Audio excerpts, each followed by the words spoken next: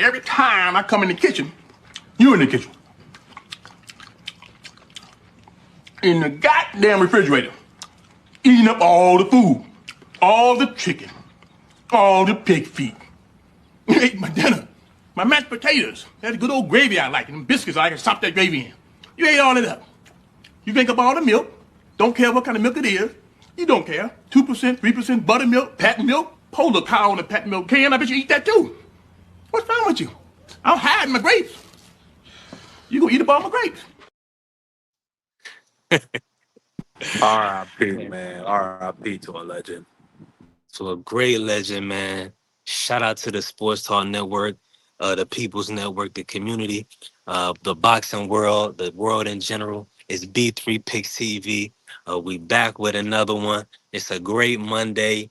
As you can see, I got the brother Marky Dan, the historian, with me. Make sure y'all tap in with this Democracy 101. Follow my brother's channel. He's putting out great content for the political world. We're gonna work a little bit today, man. As you can see, the topic of conversation. Let me go ahead and drop the link. Anybody want to come on with us?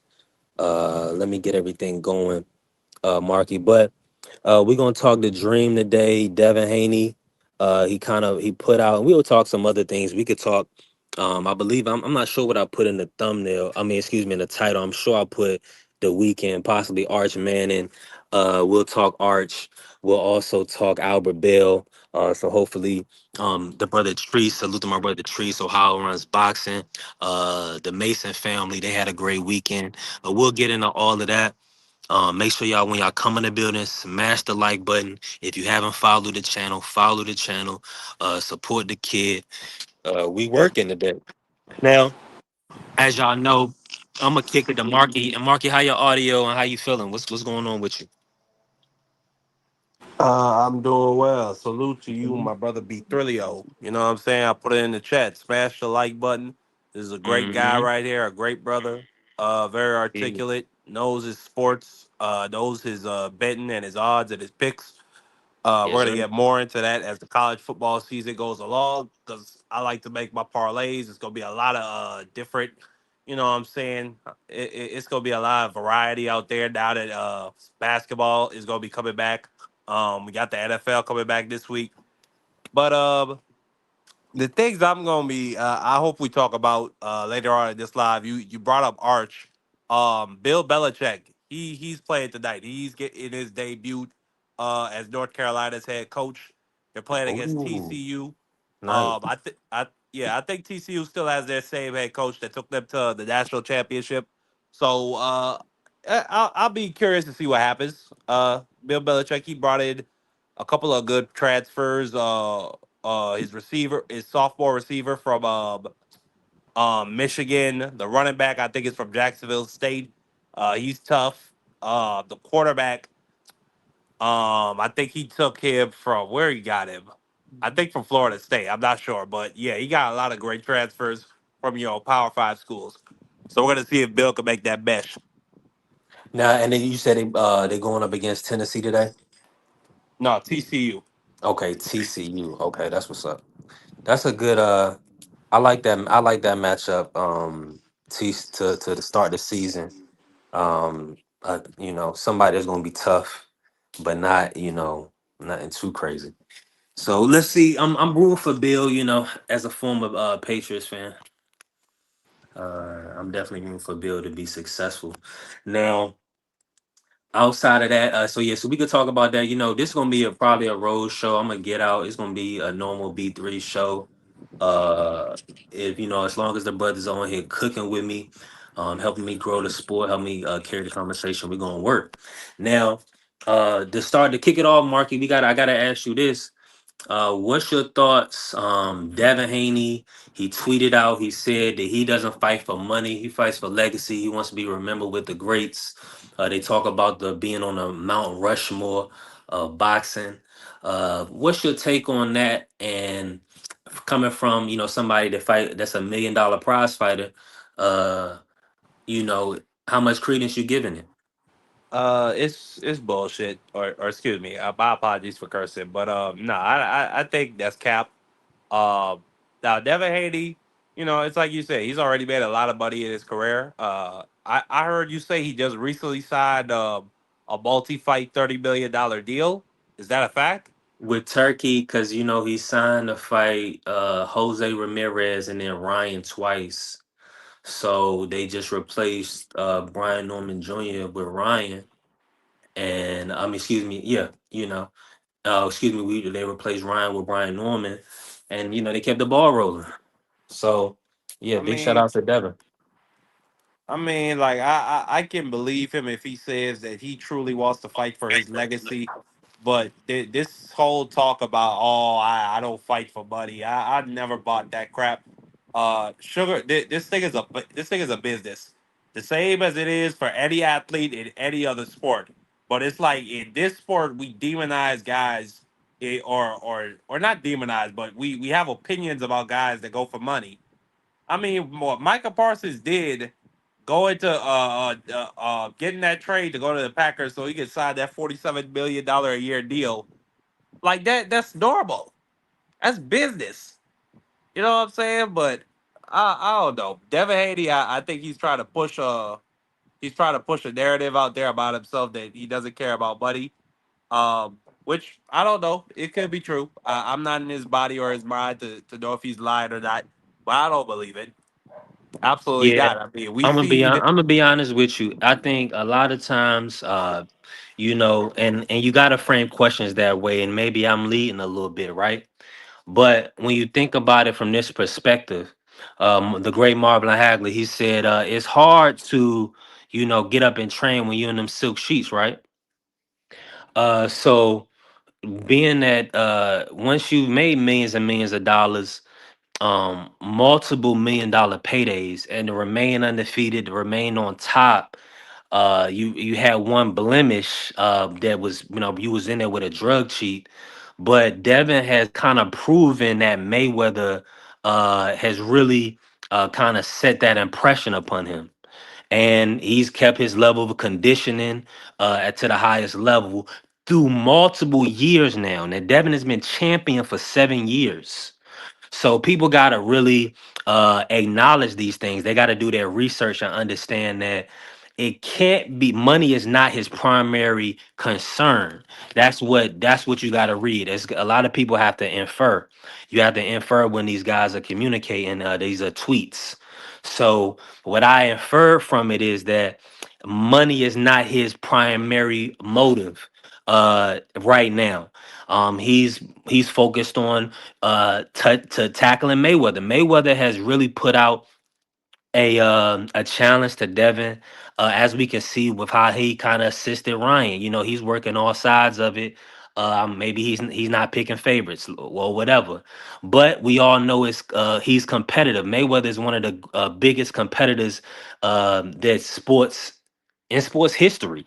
So to think that he's just gonna want these guys to touch 50-0 like a Bud or like a Devin or Shakur, um, the route that they touch it is going to be important as well, because you could just be 50-0.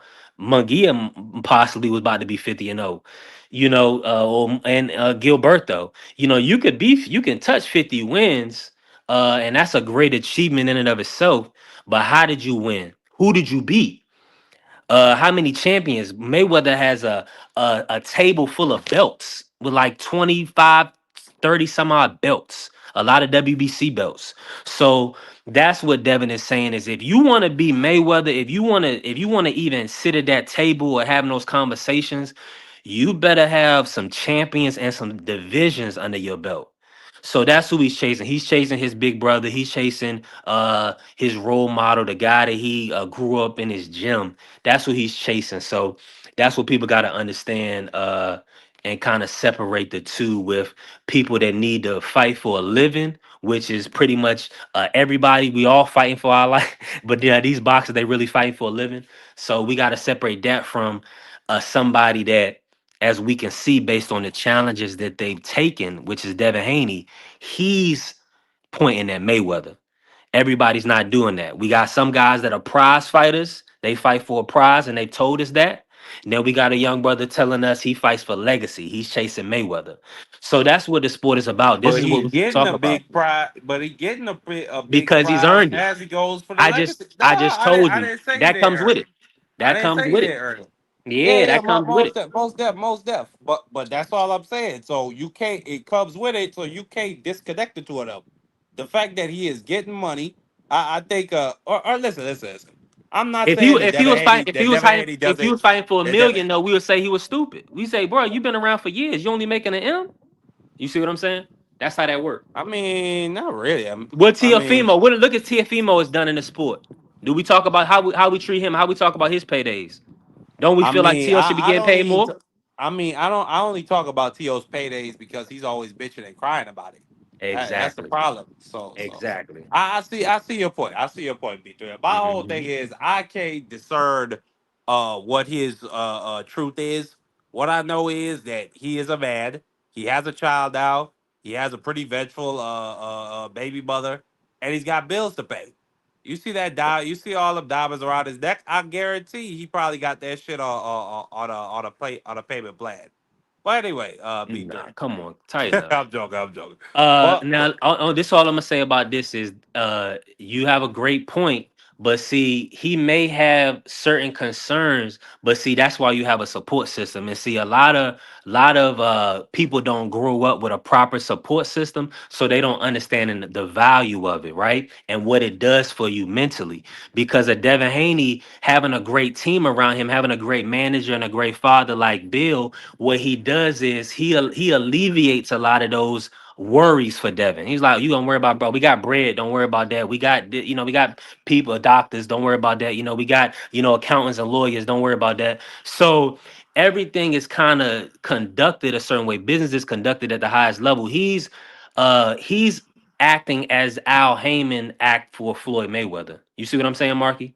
So Floyd could focus on enjoying his life, enjoying his kids, training as much as he wanted to, and just enjoying the fruits of his labor. So that's why you have a great team and a great support system. And we got to keep it 100. Bill has done a phenomenal job getting Devin to this point. no, most definitely he has. Devin was getting paid I think $3 or $5 million before he was even a champion. Mhm. Uh, so I can't deny the business side of it. I'm very happy for this young man. Mhm. Absolutely. And Bill Haney, I give him his credit. I don't like to hear the things that people say. Oh, Bill, just shut up. Nah, why should Bill shut up? He's had a lot to do with the success of this operation. Yeah. Like if you had $1 million business that you grew from the start, you wouldn't talk about it, B3. You wouldn't talk about it every chance you got, bro. So no, I Yeah. give Bill all his props and his praise. He's been an amazing handler. Because well, outside of recently, we haven't heard Devin Haney's name involved in any bullshit, and I haven't heard any updates on that situation. So I don't know the validity of her claims, but nah, Bill absolutely deserves a lot of credit. Yeah, and we don't want to. I don't want to, like. How do I put this? I wasn't there. You know what I'm saying? When you're not there, that's what they kind of say a lot about a lot of these situations. You want to kind of stay away from them, but they are, public information. So, I will say this about couples and relationships based on my own experiences. Emotions do run high, and do you get physical? Absolutely, because you know what I'm saying, that's the person you intimate with. You know what I'm saying? So you passionate with, so if y'all get, we don't want anybody to be violent towards, their spouse or their significant other. But things happen. So, and the law should play itself out that way. If somebody has a civil suit or a criminal suit, that's their prerogative and their business to do what they see fit. So I just pray over the family in that situation. Hopefully that child, that beautiful girl, is able to have both of her parents healthy. You know what I'm saying? A healthy mother, and a healthy, father. You know what I'm saying? That's primary, because what happens with a lot of the youth is they get pulled between the two. You know what I'm saying? They get pulled towards the mother, So they'll start having the mother's traits. So they'll start looking at the father like the mother looks at the father, and then vice versa. So we definitely want them to be healthy and prosperous moving forward. Now, I gotta ask you this, right? So with this kind of concept, you see how Bill has kind of brought up Devin. You see how Al Heyman brought up Floyd, and they're kind of moving towards that trajectory. Do you see a guy that Turkey is going to be able to get to that point? Do you see maybe even Oscar De La Hoya or Eddie Hearn?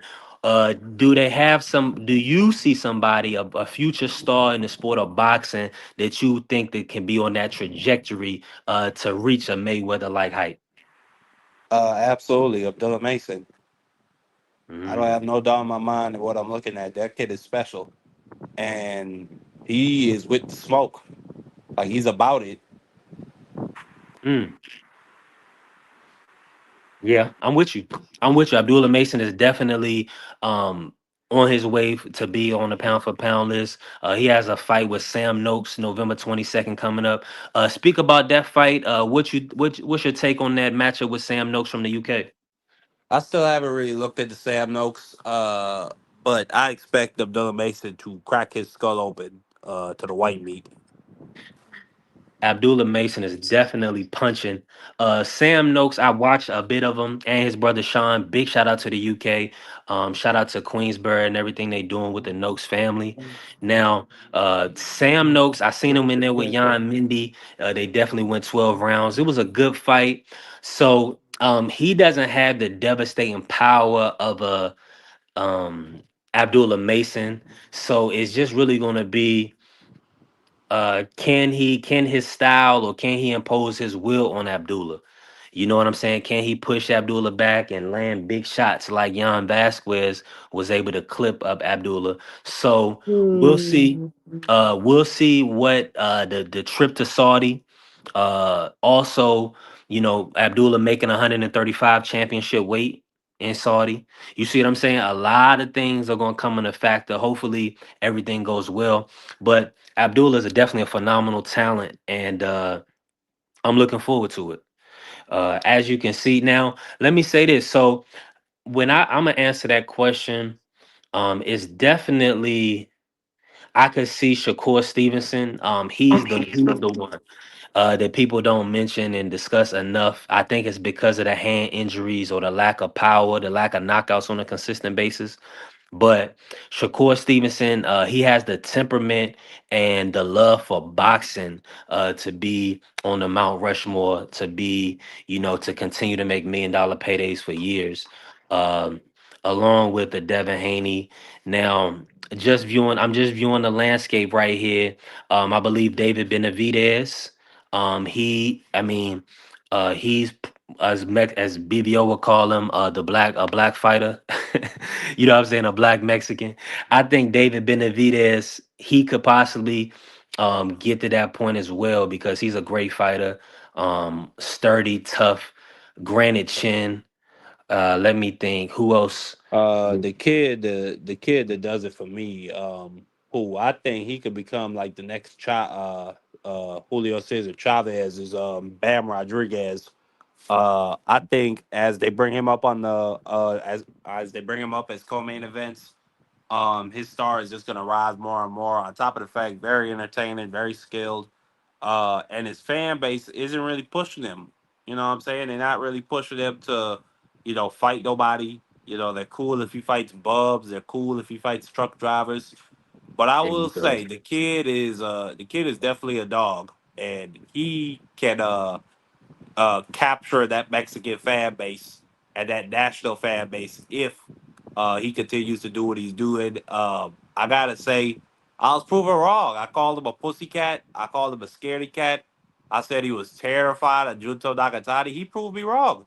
He went to that man Junto Nakatani with a fight, and Nakatani turned it down.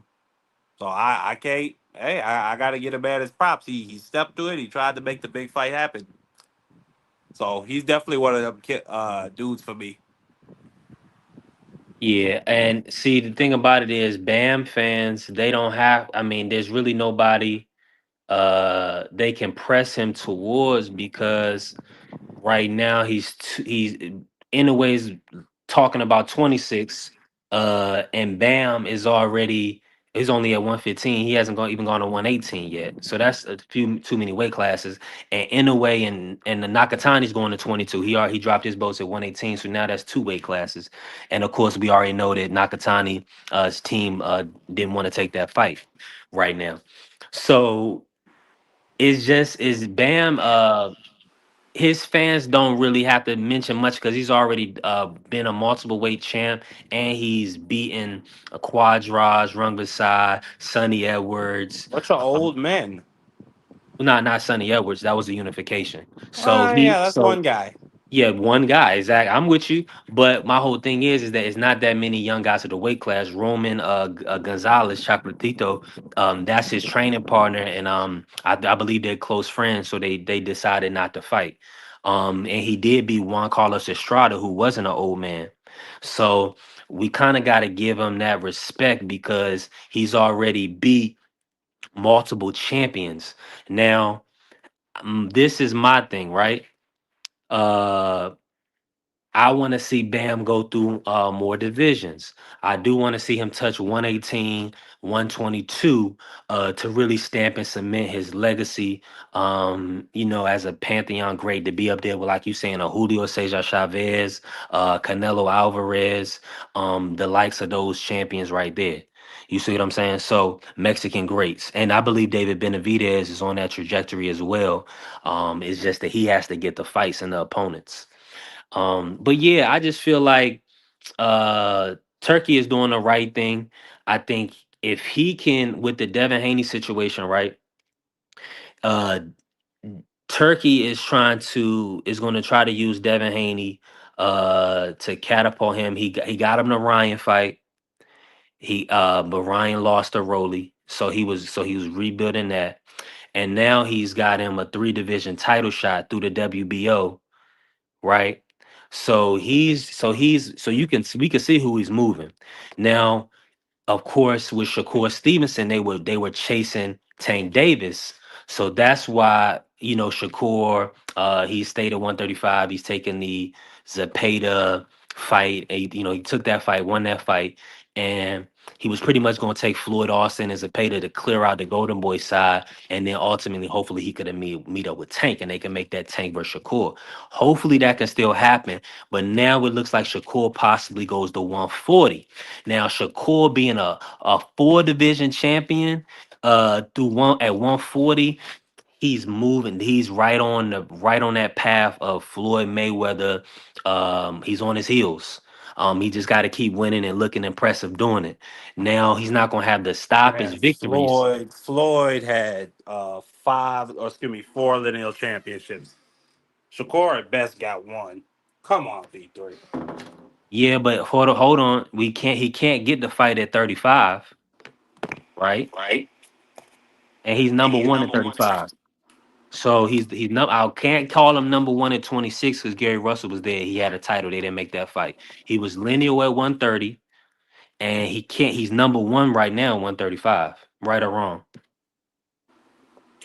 Those are the facts. Those are the facts. And history has to state that Tank Davis, as an active champion, the previous number one in the division, took an exhibition and had a draw. So Shakur is number one. Now he's going to go into his Who's third number division. three?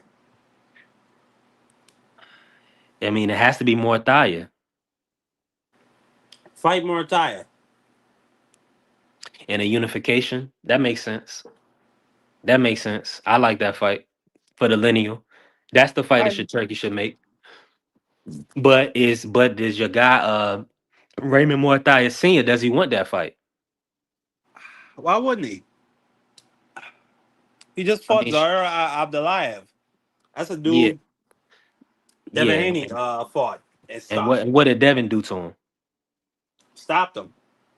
Okay, so What do you do? and Break his nose or some crap? yeah, I think he broke a bone in his face. But with Morthia went 12 with Zaire Abdulayev. So and it was like a type of fight, I Shakur is on a whole nother level. Um, I think they're not ready for I that think fight right Shakur could now. go to bed. I think Shakur could go to bed if he get clipped right. Man, hold on. I see. I couldn't get all of my drops and stuff, unfortunately. But What I do is I start tackling the quarterback unless he get the ball to somebody else, in which case I'll try to tackle that person. Gentlemen, which brings me to my next point. Don't smoke crack. That wasn't very nice. yeah, you gotta lay off the drugs, kids. Don't do drugs. So let's Wow. Because I'm a black man stating my opinion. Now I'm on drugs. man, talking about Shakur going to bed, like that's like You see how many hold times he on, got man. hit this last fight? Hold on. Abdullah ain't got more power. He finna go to bed. Did you see what he did to the African cop, the Namibian cop that Shakur was running scared from? What's his name? Nakatila?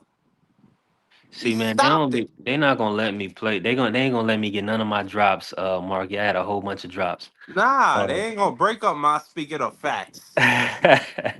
Ain't gonna happen. they ain't gonna let me do none of my drops. It's crazy. I put them on cap cut them up and everything, and I can't even get them off. It's nasty work. I still got some I gotta chop up though. Hold on, let me show you. Hold on, nah, I can't do that. Yeah, some of these joints is too long though. Hold on, let me see. What's this one right here? The, what's it, one guy Davis, named Javante Davis. Huh? Davis? Davis? Tank Yeah, Davis. Javante Davis. They've been having a little tweet Don't war. even,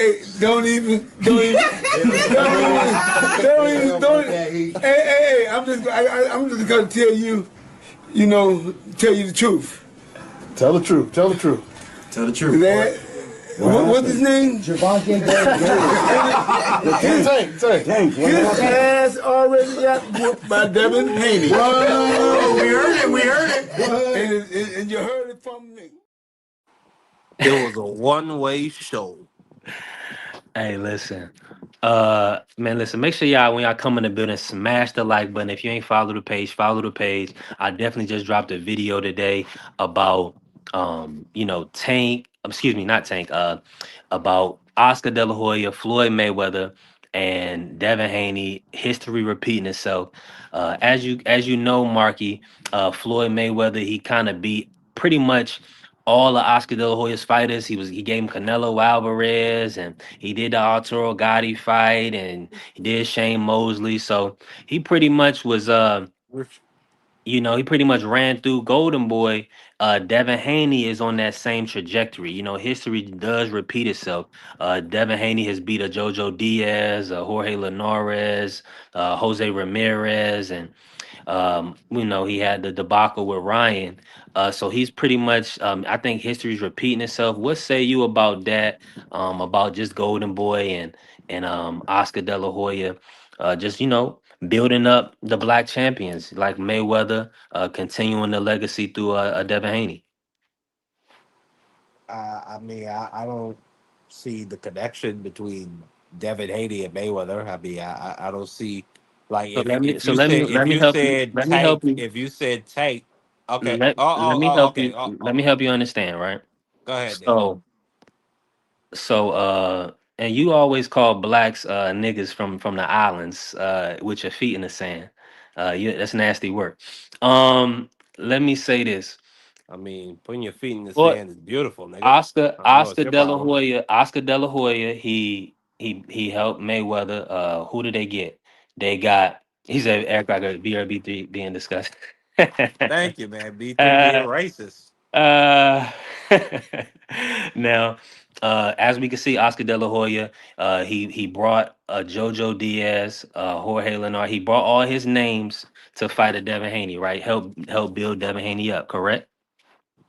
Did he not Absolutely. do the same thing with Floyd Mayweather? Did he not promote Floyd Mayweather fights? do a like a Arturo Gatti, with a Shane Mosley, even fighting I Oscar. mean, So that's what I'm saying. I It's the mean, he same. It's the definitely is same getting up. blueprint. He's definitely got a lot of polish off of getting his chin touched by Ryan Garcia. He definitely did make a lot of money and get a lot of notoriety off of that. We'll see. And now you're gonna make JoJo me go off did. camera. Now you're gonna make JoJo, now you're gonna make me go off. Now you're gonna make me turn jo, to now you're gonna make me get out of control, man. why You why lucky you I gonna don't, you get out lucky of I don't got my control? you lucky I don't got my drops right now, man. Why you being a nigga? Every time I come in the kitchen, you in the kitchen. Yeah, Why you every having a time nigga I come in moment? the kitchen, you in the dot in the kitchen. Speaking In the facts, goddamn refrigerator, man. You ain't speaking no facts, G. but wasn't Ryan Garcia a Golden Boy fighter? And did he get his chin? Yeah, but he Devin Haney get purposely his but chin he touched? but see that's the thing is He they made a lot of decided. money. Well, you looking at it like from that perspective. I'm looking at it from the perspective of that was a yeah, exactly. That was another situation where Devin had the opportunity to fight a Golden Boy fighter. That's what I was saying earlier. Exactly. Yeah. So why you But gonna get mad and but get you're out of saying control? I'm but you're just your saying brother. no. You're alluding to the black man getting touched up in a fashion He that did. like you're not alluding to a drug shit. You're doing the same thing that the what's that Todd Grissom guy did. Could point him out as a scumbag, Okay, well, fine. like How you do. about Yeah, this? point him I, out like a scumbag, like you do. Hold on, I, like you do other scumbags, huh? I will. I Okay, will. I okay, will. Let me do it. okay. Let me do it. You got Devin Haney. I definitely agree with you. He's Yeah, come got on now. built up against Golden Boy fighters. He got his chin touched against the drug cheat Ryan Garcia. Where Ryan was on drugs. Yes, He sir. had, yeah, most deaths. I don't disagree at all. Ryan not only is he a coke feed, he's a drug cheat. JoJo Diaz. Yeah, was Gamboa with Golden Boy? I'm not sure, Probably not. He had that deal with but that's Al. about it. B3. I mean, that ain't really nothing. Man, that ain't really no. Well, no, that's a start. We gotta understand. Pretty boy Floyd, Devin Haney is still in his pretty boy Floyd. I mean, he's really Dev Dollars, of course. He's making the $1 million paydays, but he's still building his legacy. Is my point. Outside A of Virgil Golden Boy, Ortiz, hold on. Yeah, that's what I'm saying. Golden outside of Boy, Virgil Ortiz, who does Golden Boy have at exactly. 147 or 154? Yeah, I mean, so that's what I'm saying. Golden Boy got some work to do. Devin Haney is not on the table here. We already understand that he's on a trajectory. He's about to be fighting. It's looking like he's about to be going the PBC route. I wouldn't be surprised if Louis the Cubist is not calling Devin Haney. Man, PBC is dead.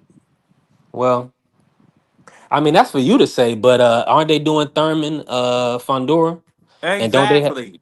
don't hold on? Don't they have Barrios and Rowley and Pac Man at 147? Garbage. I mean that Exactly. They brought back those a are 46-year-old Manny Pacquiao. Now they bringing back a 36-year-old Thurman who's fought 7 times in the last 10 years. hey What are we hey talking about? those are They those got are those six are dates names a those are year. names to pick off. They got 6 dates a year, or excuse me, yeah, 6 dates a year, and 2 of them are Keith Thurman and Manny Pacquiao. And And you're guess telling me what? this is And a Devin Haney, thriving business? hold on. What I'm telling you is, yeah, they don't have they need the star power, right? So what I'm telling you is, if Devin Haney beats Norman Jr., he'll be a 147 champion, right? So then now they have business to work out because you have Barrios for unification, you have Rolly for unification. Why? Why would he do that? Hello, hello, huh? Eh, Why would who do that? Why would he go side with PBC when he can Nobody stay said right where he's at? sign with PBC. He can work in conjunction with. You have to do this for unifications. These guys, nobody is just Okay, they not okay, no building up. problem. Yeah, these guys are not building up their champions just to, you know, throw them away or just let you take their belt. But they're gonna have to work in conjunction. Now, I think it's Oh yeah. Salute to the kid, the young phenom, hot rod in the building. Hot rod in the Um, building. Now we just cooking on this hot rod. We gonna get into some other topics. Marky kept me on the Haney topic. Not alluding to Ryan Garcia as a drug cheat. But as we know, nobody pretty much held him to the fire. You know what I'm saying? I Only think a, I only a small think I think contingency you did. be getting I think you be getting on your Black Panther shit too much. And I have a photo of an actual And I Black and I don't Panther think you here. and I don't think you do it enough. Hey, that's your opinion, brother. Yeah, that's yours. Yeah, And we yeah, all got we all got asses and we all got opinions, right? yeah. Most deaf. Now, this is an opinion I have. Listen, I gotta get, and like I know, I gotta get some women elements into the show. It's very male dominated. So, for anybody that's a little sweet, this might not be your flavor, but I've seen this shorty. I'm just getting back on social media. I was on social media for a lot of years, and the reason why is because my timeline was crazy. All I had was booties on my timeline when I was in college. I was going to ODU. I mean UNC Charlotte. All I had was booty, booty, booty. Right. So I was like, dang, I can't serve God like this. So I had to get off of social media. Right. Click on social media, and this is going to show. And this I got to show y'all this. I seen this shorty, Malali. Do y'all know who that is? Do you know Nah. Malali? All right. Well, let me introduce you.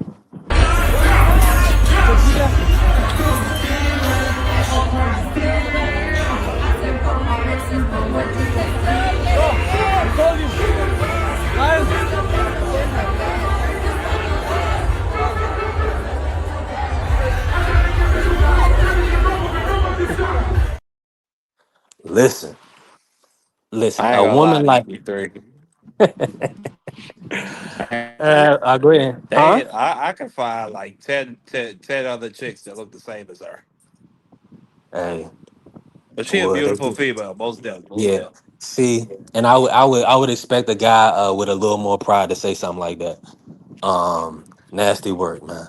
Hey, we gonna flip it and kick it. Nah, We I gonna talk respect some. you. She a beautiful female. I'm just saying. I'm I like, God. I'm like, we talking to we criticize. I gotta listen. Hold on. I gotta drop this. I gotta drop just for that comment. What I do is I start tackling the quarterback unless he get the ball to somebody else, in which case I'll try to tackle that person. Gentlemen, which brings me to my next point. Don't smoke crack. Yeah, man, that just goes to show you, brothers will say anything. And I what the mean, man this, said, and what Bubba uh, Boucher said was facts. If the quarterback got the ball, I'm gonna hit him. If look, he look, get the look, look, ball to Bobby, somebody else, I'm gonna hit him. look. And y'all just don't like it. Y'all don't like the facts. Hey, Barbers is funny. Hey, listen, you know what, Barbers? I showed a lady that, and she said the same thing. And you know what's funny? I don't get into all that.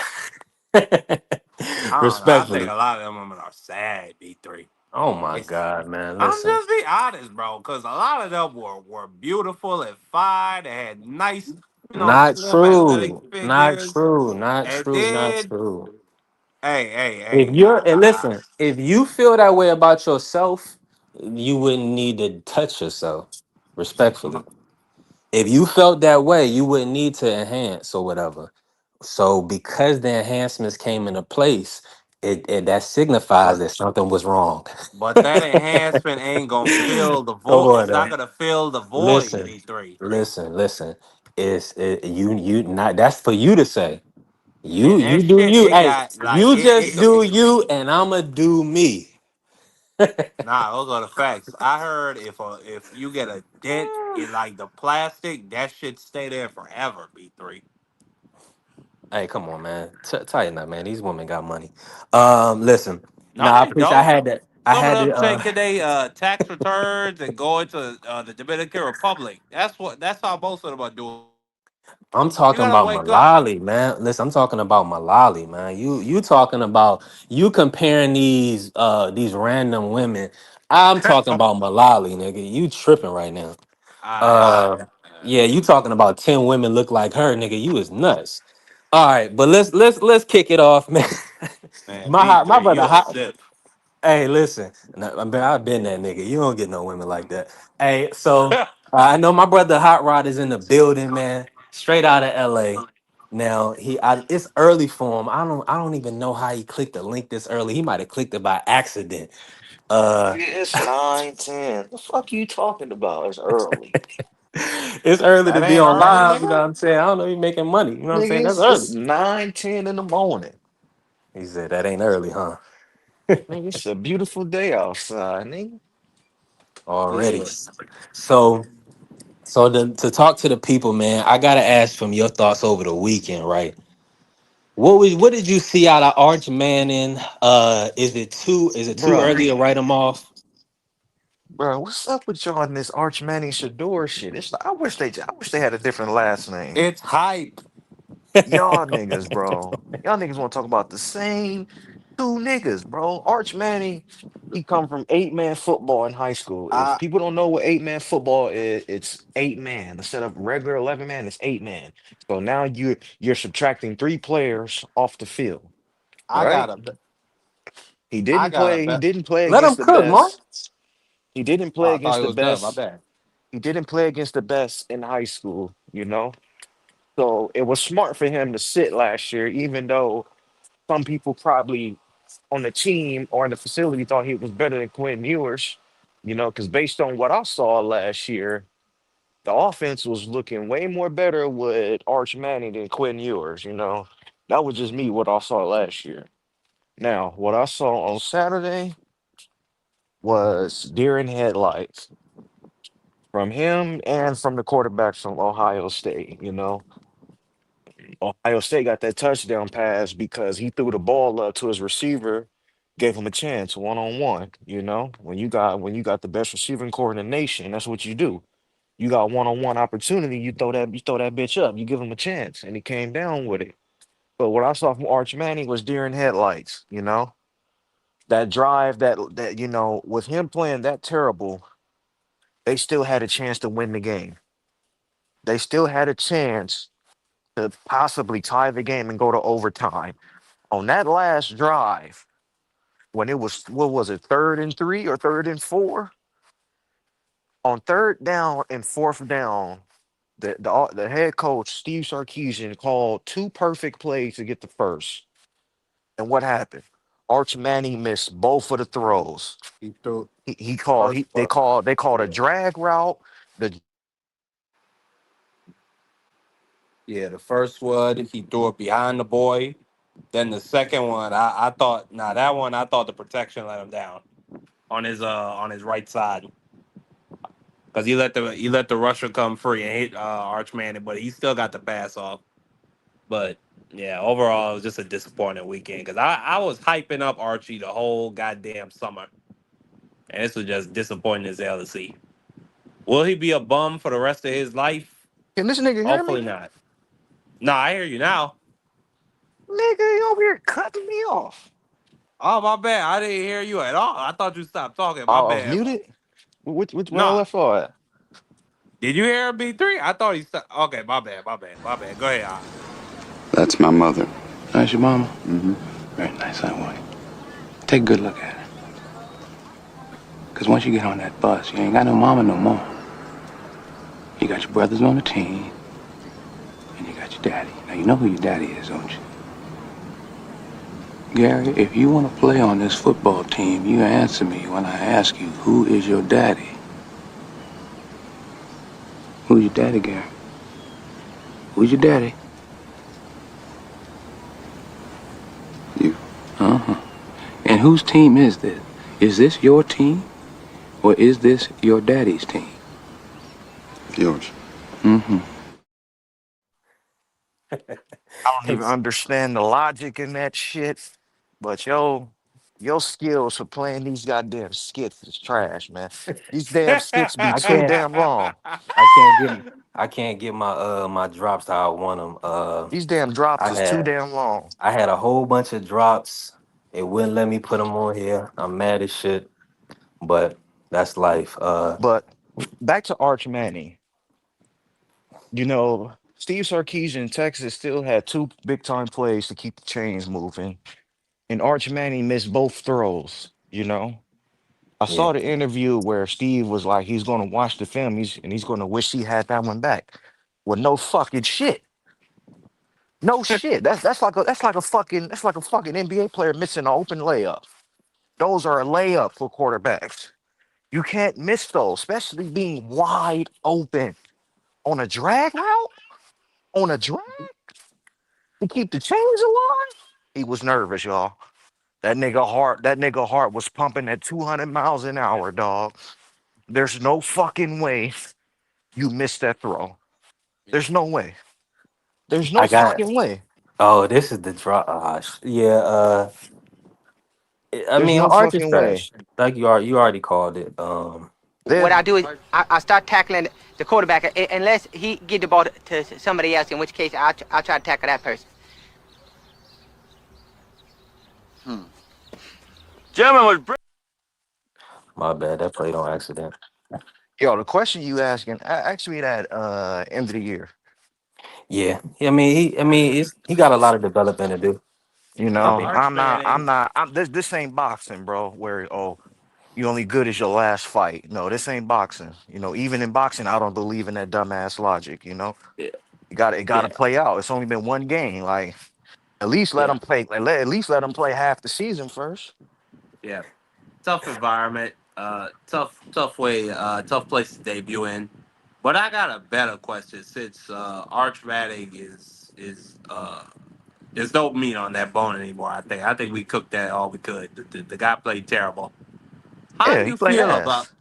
How do you? Because you live out there. You live out there in Cali.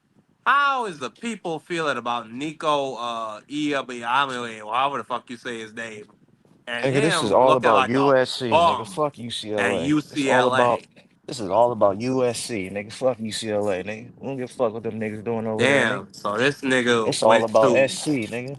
Fuck you, I man. got. You I better, they definitely got better to went to get put he some my went to the respect. black. I Clippers. got to get You my better, black drop for y'all niggas, man. Y'all the most cursing this motherfuckers about nothing.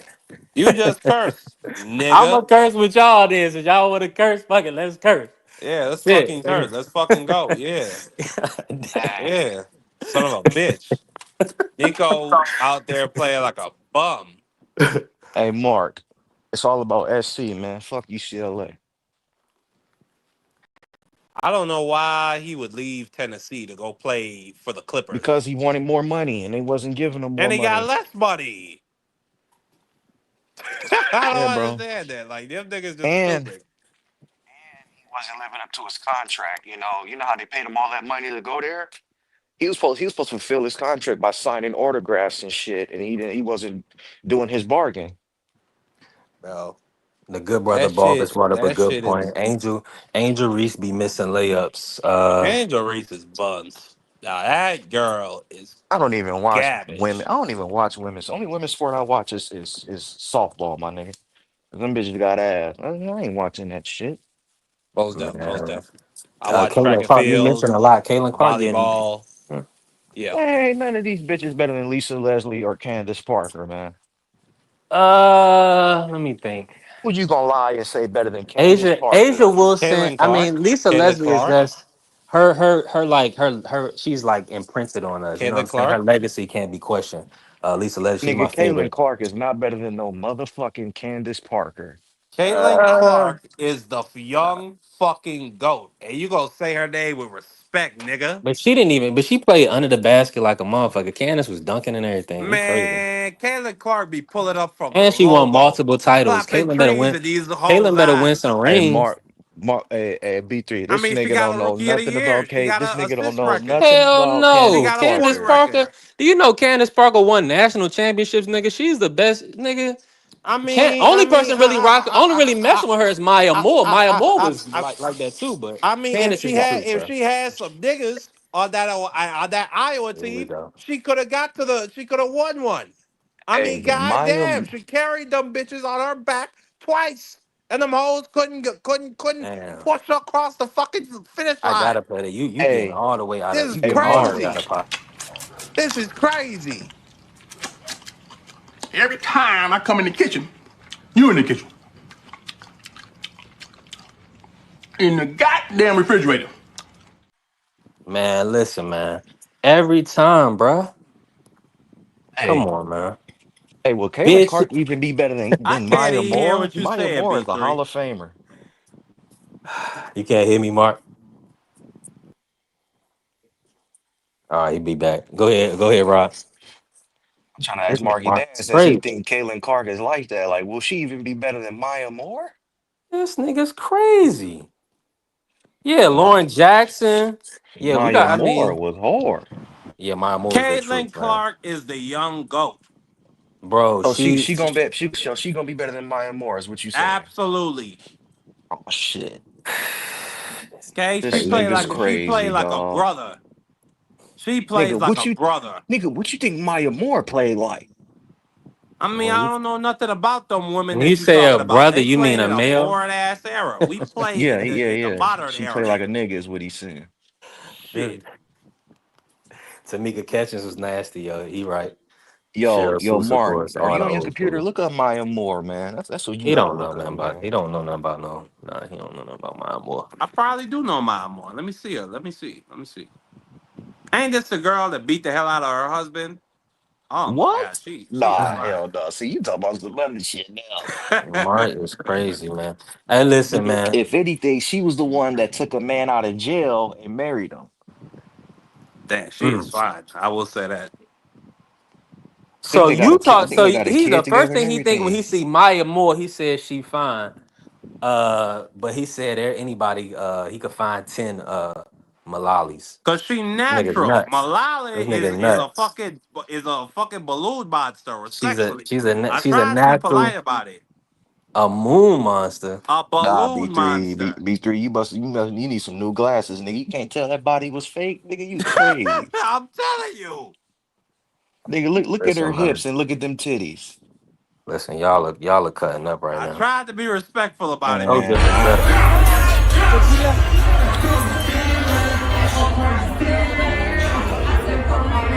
Man, disrespect.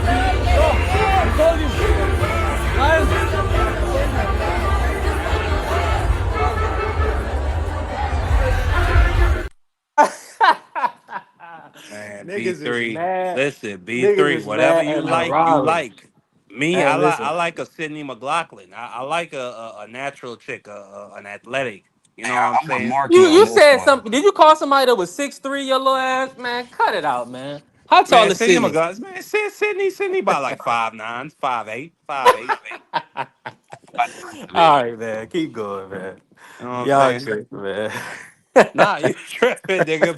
But either which way. Nah, I'm with y'all. I'm with y'all. My people, they told me the same thing. I was like, but that she's pretty though. Like facial features is what I'm saying. Like people understand. Like yeah, shorties be having to enhance their sales because maybe that's just the world we live in. But facial features, Hey, that's the key. I don't care if she a 10 out of Sack 10. just put it in the I'm not fucking goddamn with no chat. woman with a fake body. No. Whew. Nah, No. facts. That shit gonna start to rot Fake after a while. lips, fake titties. I'm not doing I'm none. not jerking your chain, fella. This guy Logan owes me $50,000. If I don't get it soon, I'm talking! All right. Now, who's Logan, and what do you know about him? All I can tell you, sir, is that he's gay. Gay, gay! That's it. I had enough. And that's just the simplest fact about it. He said, Barber said, y'all like Megan Thee Stallion or is that too manly? Man, Nah, Megan Thee Stallion is beautiful, but I could yeah, Megan Thee never Stallion is ever. fine. Yeah, but I could never But be with no female like but that. I mean that she's not my speed. But yeah, bro. Nah, the way how she did that young black I'm man like Tory Kodak, Lanez. respectfully. I'm not as far as Kodak, but I'm like Megan is my cutoff. But you like well, you know what Kodak that Kodak line where he said I'm fucking young and May long as she got a coochie. Man, That Kodak was slow. OD. That was OD, but nah, I'm kind of close to that for sure. I mean, just Megan my cutoff. That's as firm as I go. She's tough as I'm gonna go for sure. But because I ain't see no I like confusion. nice Look already. at him. She got She gotta get. that nigga That crazy. was, hey, listen, Young and May was mad about that line too. She was pissed. She I was like, know, and "This the nigga, funny shit like this is rich ass nigga." Kodak, he was right. He was hanging with a stud during that time. That shit was funny as hell, That's and probably she why was he said pretty it, bro. too. That was probably why he said it, G. I didn't see But no confusion. I'm fucking, you know what I mean? Like she got the coochie. Say she got the hey, step of the toolie. Say she got the nah, I'm so. but yeah, for sure, we rocking with Caitlyn, the female Steph Curry. I don't know about that. She's close. Absolutely, She's good though. absolutely. I love Caitlyn. I ain't gonna will it to you, but she's Candace Parker, Maya Moore. She still got work to do. Even though Lauren Jackson was nasty. Man, you ain't never seen a girl with a skill set like Kayla Clark ever. She has good facilitation. I will agree with you. She got a good jump shot, good facilitation. She got a ways to go Great though. jump shot. She got a ways to go before she's touching that Candace Parker level though, bro. And that crossover, that step back, it got more pure over the offseason, B3O. It's just getting better and better. Yeah. I mean, she's on the right track. I will agree. But you gotta do your history on Candace Parker. Hey, I salute to mean, Candace Parker. I see Candace it. is She's on the the TV next to Shaquille O'Neal. If she next to Shaq, she got to be, what they oh, like to say, G5 classification. Man, certified. nah, man. She got to Fuck be on all that that level. assuming. Go do the homework. Go cut the film Yeah, on. I don't give a fuck about them women until just recently. Are you crazy? No, but the statement you're making is false, which is why I'm telling you to go watch. All right, fine.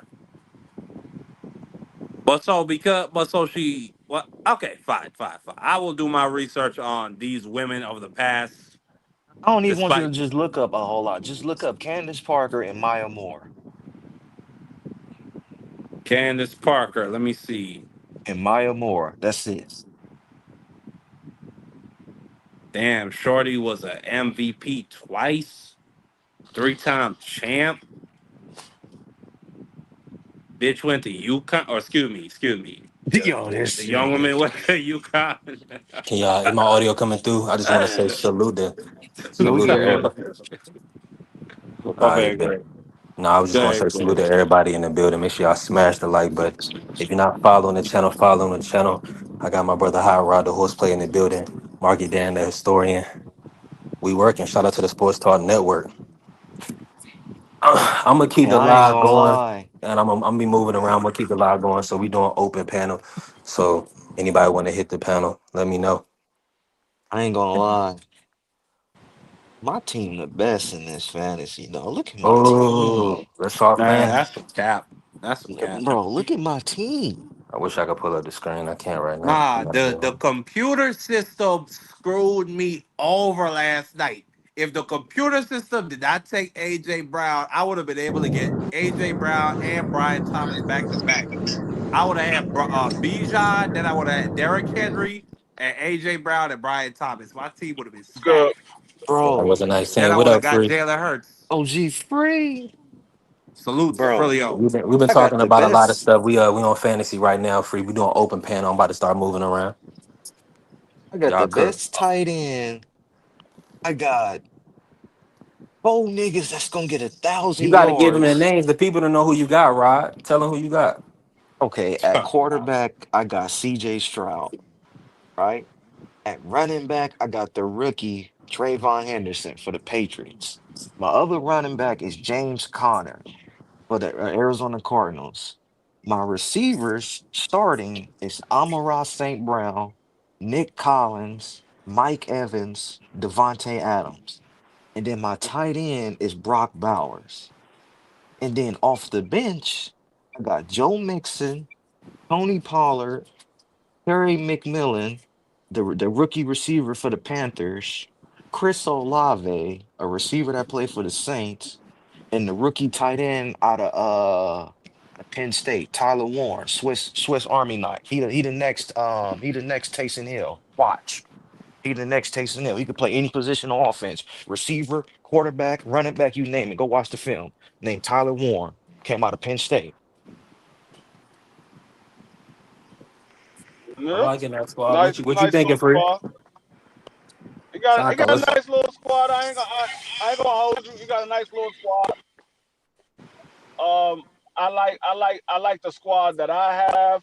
I got I got Jaden Daniel as quarterback.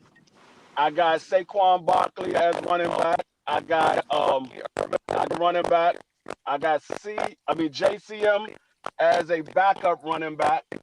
I got my wide receivers. I got George Pickett.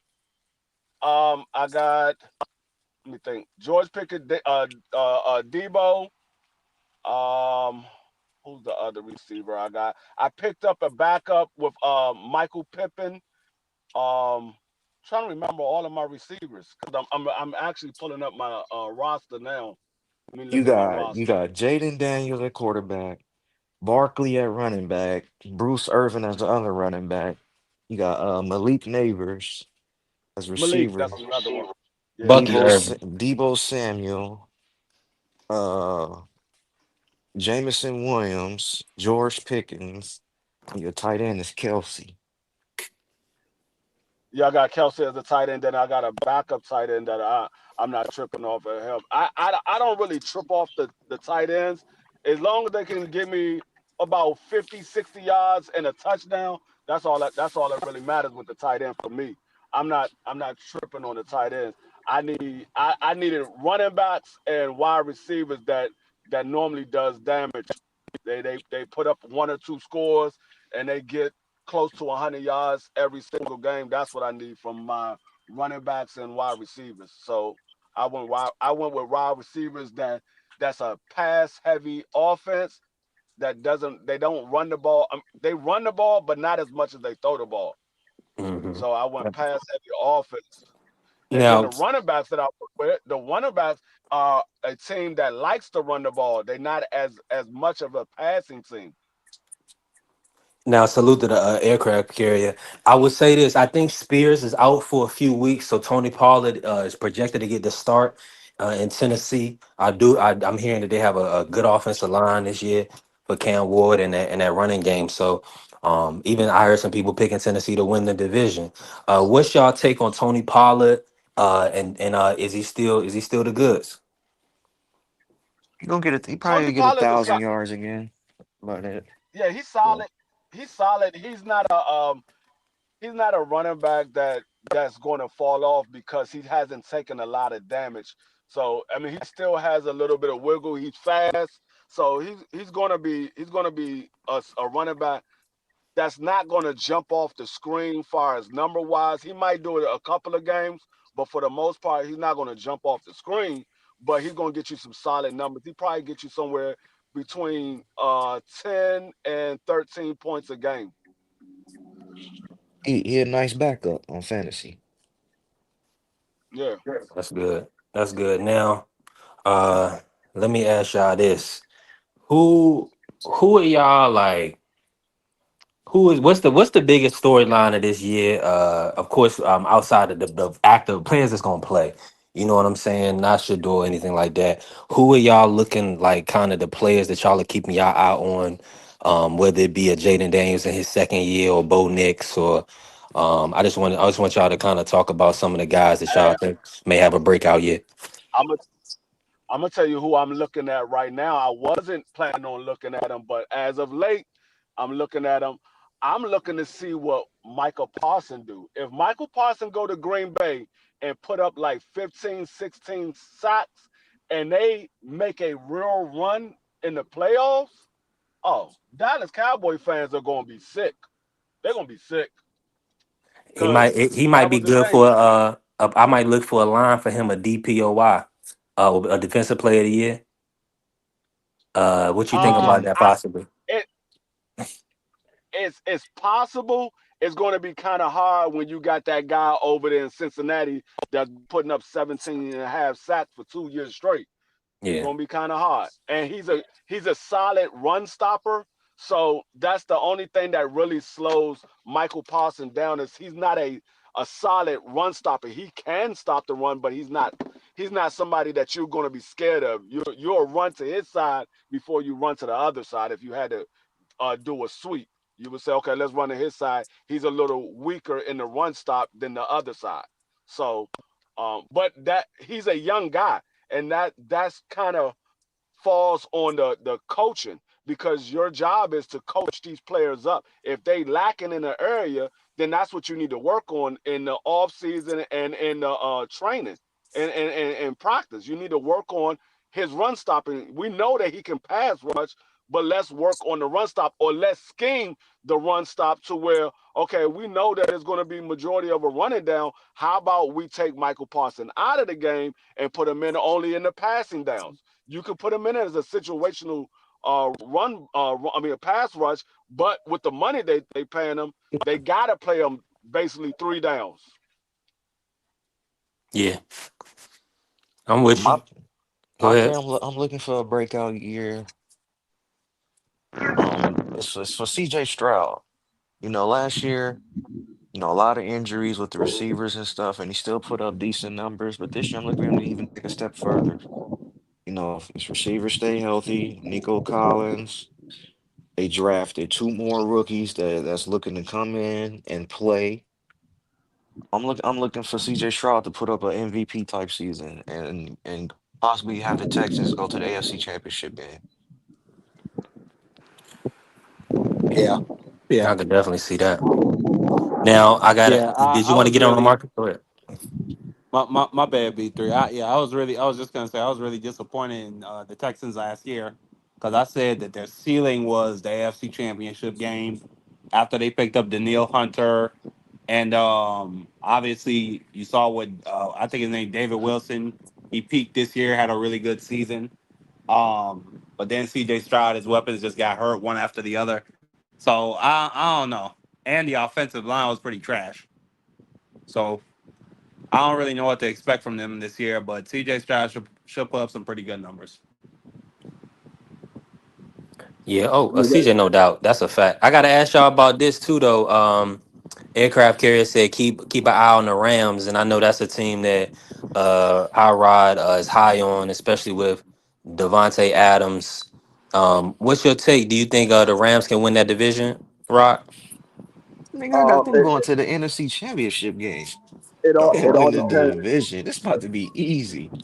Nigga, Mm. they It just all, added Devontae Man, Adams, and that see, roster is young. we're gonna put Matthew Stafford to see, bed. that, Oh, all right, that's I my can't only wait. question. I That's my can't only wait. question is Matthew Stafford. Matthew Stafford is getting up there in age, so we don't know how long he can play at a high level. He did it last year, but at some point, Father Time is going to show up. So I don't The, know how long he can play at a high level. You know what? Right now, as it is, if Matthew Stafford played like he played last year, I think the receivers are going to have a good season because he played at a high level. But if there's a drop off with Matthew Stafford and Father Time decided to show itself, then that's where the problem lies. Yeah, the one thing I would say about Stafford is he been getting written off pretty much every year, like for years, like even since Detroit, even though how he got to the Rams. So that's funny that he's still fighting for that, even respect. But I mean, for your point is valid because most of the times these guys do drop off. But all I'm gonna say is this: if they can keep Stafford upright, like you saying, he really has arm talent. He has some of the best arm talent in the league. So Bro, hopefully that line is decent. him and Aaron Rodgers are arguably the best ball spinners in the NFL right now.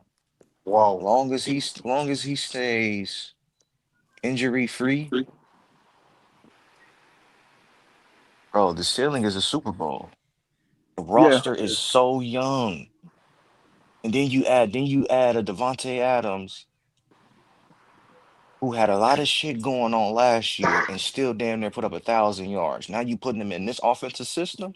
McVay licking his lamb chops to set up some shit to get him the ball. And you still got Puka Nakua. yeah. No, The I ceiling agree. is a Super Bowl if he stays healthy.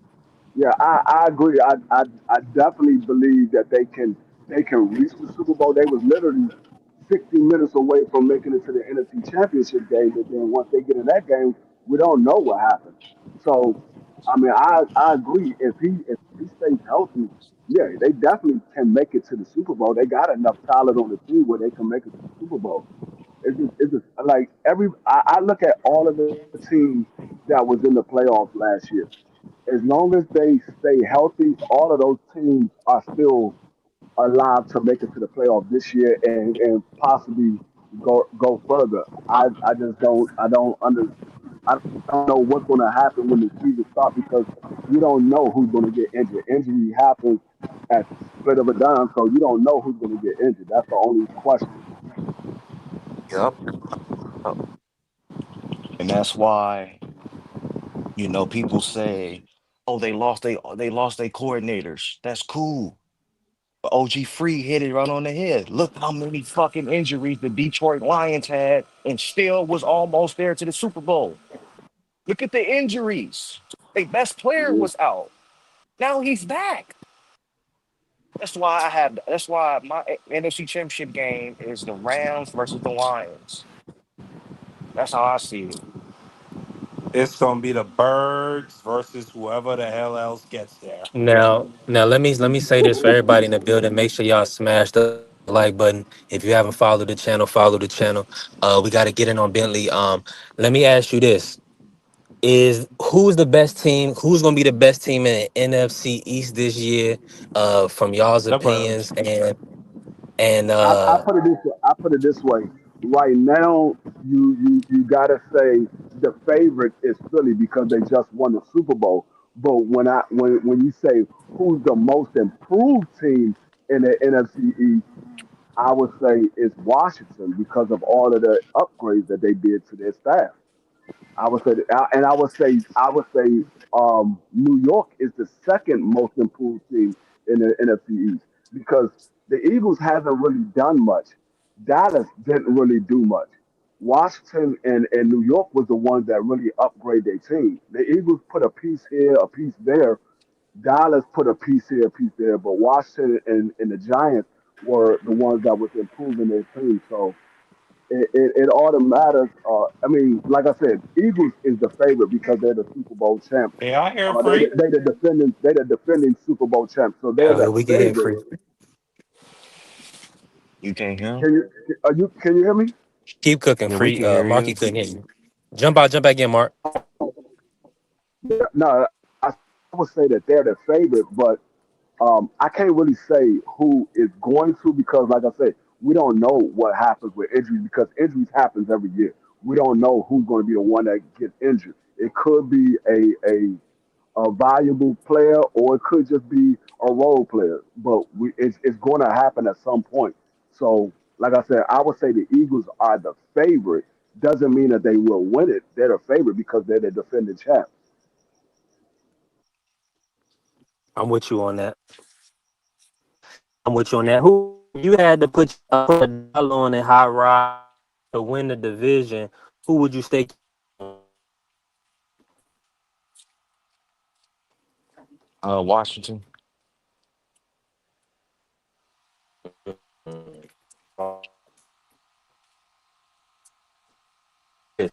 Your With the mic going addition in and to out. okay, I'm going out. Hold on.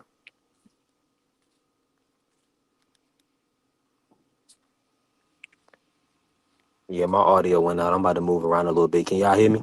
You Yeah, good I can now. hear you. But You good now. the birds are Go gonna ahead, be the cook, Mark. best team.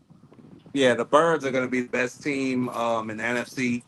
Um, Same as we were last year. We're gonna be the team that breaks the curse. We're gonna win the division consecutively. Respectfully, my defense. I will say I am interested to see Nolan Smith. He did step up big time last year. Obviously, we lost Josh Sweat, but we drafted well with the boy we got from Sam Houston. He played big minutes for us in the playoffs last year. So I don't see no, I don't expect any drawbacks from my defensive line. We drafted the boy Jahad Campbell from Alabama, as well as we got N'Kobe Dean coming back. So out and Cooper DeJean, he's gonna be sliding the corner, and finally gonna be bringing Keely Ringo off the bench after we had him benched up for so many years. You know what I'm saying? So I don't see my defense taking any step backs. We kept our coordinator Vic Fangio, and then in my offense, I mean, my offense is gonna be what my offense always is. We're gonna pound the football. We're gonna run it. We're gonna take big shots with AJ Brown and Devontae Smith, or we're gonna play the short game with Dallas Goddard and Devontae Smith and AJ Brown and Saquon Barkley. So yeah, I don't see no drop off for my team.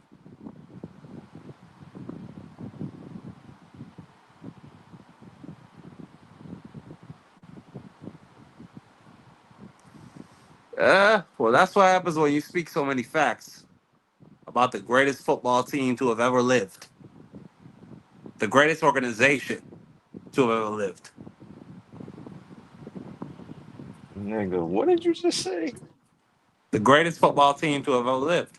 No, you just said the greatest organization Absolutely. in football or in sports. In football currently. No, you're not. Who's better than us currently? Other than maybe the Chiefs. The Chiefs and the Steelers. Man, the Steelers are the picture of mediocrity.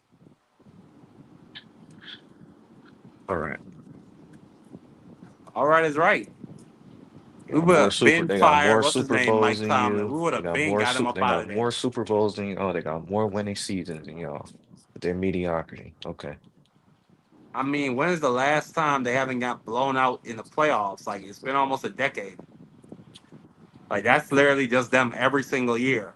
You They get said blown out in the first round of the playoffs. you said you guys are a better organization, meaning you guys have more winning seasons, more Super Bowls, more players in the Hall of In the Fame, 20th more century, we probably everything. do. No, y'all do not. In the 20th century, the Eagles have as many appearances and as many Super Bowls as the Steelers, and probably as many division titles. Let me see.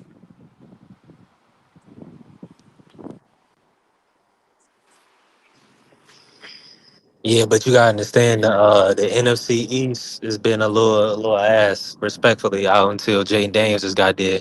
Y'all was pretty much the front runner for that That's cap. division, That's and cap. I mean, just keeping it calling a spade a spade. I Nah, mean, there hasn't been a what have the consecutive Cowboys NFC done? East winner for years But I'm with just no No, saying, no, names. yeah, hold on, that's hold on, that. Years. hold on, That Marky. means there's no.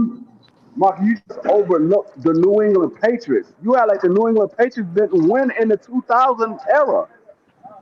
Oh That's yeah, I what I'm forgot about them. saying. Oh yeah. What are Yeah. you talking about? I meant currently, like in What, this what are you current talking era. about? That So man, that's they got 7 Super Bowls. They went to the Super Bowl ten Bro, times. even if you talk currently, you go back the last 10 years, the Chiefs have more Super Bowls than y'all. So how do y'all are a better Oh, what organization? are you talking We about? got two Super Bowls. The Chiefs got three. So what? Maki, like I said, you speak We won away. Eagle facts. You speak Eagle facts, but you don't Bro, speak y'all the never winning facts. another one, dude. You speak Eagle facts. You don't speak All the right. facts. We still got that 50 on the Eagles making it to the NFC Championship. Yep. Y'all not making it. Okay. All right. And we still got the Rams 20 versus on. We Lions. still got the 20 on when our fantasy teams meet each other as well. Yeah, week three, old man.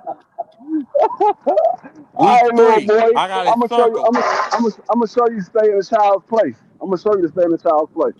tell them free. I'm gonna show you it's a young man's game.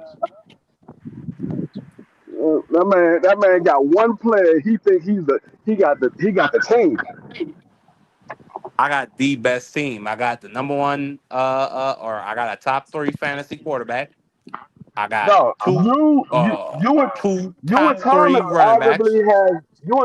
arguably have the worst draft of the daggone fantasy draft. That's the biggest cap I've ever heard in my entire life. No, that's a fact. I You mean, and give me Thomas John have Robinson. That's arguably a it's an argue who has worse, you or Thomas. It's an argue. Yo, Hey, Mark, let me get hey, Bijan Robinson. I got Bijan Robinson. I got Derrick Henry. I got Brian Thomas. I got DK Metcalf. I got Dog, Devon A Chain. He's a guaranteed 20 points a game. dog, you do realize that A-Chain is injured, right? A Chain is questionable. He's not injured. No, They're saying he might play he's this weekend. injured. He's injured. That's why Miami was looking to get Brian Robinson from us, but we end up trading him to the 49ers. He's Well, injured. that's okay. I got DJ Moore. I got Quinshad Judkins. Don't even worry about it, Frilio. I got it. I got I'm Kyle not worried about it. Pitts. Trust and believe. I'm not worried about it. I'm always in the playoffs. You're definitely not a person that I'm worried about. Devon A Chain expected to play versus Colts. So keep trying to throw the I the gotta the the, ask. the Let bad me say this, mumble No, sauce on Rod. While I top of got my. some, can y'all hear me? please. Yeah, I can hear you. I gotta ask y'all this. I picked Tyreek Hill. So Hot Rod was he was kind of baiting me into my pick, right? And he was kind of he wanted me to leave Devontae Adams on the board.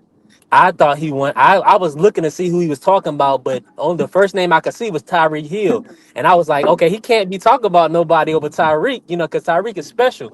But he was talking about Devontae. Now let me ask y'all this: Who do y'all? Somebody got a little music in the background. Um, who do y'all think is gonna have a better season this year, Devontae or Tyreek Hill? If Tua Devontae Smith or Devontae Tagovailoa, No, Adams? Devontae Adams for the Rams. Devontae Adams.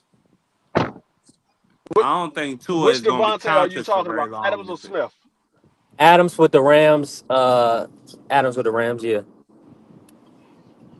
not prizes. Adams. I mean Devontae. Excuse me. Nah, not Prize has Marquise his Adams. Devontae. No, Oh he's yeah, Prize said my Devontae. That was hilarious. yeah. But who But y'all got having a better year? You already said you got Devontae Adams having a better year. He oh, got you the talking both about Devontae Adams? You talking about Devontae Adams? 100%. Okay. Um. Now both of them is question marks, and I say that because Devontae Adams he's playing with a quarterback who we know is the better quarterback if he's healthy and he doesn't look like he's old. We know that Matthew Stafford is the better quarterback. But Hmm. I would say Tyreek Hill has a better chance of having more yardage because of his style of play. His style of Yeah. play, he's a downfield threat. So even though Devontae Adams might have more receptions, Tyreek Hill can have more yards and Yeah. more touchdowns. So it all depends on which one do you look at and say, okay, better. If you say, okay, this man got 86 receptions for 1,500 yards, but Tyreek Hill got 65 receptions for 1,700 yards. Hmm. So it all But depends on which if he one you got, look but at, see right? the more catches is gonna help in the league though. I mean, it could, but I'm just saying it depends on what you look at as a stat. What stat do you value more? Is it the receptions or is it the yardage? Because Yeah. Devontae Adams, I think Devontae Facts. Adams will have more receptions, but I think Tyreek Hill will have more yardage. Yeah. Yeah, and he got to share, and he got to. I think Puka. Let me ask you this, Rod. Based on what you were saying with the Rams, who do you think is going to be the quarterback? D3, underwater. You're underwater. Yeah, it broke up B3.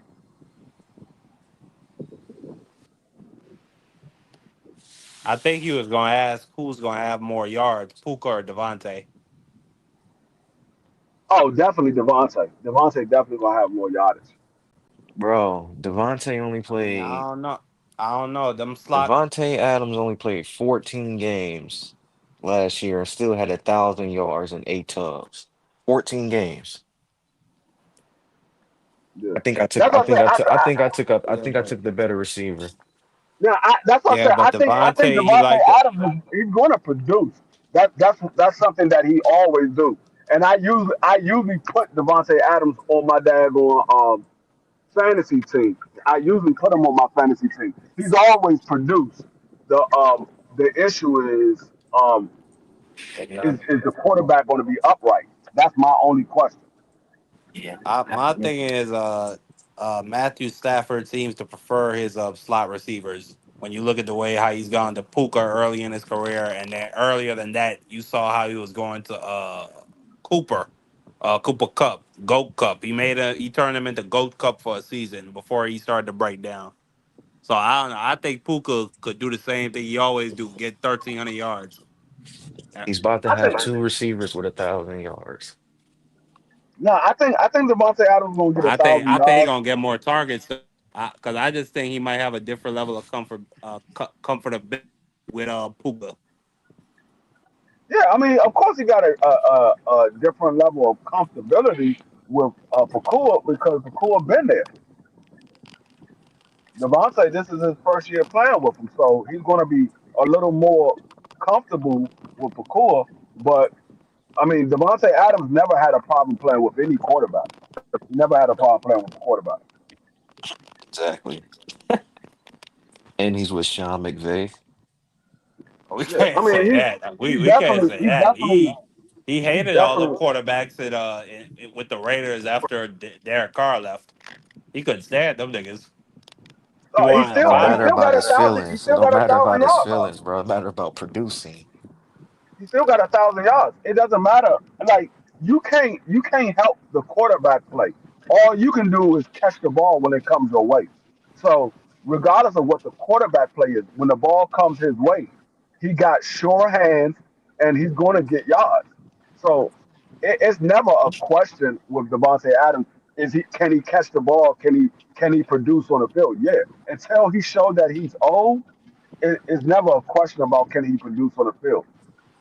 I think the question more so is the quarterback going to look his way, or is the quarterback going to be healthy enough to get him the ball? I think that's more of the question because that's the only thing that can hurt Devontae Adams is the quarterback play. He's not going to be the problem. I think he'll always find a way to get open, and like I said, he got sure hands. He's one of those receivers that you know if you throw the ball his way, 9 times out of 10 he's going to catch it. Hey, hey, Marky, in Sean McVay's system in 2019, and this was with Jared Goff. Robert Woods had 1,100 yards. Jared Goff, I mean, I'm sorry, not Jared Goff, and Cooper Cup had 1,100 yards as well. This is with the same coach, same system, different quarterback, Jared Goff. And that was with Cooper Cup and Robert Woods. So you telling me, I'm asking you, so you telling me with two better receivers and a better quarterback, he not gonna have 2,000 yard receivers? It's probable. Oh wow. It's probable. It is. It's probably gonna happen. I agree with you. He like to sling that bitch. Yeah, I think it's going to be a exciting season because there's no clear there's no clear winner. It, I mean, when you look at all these teams that we're talking about, there's no clear winner. Like we say, okay, yeah, they for sure going to win. We say this one might be favorite to win, but there's not no clear winner. Like when New England was playing in the AFC with Tom Brady, I mean the AFC East with Tom Brady, we knew New England was going to win that division and probably make it to the Super Bowl damn near every year. We knew that for sure. It's not the case anymore. Not in the NFC. Now in the AFC, you know it's going to be between like 3 or 4 teams, but in the NFC, that's not the case. Yeah. It's gonna be the birds and whoever the hell else gets there. Yeah, whatever. No, I really hope y'all finish somewhere in the top of the division. Because if y'all finish at the bottom of the division, you know you're not gonna hit the end of this. Hey, I I don't already know either, you gonna but drop that's off the cool. YouTube. No, I'm gonna stay. I'm gonna stand my ground and speak my facts to the end You of the going day, your ass and we gonna still drop off gonna the go to YouTube the because you're gonna be bowl. clowning. You're gonna be crying where y'all don't even make the playoffs, Frilio. Hey, All that First of hope all, I never cry. for nothing. I'll be the first one to tell you my team needs to lose every game when they playing like trash. I will tell you. I said it when we got Jaden Daniels. The year that we finished last, I wanted them to lose every game so we can get a better quarterback. I'm not like the rest of these people. I'm not gonna say oh we better than nah, we playing like trash. I'm like, dog, we some shit. I'm gonna tell you what it is. All right, but my team ain't gonna be playing like shit. I'm pretty confident in saying that.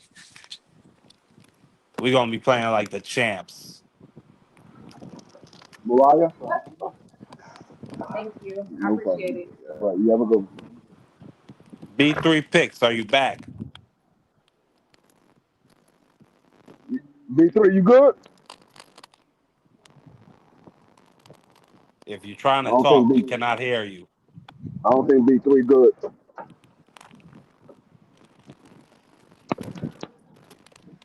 Can you hear me, Marky? I can hear you. Okay, you just can't hear B3. He gonna be all right. But Frilio, man, it was a disappointing night for the Catholics. They went out there This and goddamn got coach. who the hell is that? But as I was just saying, it was a disappointing night for the altar boy You abusers. gonna They went out there and got whooped by Georgia's leftovers. about who? By Georgia's leftovers. The Catholics, they got Last time I destroyed. checked, the end of the game was 24-27. Yeah, they got beat. Yeah, they got beat. That's what Yeah, happens. exactly. It's gonna be a winner and a loser. You said they Yeah, they got whooped. lost. You They said they got lost to whooped. Georgia. I mean, they lost No, decisively. you said they got whooped. You didn't say They they lost. You said they got whooped. Last time I uh checked, they lost by 3 points.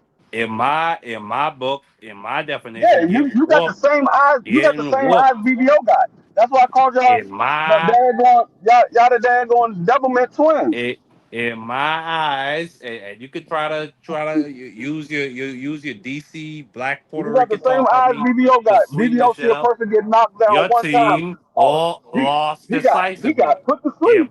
The my man got opi- knocked down one time. in my opinion, that equates to a whooping. And to Georgia's leftovers, Carson Beck is supposed to be garbage. He's supposed to be a So, bum. mark it down. Who is your team? SMU. SMU.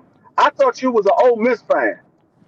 Nah, I'm a jack. I'm a jack. I ain't got no goddamn team. You know that. I'm a USVI. I I'm a know UVI you're a Buccaneer. bandwagon rider. You're a I'm a bandwagon rider. UVI.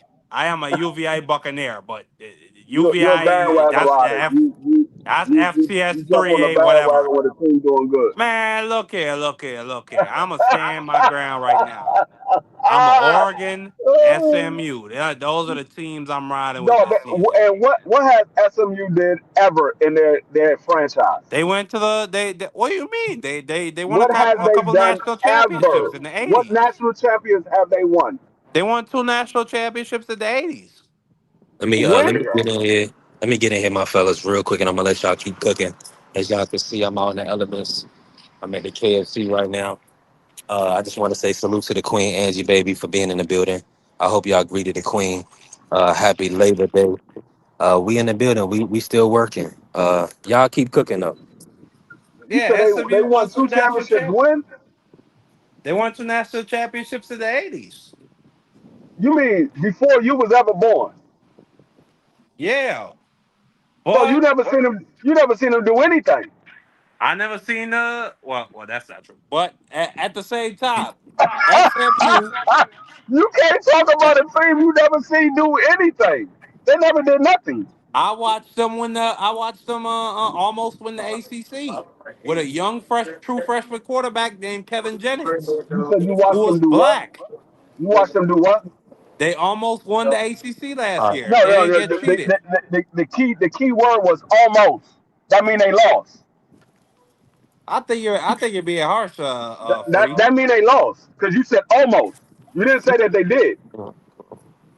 I think you're being harsh. I'm just saying you never seen them do nothing. They I never watched won them get to the anything playoffs. since you've been alive. They never I, won anything. I watched them get to the playoffs. They never won anything since you've been alive. I mean, well, Boise Free State is a didn't win historian. anything. Free. He's a I was rooting for historian them last year. of a bunch of losers. That's what he's a historian of, a bunch of losers. I'm a historian of the underdog, of the Boise States versus Oklahomas. I just said that. I said a bunch of losers. That's a When you winner. are underdog, it's because you normally lose. Nah, it's because people don't believe in you and then you win. When have you seen a great team be an underdog? Never. I mean, we just saw it this past Saturday, Free. You never seen a great team be an underdog. Wasn't You're a Ohio State an historian of a bunch underdog? of losers. Because imagine if they was an underdog, who they playing against? I think Joe Burrow was an underdog against Trevor Lawrence.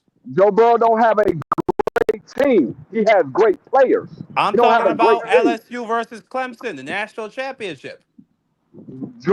He doesn't have a great team. He He has had great Justin play. Jefferson and Jamar Listen, Chase. listen what I said. He does not have a great team. He has great players. I don't see the difference, but The difference is your entire team is great, not just a couple of players. That's the difference. well, that entire anyway. My whole point is Free. SMU and Oregon. Oregon is gonna go to the game this year. It's been a shame.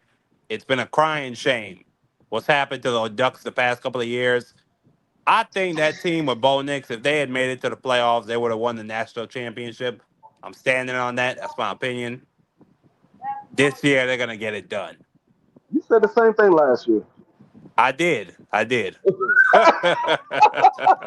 hey, hey, you said Notre Dame was gonna win, and look what happened, nigga. They didn't.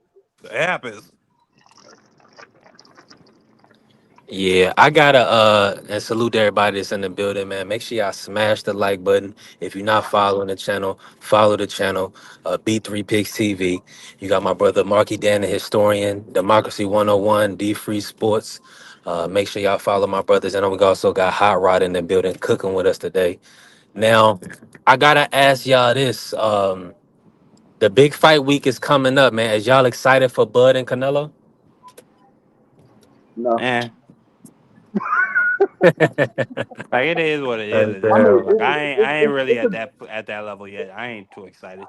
Until well, you still got a couple. It's still a couple weeks out, so I mean, That's what I'm saying. it could be an exciting night. See, my whole thing is the undercard doesn't make it exciting. Like if they had a good or a decent undercard, that will make it exciting. But they don't. yeah. So it's not I'm with exciting you. because it's nothing on the undercard. Now the best fight, I mean the most exciting fight on the undercard, in my opinion, is the Fernando Vargas Callum Walsh. But that's just because of course, son of a legend. Outside of that, man, it's unfortunate that they couldn't get Big Baby Miller, Big Baby Anderson. Dang, Mark. My bad. Mark coughed up his lung. Follow. My bad, nigga. I'm a human being. Stop He judging me. Go swallowed a ahead, nigga. swallowed a loogie. Nah, breathe some air wrong. Fuck off, nigga. I'm a human being. It happens. Go ahead. Hold I on, need Mark. more. You didn't even check on your brother. You didn't even ask Dad, Mark, are you okay? Well, I can tell You you wasn't judging me, going. nigga.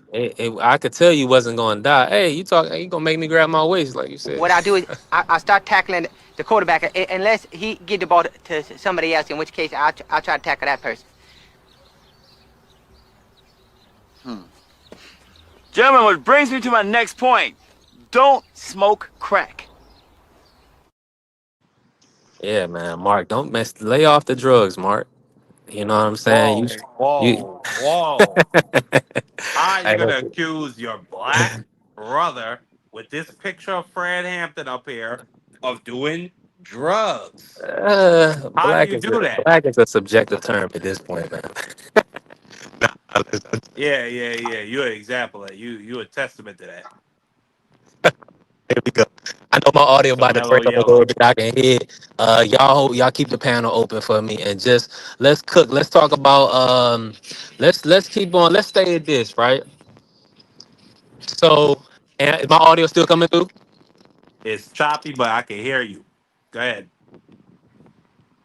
I don't like that. Let me refresh, No, man. you're good. You're Let's good now. It's perfect. It's perfect. Go ahead. okay. Uh, I want votes on the panel. Well, I don't have to vote on that. 'Cause you already know. I gotta ask you this, Marky, and then let everybody come in and cook. Okay, now it's choppy. It's back to being choppy. My bad. Yeah, now that joint done went all the way bad.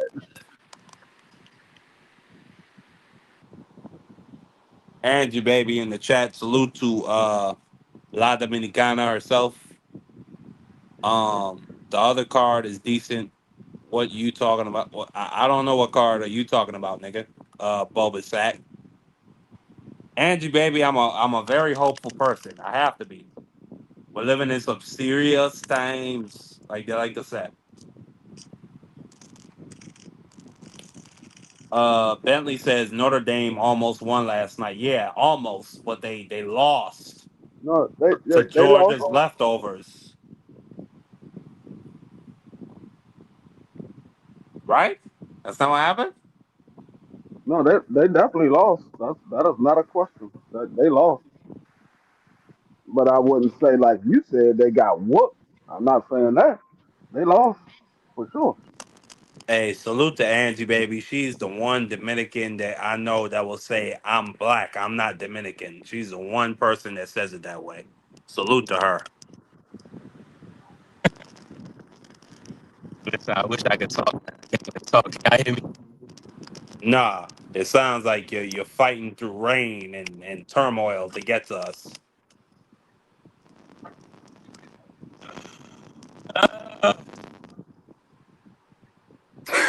This nigga be here. I can't hear you, B3. You sound like you're suffering.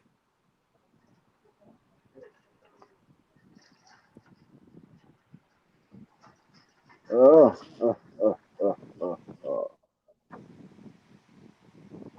See, I ain't no Dominican, I black. You see, that's exactly how you say that shit, Andy, baby. You can't lie to us. I'm not making jokes. I'm speaking facts. I'm just reading what people are typing and I'm commenting on it as I see it.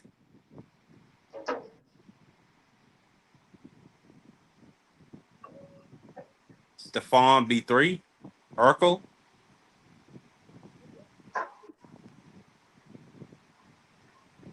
Well, let's see. Let's look ahead to next weekend. What matchups we got this weekend? Oh, matter of fact, tonight. Bill Belichick taking on TCU. Yeah, man. Thank God. Finally. I hate when I have bars and the audio is still trash. I feel like that's just like it's just so counterproductive. But I appreciate everybody still in the building with me, smashing the like button, following the channel. I appreciate y'all. And I still got Marky Dan, Hot Rod, and Free in the building, working. Uh the Queen said she black, she ain't Dominican. I know that's right. I ain't in the wood. I'm downtown Richmond right now. They definitely keep the frequencies low around the black areas. It's nasty work. Um, Richmond, ain't that an unincorporated territory? what you mean by unincorporated, champ? Oh no, not I'm thinking of somewhere else, not Richmond. My bad, my Oh bad. yeah, yeah. Richmond and VA. That's the Commonwealth. Yeah, that's the capital. My bad. Yeah, this one of the banking hubs in VA. Yeah, Richmond is pretty big. But listen, shout out to y'all, man. Listen, what else y'all want to talk about today? Y'all see I got the Queens. Let me change my thumbnail out. I gotta ask Free this because Free didn't even get to talk about the show topic for today. Now, as we can see, Floyd Mayweather, Devin Haney, they've kind of reached that pinnacle of the sport. Multi-million dollar paydays. The dream, Devin Haney says that he's fighting for legacy. The money is not his primary motive. So my question is for the day, free. I gotta ask you this: who do you see as a future guy that could possibly reach that star status to be $1 million fighter that's not there yet? Somebody that possibly Turkey can build, like Al did with Mayweather, like Bill did with Devin. Is there a guy that you see, or a group of guys, or a group of ladies, baby, that you see that could be a future star in the sport?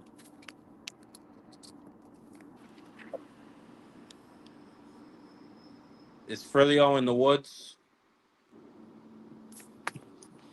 Possibly, possibly. I It looked like he was in the store the last time I saw him. Um, so it looks like hold on, let me change my picture from Chairman Fred to the more epic photo. But salute to my guy B3, man. Smash that what? like button. I didn't kick Salute everybody off. salute to Angie baby from Santo Domingo, up there in New York, making mofongo.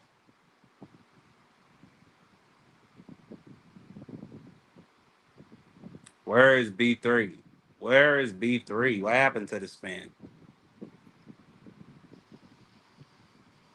I'm just hitting shit. How my audio coming through, Mark? Your audio is coming through fine. Hold on, I want to address this. I love her to death, but this foul mouth dissident named Angie, baby. I was not cheating. Hey, We were playing. We were playing. Are you smarter than a fifth grader? And I kept getting accused of cheating. God damn it! I won the game. I declared myself the champion, but they decided to hey, boot me out. you say you cheat, you're a cheater. Salute to the queen. Also, my brother Billy in Wow. the building. When I do my YouTube lives, I'm a wrench y'all up. Thank Father in the building already. Salute, bro. Definitely, I'll drop the link if you feel like coming up and cooking with us. And Billy said Carmel Moten is the next guy. He's gonna be a pay-per-view star in the sport. I gotta ask you this, Marky. Are you in agreement? Do you see Carmel Moten as a future superstar in the sport of boxing? Uh, Absolutely. He has Floyd Mayweather behind him. You know, Floyd is somebody who on any given day can, you know, draw the attention economy of the world to him, and by connection to Carmel. So, you know, if he get the right fight, or not even if he get the right fights, because you saw what he did with Floyd. They just lied.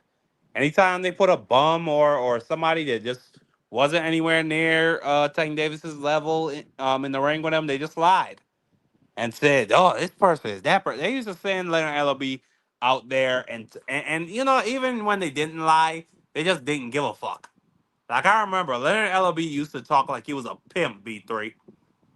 He used to talk to fans like, "Y'all gonna pay for this fucking pay per view. Y'all gonna watch it. Y'all gonna be happy, and y'all gonna shut the fuck up." That's how Leonard Ellaby used to talk. And now that's how Tank is talking to his fans, B3. You saw what he told that man fan to do the other day.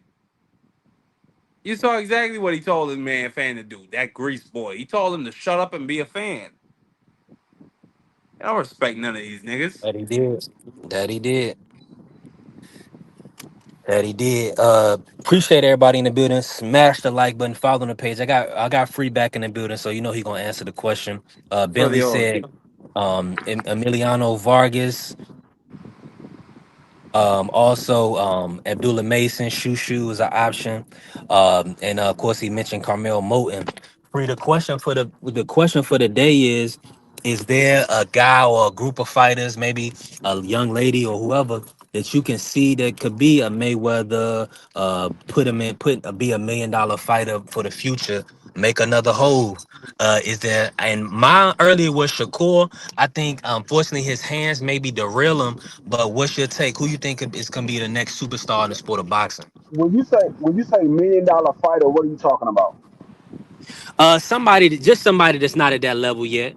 I mean, now they like I'm saying maybe they haven't made a million, but you can see their trajectory to be a $1 million fighter or a superstar in the sport of boxing. Oh, yeah, I see all of those guys. All of the young prospects right now. I mean, Emiliano Vargas, Abdullah Mason, Shushu. Um, I'm not sure about Mo. I'm not sure about Mo. Um, but those guys, I think all three of those guys can be $1 million fighters. Um, and there's a couple of other guys that I'm missing out on. Um, I mean, well, yeah, it's a couple of guys that I'm missing out on. But yeah, I definitely think that those guys can be a star. I don't know if they can be a superstar. I believe they can be a star. Superstar is a different level. But I think they can be a star. I think they can definitely uh, become a fighter that guarantees at least $1 million per fight. Especially somebody like Abdullah Mason, who's about to be a champion. Um, Once he gets a fight with a guy like Shakur or even Kid Austin right now, once he get a fight with one of those guys, um, he's going to start. I ain't gonna say he's going to demand $1 million, but it's going to get to where they're going to have to offer him at least $1 million before um, they can even get in the ring. So Emiliano Vargas, I could see him $1 million fighter. The way they trying to push him, they're trying to push him like the next Ryan Garcia, because Ryan Garcia didn't pan out the way they thought it was going to pan out. So now they're trying to push Emiliano Vargas the same way. Got him come dressed in suits and he's modeling and things like that. So they're trying to push him the same way they had pushed Ryan Garcia. So yeah, I think all of those guys can definitely be $1 million fighters.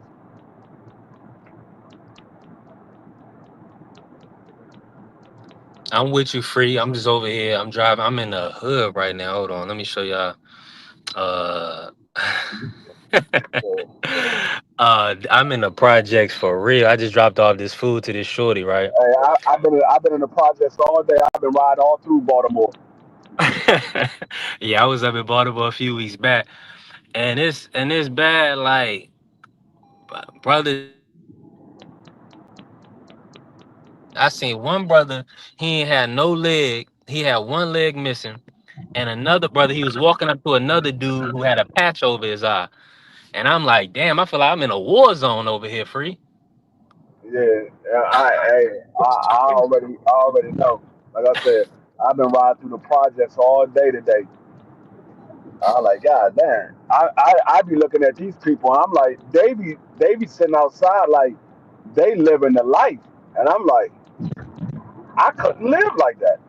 But then again, I'm a little jealous because they're comfortable in their own skin. Like when Yeah. you can live in the projects and you can be smiling every day and feeling like you live in life, you gotta be comfortable. Me personally, I wouldn't be comfortable. I'm always gonna be looking for better. I'm never comfortable. Even like with me working my job, I'm still always looking for better. I'ma stay where I'm at, but I'm always looking for better. If the opportunity presents itself where it's a better opportunity than what I have going on right now, I'm jumping on it.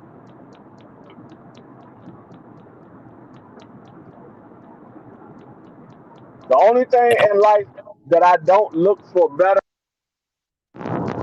than what I already have is my wife.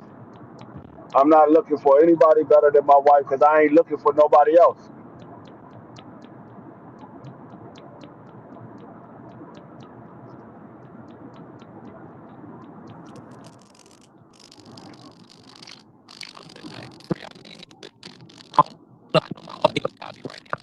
Yes, sir.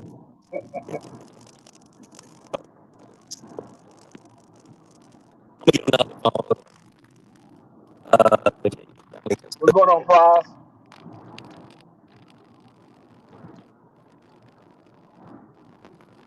That nigga B3 always in the hood.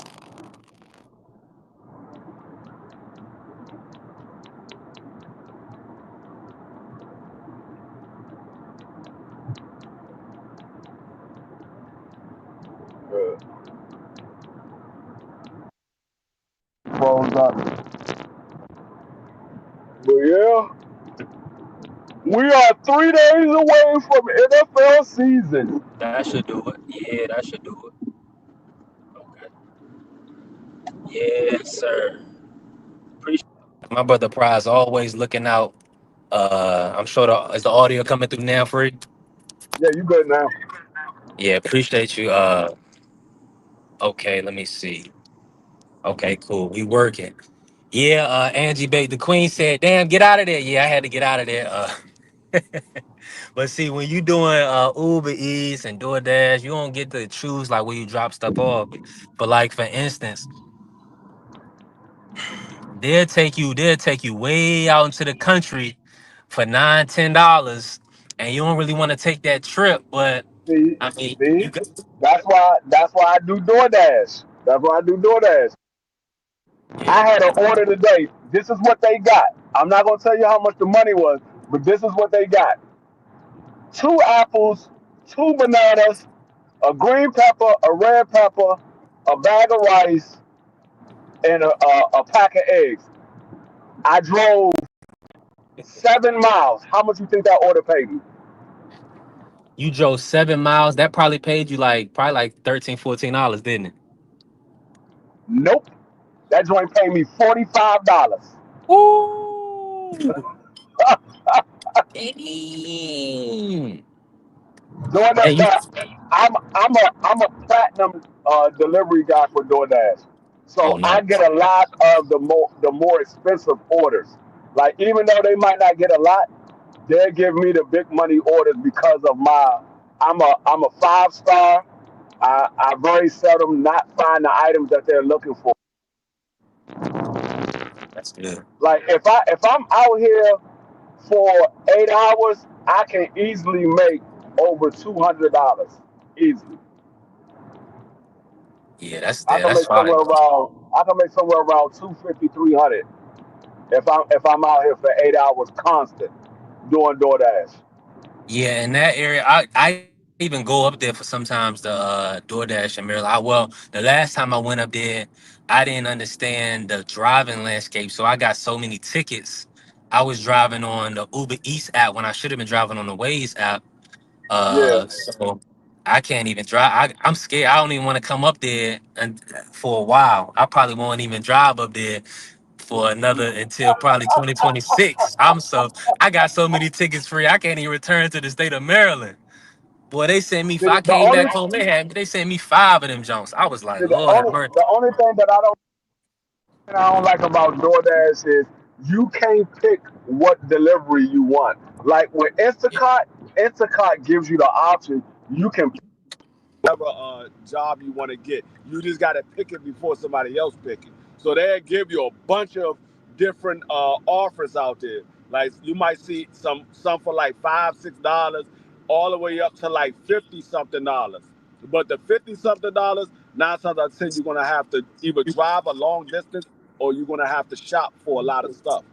But it still 100%. pays you. If you get 5 of those, you done made over $250. Right. But You can't beat that though. with that, which ones you want. With DoorDash, you can't pick it. They just send you a job, and either you're going to do it or you're not going to do it. But if you decline too many, it drops the level of a delivery that you are. Like I said, I'm Facts. I'm a platinum delivery because I only do it a couple of hours because I just do it for some extra cash. Right. No, I'm definitely with you. And it's good to have that option, man. DoorDash is definitely useful. I switch between DoorDash or Uber Eats. DoorDash was working extremely well yesterday. Um, Let me say this. Angie said, "Come to New York and DoorDash. Everything is close together. People use bikes to live out here sometimes." Yeah, that's what I'm saying. Would a car be even beneficial to DoorDash out there? Uh, yeah, the Queen gonna have me in New York. If I come to New York, I ain't coming back to VA. See I'm just that gonna that stay I out mean there. it's the same thing it's the same thing in DC, but when I'm in DC, man, I ain't worried about the little $5-6 because I ain't going number like a half a mile. So five, six Yeah, dollars, I'm cool. I'm only going a half a mile. But if I get about 20 of those and I only work for like what? Let's say I only work for like maybe 2-3 hours. I done made over $100 for 2-3 hours. yeah, you can't beat that Now, free. I look at the hours that I put in and how much money I made for the day. If the hours is not around $25 an hour, I'm hurting myself. Yeah, that's real. And but see, that's the area to do it. That's really the best area to DoorDash or Uber eats in. Some of these other areas they too spaced out. So you, yeah, man. But appreciate everybody in the building. Y'all smashing the like button. Salute. The Queen is in the building. Yeah, that New York move is wild. But you know, that's definitely. I bet people making a lot of money dashing up there, especially depending on the area. Now, hey, Angie say we relocating B3. See, look, Angie, yeah.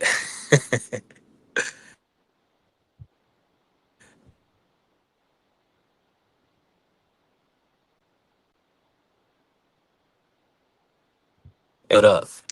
I DoorDash. I be running into little medians and stuff. I didn't got a flat. I didn't hit a median, so I gotta be careful DoorDashing after 9:30. I'm done. I mess around.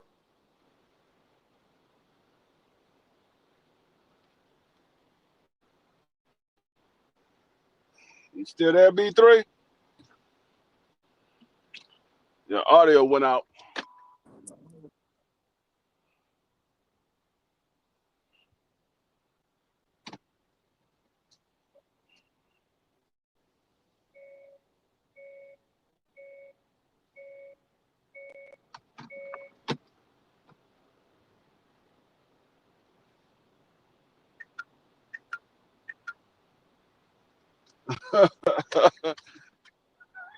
Hey, I'm trying to tell y'all. That's why I tell people all the time. If you got a license and you got a car, there's no reason why you should not have a job because DoorDash is so easy. It's easy to do DoorDash. You just gotta wait for your background to come back. Your background come back, man. It's easy as hell. It's easy money. Yeah, it is. I'm with you 100%. And I got it set up to where I get my money instantly. I ain't gotta wait till the end of the week or none of that. I got my own little DoorDash card, and so my money come on my card automatically. I ain't gotta wait for nothing. That joint is soon as I end my daggone route for the day, that money is on my card. I could switch that money over to my bank account if I want to, or I can go take the money out and there's no charge. Yeah, that's. I mean, DoorDash is a great company, really. I definitely like what they got going on. I'm using. I'm about to go get me some gas now, so I can kind of lock in for the rest of the afternoon. Now, I'm free. gonna do this for part number. I got a limit. I didn't already hit over $100, and I only work like what a little over 3 hours. I'm over $100. I'm like $130 right now, and I always have a goal. I try to make at least 150 a day, because if I make 150 a day and I work 5 days a week, that's $750. That's 1,500 every 2 weeks on top of Real, my real regular money. spill. Real spill. That's the way to go about it. How my audio coming through free? You good? You good? Salute to the queen, Angie, baby in the building. She said she got you about you got her about to get in the car and DoorDash and get to some money. Ain't nothing wrong with it. Um, Hey, if anybody ever need to get a couple of dollars, and you need to get 50, $60 real quick, and you got a DoorDash app, I don't see why you ain't got it yet. Real talk. Any anytime I need a couple of dollars, my wife be like, "Hey, babe, I want some pizza." I be like, "Man, we just spent all the money on the rent and the car note." All right, Mhm. I'll be right back. Give me about an hour and a half. I'll be right back. And I go out. I'm like, "Babe, what you want on your pizza?" Uh-huh. She was like, "You got it already?" Yeah, yeah. I did one order. They paid me $36 for one order. That's the way I to be do getting it. orders like that all the time. Angie, baby says she This live in this well, she order that don't work with the extra 200. That's a fact. I'm already on. hey, this order that I just dropped off, I went to I went to Dollar General, picked up like 6 items from Dollar General, some chips and some candy. It was like 6 items. I drove 3 miles. That joint paid me $15.50. Mm. Yeah, that's Ain't great. nothing. I'm about to go 3 miles back to the area where they all my shopping. I be getting all my heavy hits at. I got a specific area that I go to. I get nothing but heavy hits there. And that's why I said I set myself at a goal. I want to get like 150 a day, and I know I'm good. Well, listen, I'm in the same boat, Shit, free. I'll be loving to get to that 150, 200. Um, hey, live yesterday. you broke up a little bit, free. I said, remember when we was on the live yesterday? Yeah, during the fantasy draft. No, I'm talking about on your live. Yeah. Saturday, yep. No, the whole time I was on your live, I was doing DoorDash. The time that I was on your live, from the time I got on your live to the time I got off your live, I made $188 yesterday. Yeah, that's fire right there. That's the way to do it. That's definitely the way to do it.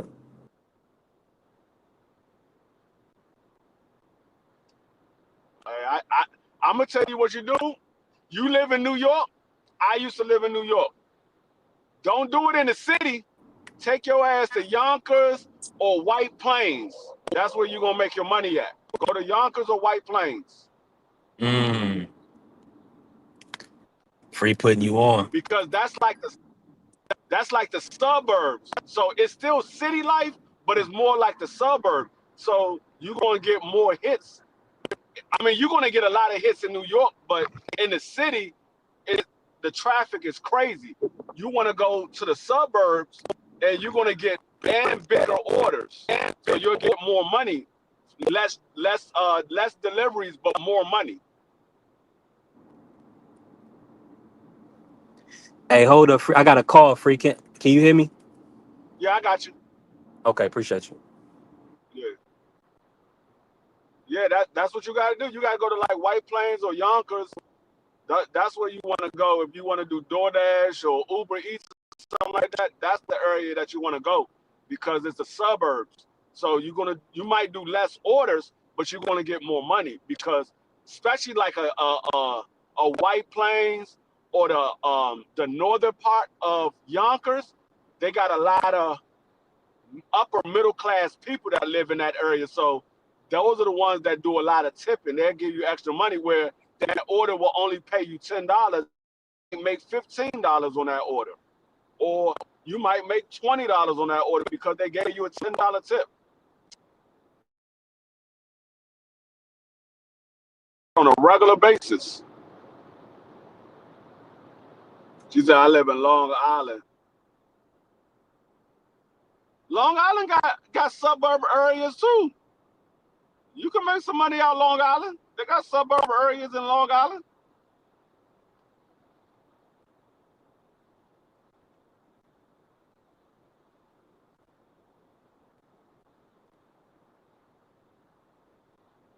Yeah, you definitely can make some money in Long Island. I was talking about like the Bronx and Manhattan and those areas, the Brooklyn and Queens.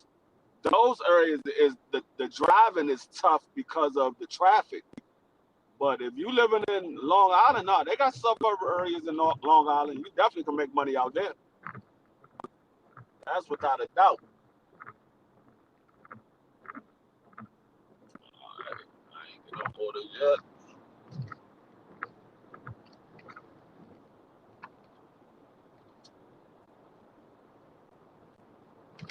Oh.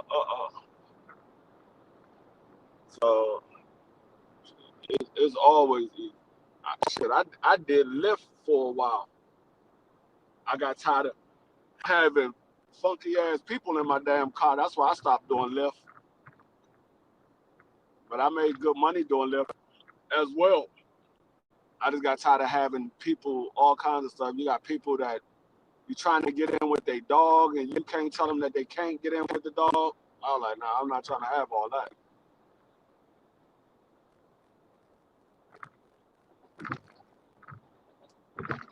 Trying to sit there and laugh. Nah, that's real facts. I got tired of having funky ass. I had this one pickup I did doing Lyft. Dog, I had a exhibition at an exhibition, and they requested a SUV, so they sent the order to me. I mean, they sent the pickup to me. Man, I went to go pick them up. I swear to God, God is my witness. Not a single person that got in my was under 280 pounds. I was like, oh hell nah. All of these niggas big as shit, and it was like four of them. I know my Hey, damn salute. tires was screaming. You a Appreciate wild you, dude. free. Salute to my brother Prize in the building. We working. Yeah. Prize, you already know it's open panel. Y'all just cook. I'm trying to get something in real quick. OG, you funny as Yeah. Yeah, you crazy. No, I know my tires. I know my yo, tires was OG screaming. Though. I funny swear to for God, that. all them joints was no. All them niggas was like 280 plus. I was like, oh hell nah. Right. They No, go when I like pulled Andrew up and baby I said saw they them gonna walk mess out the up the suspension. no, when I pulled up and saw them walk out the front door, I was like, I called my wife on the phone. I was like, babe, they gave me a ride with all big ass people. She was dying. I had her on FaceTime. She was dying. I was like, man, my motherfucking tires is. I know. As soon as I felt it when they got out. As soon as they got out, my motherfucking car said, "Whoop!" I said, "Damn, this bitch just raised 4 inches." That's crazy. Yeah, I never tried that. I never tried that lift before, but I did try the door dashing thing one time just to just to see what it was the hub, but I wasn't just checking it out, but I don't think I got the patience for that, man. I've been snapped. That shit get real after a certain amount of time, bro. Yeah, I mean, especially if you get it during the peak hours, like when people come home from work Uh-huh. or on the weekend. On the weekend, oh, that should be going crazy. Booming. You no, one day, dog, I swear to God, I ain't had an order that was under $25. Yeah, it bees I like just that. kept going back to Baltimore. I was like, God damn, I done been to Baltimore like 10 times out this bitch. I got another order from Food Line. See, I got an order right now from Food Line going to Baltimore for $34. This is my last order for the day. That's all I needed. This just put me over my daggone goal. I got a goal that I need to hit every day. I'm done. I've been out here since 10 o'clock. It's 1:41. By the time I finish this, it's gonna probably be like 2:30, 3 o'clock. No, like 2:45. I'll be done with completely with this order. That means finished shopping and dropped off all of the deliveries. I'm done. 10 o'clock to Yeah, 2 o'clock. I made $150. I'm good. that's nice Well, I there. made over 100. Man, I would love to be I back made up in over that 100. area. Prize. I was there a couple weeks ago, dashing and stuff like that. Man, I got 5 tickets that I got sitting on my table right now. Them people hit me up going to 25. I was going with 35 and a Where was 25. you at with them cameras clipped you? In Maryland, man, they got Yeah. so many Yeah, speed boy. cameras around there. Man, boy, I was just when I drove down North Carolina like last weekend, dog. Bro, what soon as I cause my the GPS tell you cameras, hidden cameras or whatever. Man, it take a minute for that to go. Boy, I hate coming through that mud, boy, because you gotta chill. You got So to I'm gonna tell chill. you what, my man got off like a fat rat in Philly. He lives in Philly. Those when the cameras first came out in Philly, they had a expiration date. They was only supposed to do it for a certain amount of time, but they Hmm. never took the cameras down, so they were still giving people tickets. And he was one of the ones that got caught with some tickets. Man, do you know they paid that man all the money back plus some extra for those tickets that he paid? I was That's like, what oh, it's you done got right there. off easy. Yes, he did. He got off easy. Yeah, it's getting nasty out here. I gotta ask you this, Prize. Uh-huh. We had some conversations and discussions earlier about the topic of the show, right? Who who is some of the fighters that you could possibly see Turkey trying to build into that next Mayweather, that next $1 million fighter? Who are some of the top young guys you're looking at in the sport right now? I think that you got, of course, Devin Haney. They work pretty good. I think next up is Shakur. I think he wants to try to do something with Shakur, especially after that performance Shakur had. So Yep. I'm thinking Turkey can. He probably want to do something there. Up and coming young guys. Hmm. Now let me ask you this: the Abdullah Mason's name has been thrown out a lot. Yeah, I don't Uh, know if that would be nice. I don't. I can see the Masons taking that on. If they yeah, got presented the opportunity, I think that they would definitely jump at that. So I could throw him in. You could throw him in there. He seemed like he and would work with anybody. the your young boy Camille Moten. Now that is going to be tricky. Unless he got some kind of crazy money for Cromell, I don't think Floyd gonna. He ain't gonna do a lot of stuff without Floyd, bro. I don't know how Yeah, Floyd and Turkey get down. Like Floyd never really said nothing about Turkey, really, not that I seen. So I don't know how he gonna get down. Like, how's that gonna work? But if, I mean, money, Money Mayweather like money. So like I said, if he got the money, then I'm pretty sure that we can see him over there too. yeah. I think he has a lot of options. I'm like I said, Shakur Stevenson is at the forefront in my opinion. Yeah, He's in if he can get him a belt at 140, he'll be a four division champion. So that's only one division away from Mayweather. yeah. Like So Shakur, definitely him and Devin is definitely, you know, gonna make this crack. I mean, I don't know if Brian Norman wins. That's there you go again. He'll fight for Turkey again. You heard what Senior oh said. yeah. Oh, come on now. You That's got an Brian understatement. Norman, so you got him. He'll come up and fight. So, I Now mean, it's whoever want to fight. now I gotta ask you this though.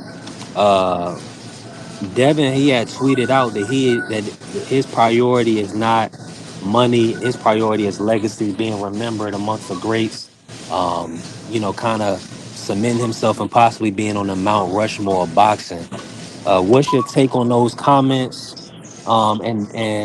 And do you agree? Do you look at Devin as a legacy fighter, a guy that's chasing after, uh, those accolades? Yeah, I mean, I think Devin is pretty much him and Crawford like the only ones really for real, for real. I feel like Devin, he's proven that he would pick legacy over money when he took that slave deal to go over to Australia 2 times and give up his A side, so he's proven that he's willing to take legacy over money at times, but he's proven that he get the money too. But Devin been getting money, so right now he probably like my next 2 fights. I'm just want my next 2 3 fights. I want to see what kind of legacy I can do. Move up, beat Brian Norman. Now he got a welterweight title. I feel like he can beat any one of them champions at welterweight. So, he might can undispute there. We never know. Depends how big Devin gets. He's a big young boy. So that could be something. But Devin is definitely the one. He's proven already that he'll choose legacy over money. He does both. He dip and dab in both. and that's good. You know what I'm saying? He go back and forth. He'll get the money and he'll do a legacy. So right now, I think it's more of a legacy type of thing. Move up a weight, get another belt at welterweight, and then go from there and see what happens. He got some opportunities if he can beat Norman Jr. Now, That's gonna be speak about tough. that Norman Jr. fight. What's your thoughts on that fight that's coming up November 22nd? Yeah, I mean it's gonna be tough, man. Like I think Devin Haney's gonna I think he's gonna damn, my trunk was open all night. I think he's gonna surprise a lot of people. I really do. I think Devin Haney is gonna shock the people, win, lose, or draw. I think he's gonna come to fight. He might do a lot of lateral movement. I don't know, but I still feel like he gonna. For some reason, I feel like he gonna get it done. I know it's a lot of y'all that don't think he gonna win. A lot of people picking against him because we seen Ryan hurt him. We seen Linares hurt him a couple times. But I think that Devin's going to shock the people, and I think Brian Norman's going to have a lot of trouble with it. If he's training just to knock Devin Haney out, he's going to be in for a long night, and I promise you that. 'Cause that ain't going to work. You can't train just to try to knock Devin out. He'll go get on his mountain bike, and you won't catch him, and he'll tag you and move. So No, I can't. I'm with you on that. I can't see it. The kid showing. I'm gonna be honest with you. I've been on Instagram and I've been seeing it. So it's been a lot of training back and forth between both guys. They've been putting in great work. I don't see this is going to be a tall task for Devin. To be honest with you, Norman Jr. He gonna fight, bruh, and he gonna be there all night long. mhm, he So, definitely is. But and bro, I again, had a whole bunch of drops for the show. I had a lot I had worked on, and none of the drops are load up. It was saying that they not MP4 files or whatever. They had I had put them in CapCut and I was ready to put them on the page, but they didn't even let me pull them up. So I put yeah, up. Hold on, let me see. I was dropping. I can't even drop none of them right now. But let me do this. I'm up here at the gas station just getting some gas. Uh, uh-huh. it was a little shorty up here. She sparked my thoughts on this. Now, is this your speed or no?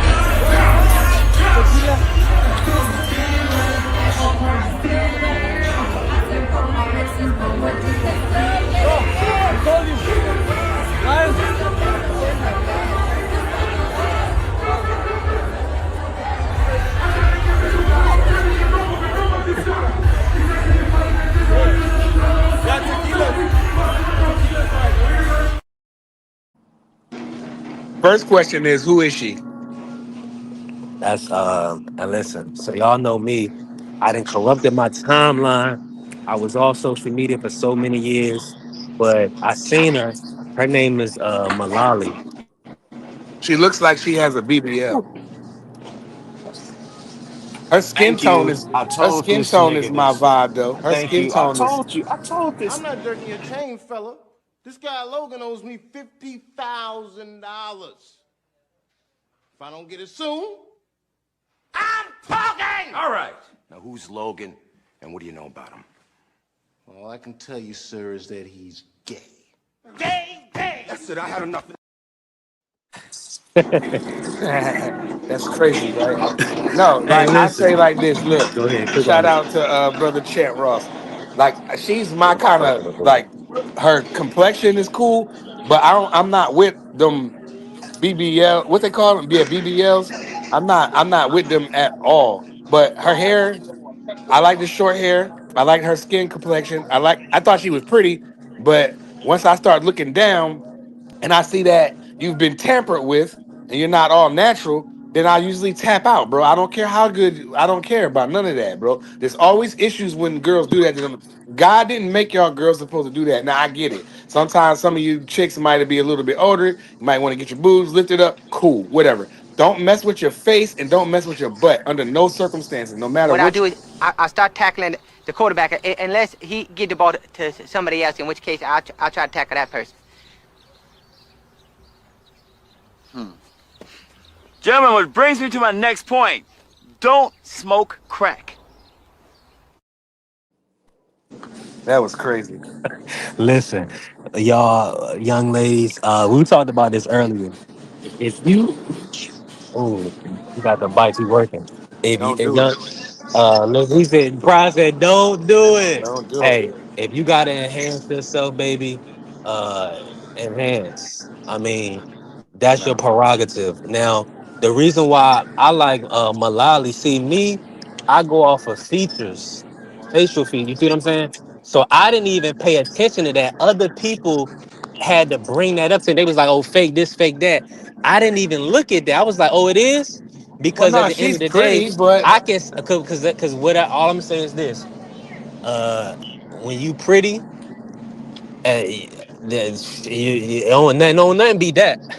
yeah, she's very Bro, you attractive, you but I act don't like you think. can't find a pretty woman that has a natural body though. Yeah, Hundred right. Like percent, there's hundred tons percent, of hundred them. percent. You better go look No, at no, no. you like natural girls, go look at damn, I forget that girl name. I don't know, I'll send it to your Instagram.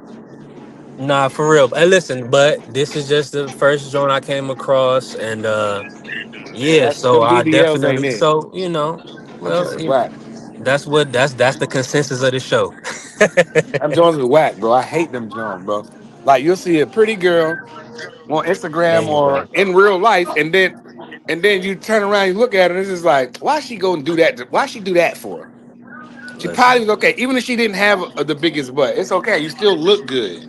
That's why I and be when trying to tell girls what you hitting for. You know what I'm saying? Because she can have a nice body, but that don't mean she hitting for nothing. So when it's time to do that, she can have all of that. That shit can be trash. You know what I'm saying? But it's just something about the natural girls. I'll stick with my natural girls. I'm not into the girls with that mess with their face and their butt. Now, if they do something to their boobs, you can kind of hide that. So I get it. Some women get older, they want to get them lifted up so they can feel 25 again. Cool. But as long as they not no little skinny girl with running around with these big things, these big titties, they know they shouldn't have them. But I'm just saying, you know what I mean? The BBLs for me is garbage, and I wish black women would stop doing it. Trash truck juice. I'm not jerking your chain, fella. This guy Logan owes me $50,000. If I don't get it soon, I'm talking! All right. Now, who's Logan, and what do you know about him? All I can tell you, sir, is that he's gay. Gay, gay! That's it, I had enough. You're a wild listen, dude. hey, hey, Angie, baby, she 100% in agreement with you, Prize. She don't. She said no to the BBLs. Garbage. Basura juice. I'm thinking Basuda juice, but Basura may be something else. Listen, I'm with y'all. I'm with y'all 150%.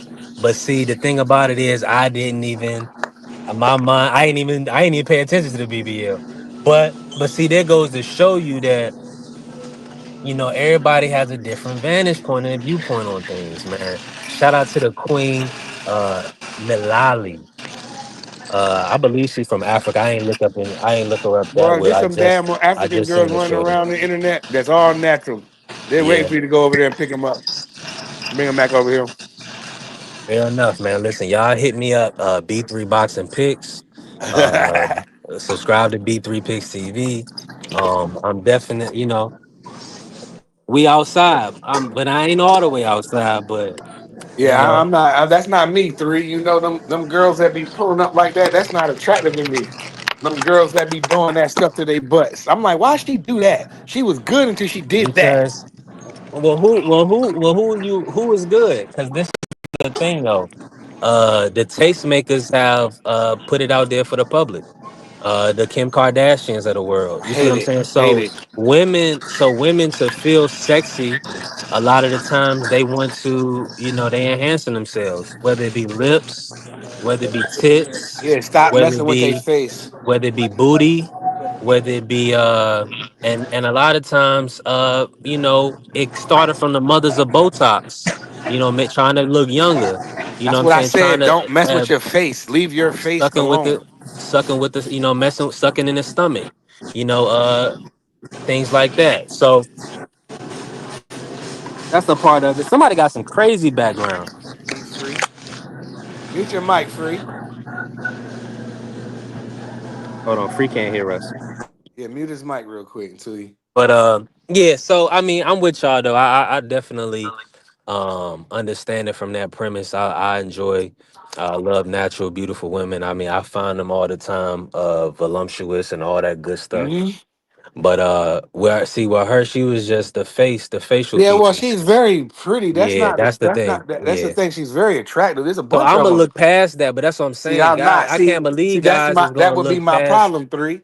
I'll Why are see. you I'll be looking like, past the damn, body yo. though? I'll be like, damn, shorty, fine as I don't know what. And I then then I'll see her ass, that's her ass to thigh ratio don't line up, and that pisses me off. It just does now something you to talk. me. You're not talking about Malali though, y'all. You talking about somebody else. This I'm just shorty. talking.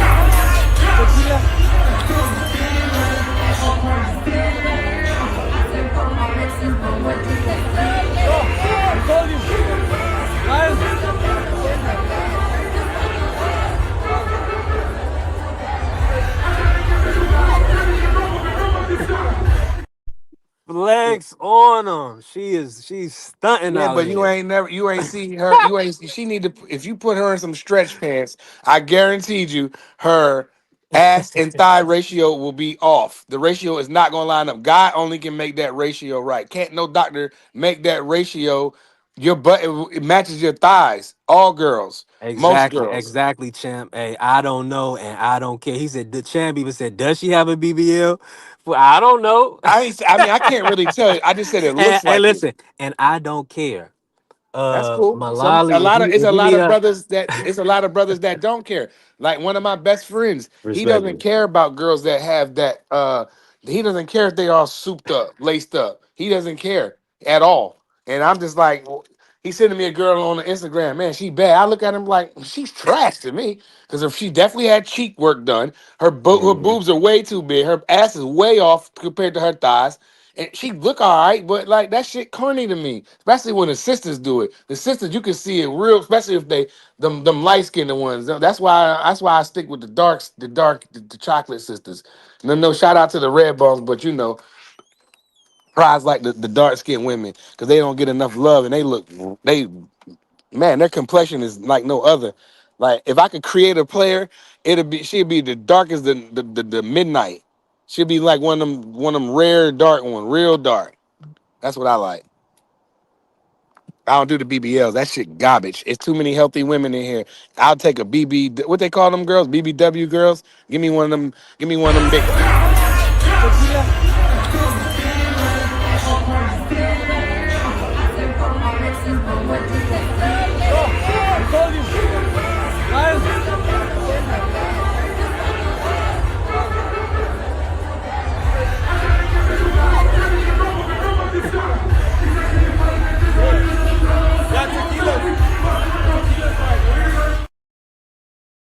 Yeah, I mean she cute, but again, I know some damn girls on one of them. What they call them OnlyFans that look better than her.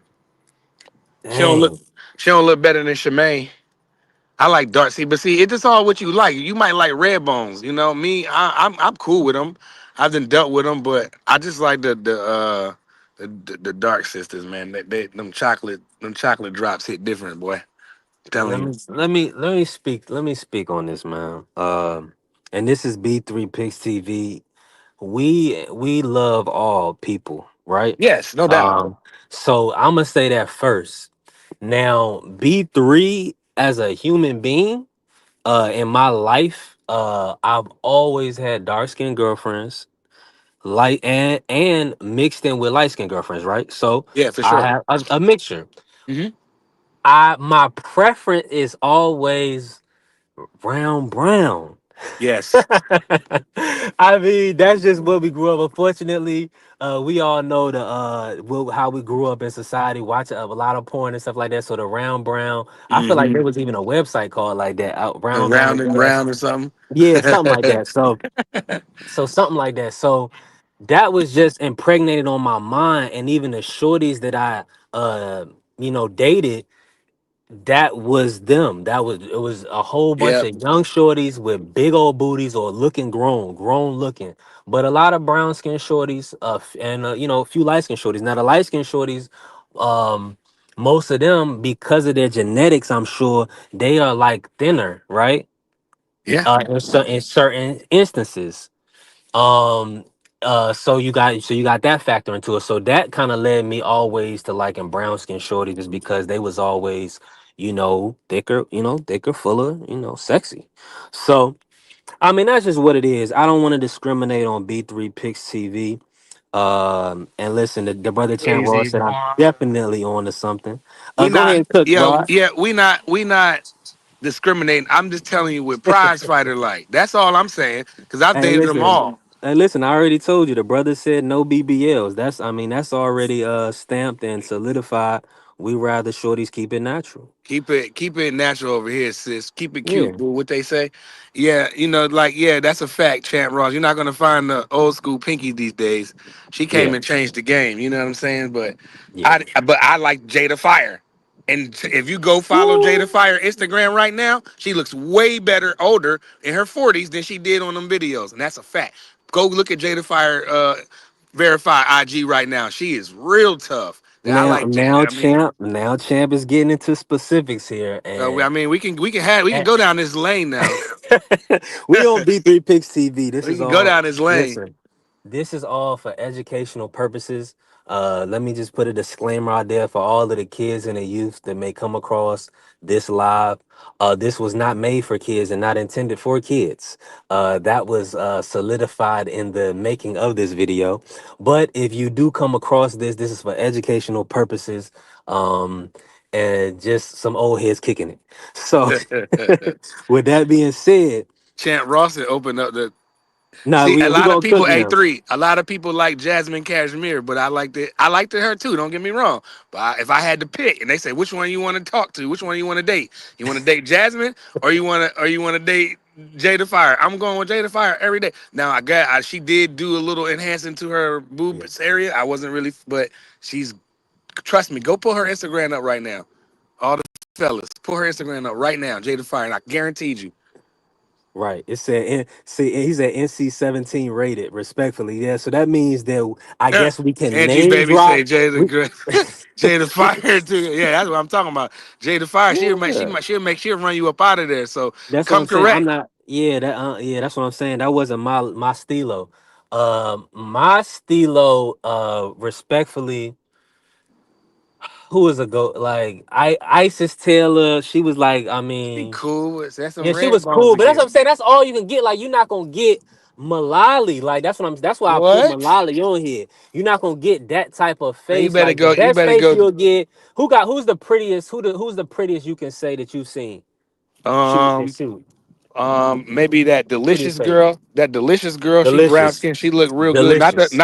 I'm talking about the new delicious, not the old one back in the day. The new one running around here. She tough. I like go check out Shemaine G. Matter of fact, DT, I'm gonna fire your Listen. IG up after this. I got you. I'm the goat when it This comes is to that. not this is not what I'm listen. I'm trying to hold on. First and foremost, for all the kids, your Unc 3, B3.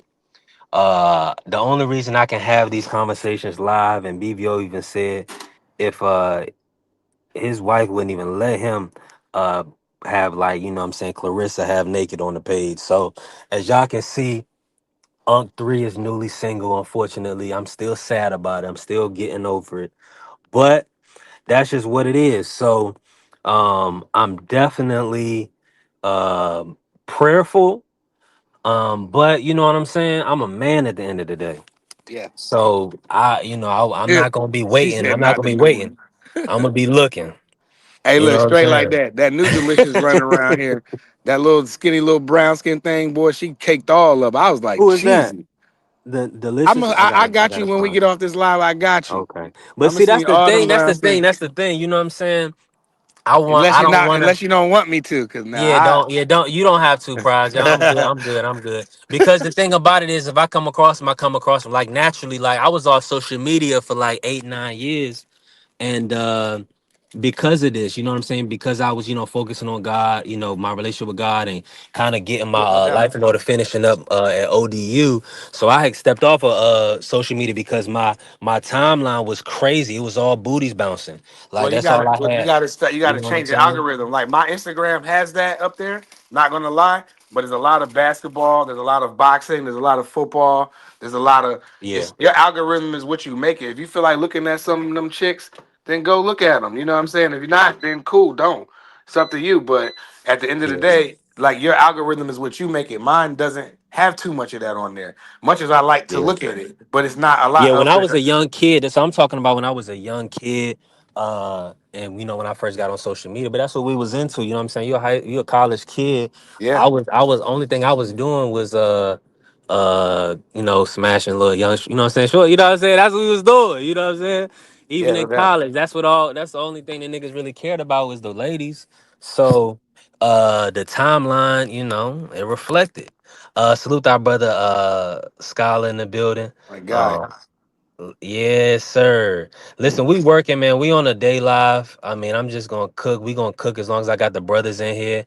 You already know I didn't play. All right, so we already done switched the topic. So since Scala in here, I gotta get his first comments on it. Go. And so I'm gonna go ahead and run it back. The Queen, Malali.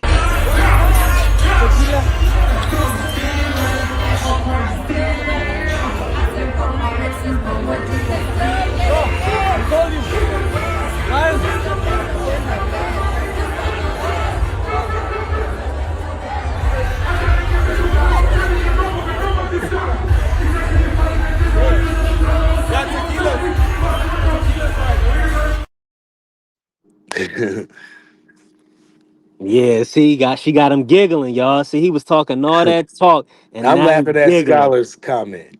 Oh, I okay, ain't okay. listen. The shorty is bad. That's just clear. Yeah, Let she's me bad. make that clear. But she's Yeah, she's just bad. not Yes, sir. like I got to see more of her. I need more than just that video. I need to check out her IG, and then I Yeah, can really, really, truly decide because she is yeah. very pretty. But there's a lot of pretty girls with them BBLs, and I'm just not jacking them shits, bro. Them shits is trash to me, bro. Now, and see, the beauty, of Give course, me is in some the eye. stretch marks or something so I can look. First of all, Ah, you got to be careful because half the time these hoes don't even be girls; they be dudes. You got oh, to, all right. put that factor in. I rather where the baby mamas at with some What I stretch. do is I start tackling the quarterback unless he get the ball to somebody else, in which case I'll try to tackle that person.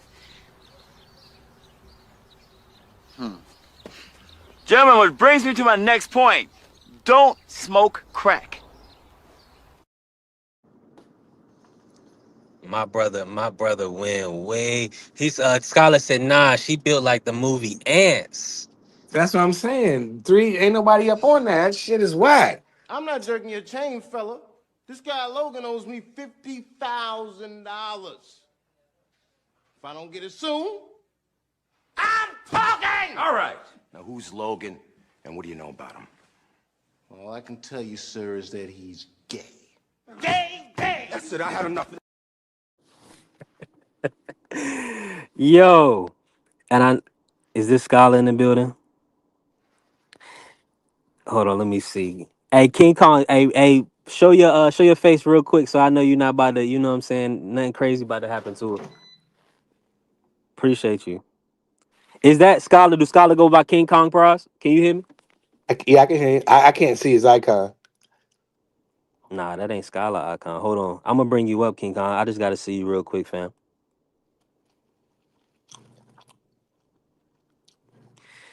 It's he authenticated on YouTube. I'm gonna bring him up. Yo. Salute to King Kong in the building. But yeah, I just played that for Scholar. I just want to see what Scholar was saying. Let me see what he say. He said she built like ants. Yeah, that was What's crazy, good, bro? Scholar. That was That is crazy. that's Scholar. Oh, that is Scholar. What's good, Scholar? Man, just chilling, bro. What y'all got going? Man, we got a lot going. We just doing a day live. We've been talking about a lot. The topic of conversation was a whole bunch of crazy stuff. I don't know what you trying to get into. You trying to get into the topic, or you had something you want to get off your chest, or you want to just cook? I just seen you a live, bro. I just clicked the live. I don't even know what y'all was cooking on. I know Okay, that girl bet. that was dancing. She looked like an ant. You remember that movie Ants? Uh-huh. I feel exactly what y'all saying, bro. Like the world's so artificial, bro. People just be dying for fucking natural shit, bro. Like, shit. Bring small booties back. Bring big boot. Like, come Yes. on, man. Them doctor bodies would be looking nasty. Garbage. They Big at garbage. the top, and small at the bottom, like a drum leg. Like, come on, man. butt thigh ratio don't add up. Bring back. Man, listen, she come out of that dress. I know that thing gonna be fat, man. Yeah, I'm yeah, we'll but see. I anybody can gotta go see, do that. like you saying. I If don't she work know. I out and do haven't. that, what's her I IG? haven't Let me gone go. down What's her. her Yeah, go. IG? Yeah, pull her up. What is it? Prize. Let me see it. It's Malali. Mihlali. M I. Lali. Hold on, slow down. Lali. Hold on. MIH. Lali. Man, Is it? Lolly sound like some shit you can Let catch me in your see this throat. bird. She do look good though. I ain't gonna That's a cap. fact. Yeah, that's what I'm saying. She's just pretty. That's why I seen. I was like, oh yeah, let me put that on the page. I was looking Hold for on now. shorts. Hold on now. Yeah, that's come on, bro. You know I ain't gonna steer you wrong, but that's the first thing. She It's might be funny. net. Nah. See, that looks off to Like me. South She's African. she's not she's not she's not she's not very revealing. She's kind of classy. She's not. She's too classy Yeah, though. she's But that's not. She good. Yeah, That's no what you doubt, no want. doubt about it. But still, A little she still class. looked like her butt had work done. Her hips are very wide, and she's not that big of a girl. Uh-huh. I mean, she got on baggy jeans. Where's the stretch pants at? There we go. See, she won't show you her cakes, See there? Yeah, which is but classy. yeah, I mean at least a little bit. She Can do she a little respect bit. herself? Yeah. I definitely will get with her Yeah. for sure. Come on now. You But I hear Angie mean, baby? You see that? You see that Angie baby? but she's still something is off though, man. I don't know what Oh it is. man, nah, we already broke it down. Shout out to the brother Champ. Ain't nothing wrong. She's built like a complete hourglass. That's not natural to me. Like that doesn't look. Uh, It doesn't look natural. Her booty don't look natural, bro. It don't. Like the way she stand, even her front shots, like her hips. Some pictures she look good, and some pictures it looks good. Some pictures she looks like bro, I artificial. wish my shorter drops would have dropped, man. I wish I only like playing these long ass drops, yo. This is crazy. I got my little nine. I had some nice little drops. I Her put lips with look camera. like they've been manipulated. She's cute though. Yeah, She's she real definitely cute. been manipulated though for All 100. right, all 100%. right. I'll keep looking, bro. I'll keep looking. I'm looking. I'm still scrolling. No, She no, no, no, doesn't no. I look. said I'm gonna keep looking. That was just the first show that I came across. Of course, I'm back on social media, so just kind of seeing what's out there. Uh, You, you don't we want to trying to see. build the channel. You know what I'm I saying? Trying to I grow. send a brown skin to your thing that's gonna have you going crazy to her IG. Her Okay. butt her butt thigh ratio, man. I have to send this to you. I'm sorry, B3. All right. Let's talk about this, man. Let's switch it up. Let's switch up the top. I got a King Kong consciousness in the building. I want him to speak up on. I want to speak about this. And did this play out? In your eyes, what's your thoughts on this? The topic of the show, let me just say this. The topic of the show has been uh is can let me say this. Is they gonna be able to are they gonna be able to remake Mayweather, man? Can Mayweather be replicated? As we can see the young Devin Haney. Is Shakur Stevenson gonna be able to is Turkey gonna be able to move a Shakur Stevenson in that way? Um and the lineage, I also had a video, so make sure y'all check out that video I posted about the history, like how Oscar De La Hoya has worked with Mayweather, build him up, he beat up a whole bunch of Oscar fighters and fought on Golden Boy Promotions. Devin has kind of took that same trajectory, beat a lot of Golden Boy fighters. I want to know um, who is the next guys, or who in y'all opinion can be uh is in that contention, or y'all can see even getting to that superstar status like a Mayweather.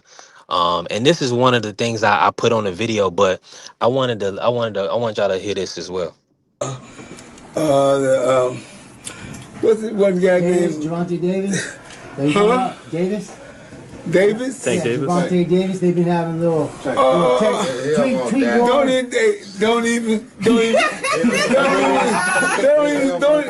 Hey, I'm just gonna tell you, tell you the truth. Tell the truth. Tell the truth. Tell the truth.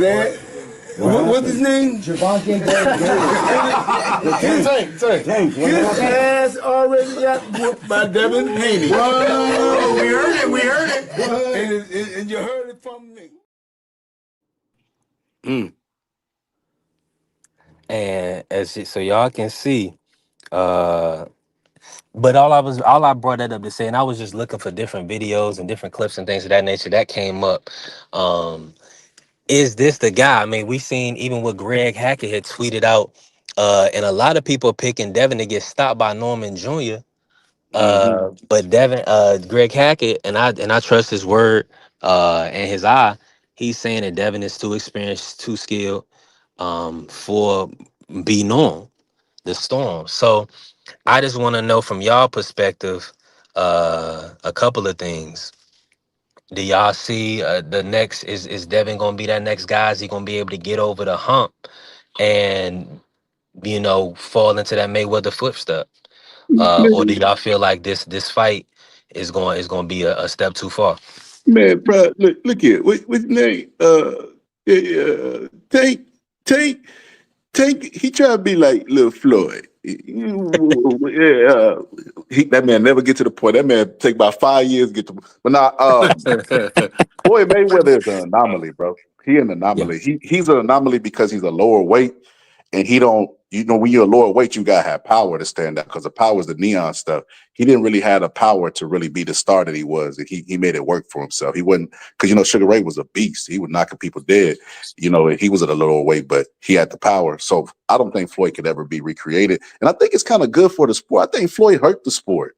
He hurt the sport because like he be saying it himself. He'd be like, everybody be trying to be Pretty Boy Floyd, but excuse me, Money Mayweather, but they forget about Pretty Boy Floyd in the beginning when I was fighting. He be telling the fighters that themselves because they try to protect the O. They try to selectively pick their opponent. They try to act like, it take 6 months to build a pay-per-view fight. Like they be trying to fight like that early in their careers, in their prime. So I think Floyd is an anomaly, and I'm glad it can't be recreated because I feel like he did more detriment to the game than helping the game with the inflated purses, with the records, with the fighting when it was the best opportunity. Like Manny Pacquiao fight should have happened 5 years earlier. You know what I mean? As far as competitive, but it happened 5 years late, and it was the biggest fight of all time. People try to do that now. They try to do it with Spence and Bud. Yeah, that's real. Mm-hmm. What's your thoughts, Prize? That was he cooked. That was Yeah, Skylar definitely could. yeah. Brother I'm Champ in I'm Ross in said there'll agreement. never be another Floyd. He's one of his own. Yeah, Floyd is a one of one. Yeah. In my opinion, just based on his IQ. You know what I'm saying? He had the supreme conditioner, but his IQ, and his toughness, his grit. We've seen him take a shot and big shots and not go down. So it's proven over the test of time that Floyd is definitely in a class of his own. Um, let me see here. He said, Bulba said if the referees would have done their job and called all that illegal clinching, Floyd would do things be different. Yeah, things would be different. Uh, which fights you talking about with the illegal clinching, Bulba? You gotta be more specific, so we gotta know which matches you talking about. Cause from my standpoint, Floyd, I mean, he dominated his opposition. I didn't see any excessive holding like he was hurt or, you know what I'm saying, like hanging on for dear life. But if there was a fight or something like that where you saying that he was holding excessively, then yeah, definitely run that or let us know. Another thing about Floyd that a lot of people don't talk about, like Tyson had got to a point. People say a lot of the game is mental, and Tyson won a lot of his fights before they even got in the ring. Floyd did that with his defense. Like you remember, Mm-hmm. I call it the May Vinci code. Ain't nobody ever figured me out. Ain't nobody. Mm-hmm. You know what I'm saying? Like people would get in there and start missing and become intimidated in the same way they would get in the ring and get touched by Mike and be like, "Damn, that motherfucker do it hard." You know what I mean? They would do that in reverse with Floyd defense. So he was so great that he built up a mystique surrounding his defense inside the ring. Like, oh, you think you seen it on TV? Nah, this shoulder roll ain't nothing nice. Bam, take that right here, and they will become discouraged. I seen Guerrera. He just depleted him. Like he missed like a couple shots in the first round and just kept going down, down, down. I'm surprised he didn't get stopped. Yeah.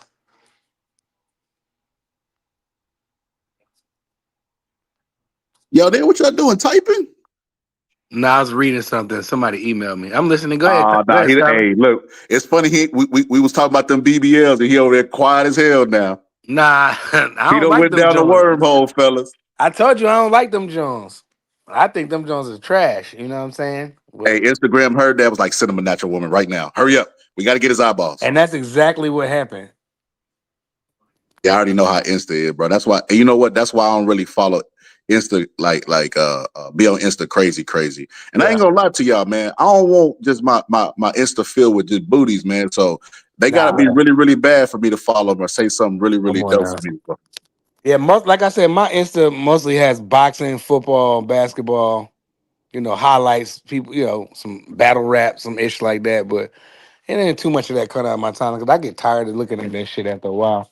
I ain't like Listen. it's too many bad biddies in the world. It's all what I'm saying. So Mhm. I don't get caught up in that shit like that. Only if you got to be weak minded for if you can't look and then you gotta what I'm saying, you can't handle yourself. Then you shouldn't look.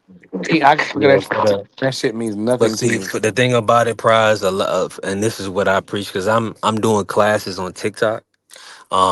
It's a lot of these young guys who are not going outside getting fresh air. They're not talking to young ladies of the opposite sex. They're addicted to porn, and they communicate to men. They make homosexual jokes to grown men. So when I have to teach these kids, you kind of have to break these things down to them, and it's they're sick. um a lot of these kids, they're getting this stuff a lot too early, and they're not communicating well. They're not able to build right relationships. The jokes, the kids shouldn't be making sexual jokes, you know what I'm saying? Yeah, So no doubt. I mean, they kids. You know what I'm saying? Like, so that's what they seeing. Like you saying, they seeing the BBLs. They getting a lot of this stuff early. So at the end of the day, we need to talk about these conversations. We need Uncle Prize and Uncle Scholar to come on here and say, nah, BBLs is not the thing. Look for that natural beauty, build up your woman, build up your lady, so the public and the people could value being yourself, being genuine, things of that nature. So these conversations is great. And like I said, I had to step away from social media for a while because my timeline when I was young, when I was first getting on IG, I was what, 18. When I was at, so let me give you a story about me first getting on IG, right? So I I didn't know anything about Instagram. See, I was just able to, I'm able to talk to, shorties naturally. So I always had girlfriends, whatever. And so I wasn't thinking about social media, nothing about it, right? I didn't find out about social media until um one of my shorties, she had posted a picture of me on Instagram, like I was laying in her bed chilling, you know what I'm saying? And she had posted it. Now uh we wasn't together, like this wasn't my girlfriend, right? But uh everybody saw it on campus, you see what I'm saying? So now I'm getting called, I'm getting blown. I'm like, what is Instagram, like? What? And my guys telling me like, yo, shorty posted you, whoop de whoop did. I'm like, so when I turned 18, when I first went to UNC Charlotte, is when I kind of got heed to, yeah, 100% scholar. Yeah, I didn't know nothing about nothing. But needless to say, because I didn't have a girlfriend, I was still clean and still able to The move. But move, but that didn't block me. You know what I'm saying? Anytime you get put out on Front Street, good shorties that really want to have somebody to their own, they probably gonna give you the cold shoulder. So yeah, she definitely got me. I was but I wasn't. But see, the thing about, and what's funny about it is that what's good, Simon? You gotta turn your camera on real quick, and then I'll bring you on. It's so bad. I just gotta see your face real quick. But that, I mean, that's just, yeah, I definitely got caught lacking, and I wasn't cognizant of it. I seen her take the picture, and I wasn't tripping. You know what I'm saying? I was like, shit, I mean, I'm. Shoot, I can't take a picture. You just took all this. You just took all my you just took my kids, and now I can't. And now you can't take a picture. I didn't know she was gonna do all that with it, but that's the power of social media. So and then after that, my timeline was nasty when I was young. My timeline was terrible. I got a lot of I boxing would on my bring, but stuff. see, we talking about some good stuff. Time you got to show, you got to put your picture on. I can't bring you on. I got to show you. I got to see you first. Yo, Uh, Simon, is that you from the UK? If it is, that dude be trolling like a mug. It's a black dude. oh, okay. It's cool if you troll, bro. I just don't want to. Oh yeah, he dropped off. Okay, yeah, we just don't want to see no Johnson up here, respectfully. Yeah, it's Bro, they happened too so many weird. times. They don't even troll with no pussy, bro. Like, why would you They, not bomb somebody with some but I girls would do some twerking? girls if Right. anything. They Now come I up, could see if you flashed a butt, like, man, cause don't people flash flash. anything. We just No, a no, bunch no, of men up prize, here but talking about right, boxing, right. Don't and flash here come a anything. guy wanking his little wanker on the camera. Like that shit happened on BVO channel. I told BVO, I called his phone. I said, "Yo, stop letting anybody come up on this bitch, bro. Screen these niggas backstage before, bro." Right, Facts, Angie Baby bro. said no Johnsons. And listen, let me correct myself. The only reason I said but is because y'all know the all movies and everything growing up as kids, flashing was a thing on buses where people put up and show their butt. That's it now. But like you said, showing Johnson to men, that's over the top. That's Yo, way that over was the that was top. that was funny before we had the these transformers running around. You can't do that nowadays. Ah, facts. Yeah, That's real But talk. Diddy bought up the baby oil and the transformers came. You know, we living in different times nowadays. That's the real talk. Transformers. I'm scared of them. Like I said, if you don't got like a kid or two or three, I don't even want to talk to you. To be honest, but I don't know. Yo, bro, you want to hear the crazy stuff, bro? It was I was doing security downtown at a library, bro. And obviously they would put me in like dangerous areas and stuff because of my size and stuff, right? So one time I was doing security and uh a transformer walked inside the library. I ain't even really seen that many in my time. So this was like a rare occurrence. And what made the transformer stick out is this motherfucker had been like 7'2". Like he was a big ass white dude, you know what I mean? And like so everybody just like, so he go in there, he taking off his heels that his big ass feet is busting out of, and he rubbing his feet or whatever, and he just being whatever. The librarians don't like him. Who you think they call, bro? Out of all the security guards, who you think they call? So they called me up there, and then they get in the transformer mad at me before I even get there. They like, hey man, you don't want to mess with so and so, man. He, you know what I mean? Like they over there just talking shit. I don't even know what's going on, bro. So I go up to him, and he kind of like crunk, like I like, hey, well, we're not gonna do that, I like we're gonna be respectful. And I was like, like I'm gonna tell you what the problem is, and we can work on a solution. But man, I ain't really like the idea of that, bro. So suppose I was all just size no go. I ain't trying to be tussling with no goddamn transformer and no dress in the library. That's crazy. Always trying to send a black man into combat. But Yeah, yeah, that was wild. That was probably the only I probably seen two my entire life, and that was one of them. you got to watch out for these all souped up chicks running around here with big lips, big cheeks, big boobs, big ass. They be transforming, man. I'm good. I How want to see tall the are you, stretch Angie Baby? marks. Angie Baby said she was probably just tall. How tall are you, Angie? It's okay. I dated a tall girl, a 6 foot girl before, but that don't mean nothing. She wasn't no transformer. These girls be all souped up. And then this is what they do. They be lady boys. They're running around here looking like a girl with a full beard that I can't even grow like that. But they got full beards and eyelashes. Nah, this was a dude. Hold on, let me do some maintenance real quick. Salute the Grandmaster Flash in the building. He's laughing because I'm sure was that you that was about the flashes. Gremlins. He's laughing. So Gremlin Slasher. I don't know if they both. I don't know who these people are. I don't Yeah, know if it's the Bub is a same troll. person. Bub is a troll. I know that for a fact. Like, yeah, you did the right thing, bro. They was for to get us with some weird stuff. Yeah, that's crazy. Oh, okay. They be going around. Okay, I got you. Why Yeah, y'all they do trolling that? the Why bitch y'all? out. I just want to know why. Like, that's what I want to know. Why y'all want to like Yeah, just tell us what's this? What's Because the thing, I think maybe it's because I don't know. Do they troll the Hispanics and the white channels like this as Nah, well? Bub. I seen Bubs in the chats before though. I'm I'm just gonna be joking. honest with you. Bubba troll wherever he lay down, but he do be around a lot of black content creators. Nah, he cool. Yeah, Yeah, 6 foot see, that's tall. that's nasty work, That's man. what we do, you know. But I You don't have six no feet, type. Angie? Damn. Angie, you 6 foot? No, you not. Angie lying. Angie 5'6". What's your She like BBL. IG? They always lied about their height. Yeah, post your IG. I need to see that. Damn. She don't got no pictures of her height on I, her s- IG. I I guess see. she I got to seen talk a. to you. I seen a picture of Bow Wow signing an autograph for Angie. He was at least 3 inches taller than her.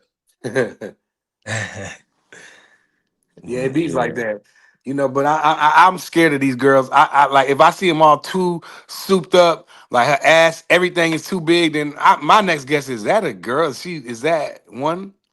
Is that I'm one? Is gonna that I'm a? gonna do this. I'm gonna do this for Flash and Grandma. We gonna. You said I'm gonna do it one more time. Let me.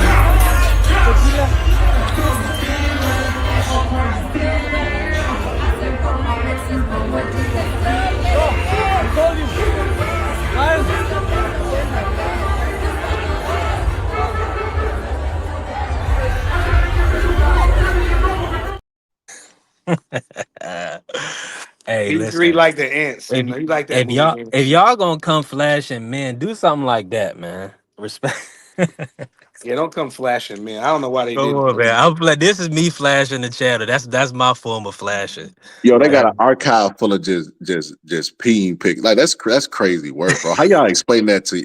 Well, they ain't got no girl. Let me I stop. don't want to. I don't want to have that stuff because I don't want if I die or something. I don't need my son pulling up no old stuff of me.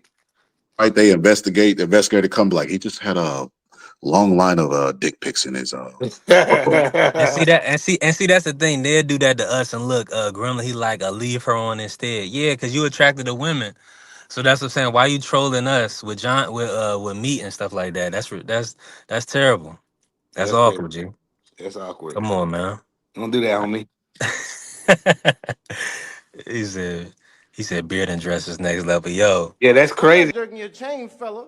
This guy Logan owes me $50,000. If I don't get it soon, I'm talking! All right. Now, who's Logan, and what do you know about him? All I can tell you, sir, is that he's gay. Gay, gay! That's it. I had enough. Boy, you wild, boy.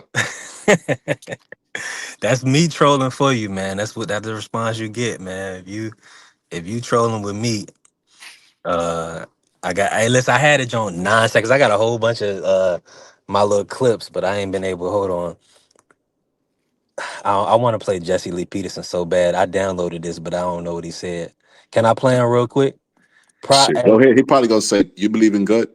No, he's Amazing, like, nah, he amazing. about to say something about a wife or I something. want to say to all men, all men, all men, whether you're dating, engaged, or married, or divorced, two things, or maybe three, but two things you should never, ever, ever attempt to do. Not only should you not do it, but you should even attempt to do it. And that is please your wife or hold on to her. Never, ever, never, ever, ever, as long as you walk this earth, never, if your wife want to leave, you can tell her why she shouldn't go, but don't be desperate and try to make her stay. You will live to regret it. And the second thing, the more you try to please her, the worse she gets. She hates you more.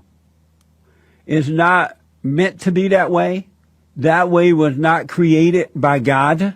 That was created by weak men. I hate that guy. Man, that dude is like a fucking fish in a goddamn fish, goldfish in the fishbowl, bro. You He can just tell he never had no bad bitties in his life ever. Oh, hey, Jesse Lee is hilarious, Man, yo. he's a But goofy. but I got to say that was. I mean, I think he had some validity to what he was saying, man. Trying to please people. man, what? Listen, trying I to ain't taking. please. I'm not Listen, giving him credit for shit. trying Yo, to I'm gonna be please honest with you, people. B. I'm gonna be honest with you. Let me tie this into some boxing, right? Okay. Yeah. So when I was reading Mike Tyson book, he said that there was a dude that was on his deathbed, right? And like he ain't have a lot of people. Don King took him to meet him. It was Iceberg Slim. which is really interesting because the man made books and had the hoes and stuff like that. I guess they left him in his old age when his pimp hand got a little fragile. But he was on his deathbed, and Mike Tyson was dating Robert Givens at the time, right? So Don King, was still hurt over Robert Givens, so Don King took him so Iceberg could give him the game. And Iceberg was getting Mike Tyson money. He started pimping Mike Tyson. He even got Mike Tyson to pay for his funeral, which is crazy. Started pimping a dude. That's crazy work, and the champion of the world. But Don King was already pimping him anyway. So I'm surprised Don was like, hold on now, what you doing now? What you doing, Iceberg? I ain't bring him here for you. Yeah, but he's one of the things he said was that he said, Mike, you know what your problem is, Mike?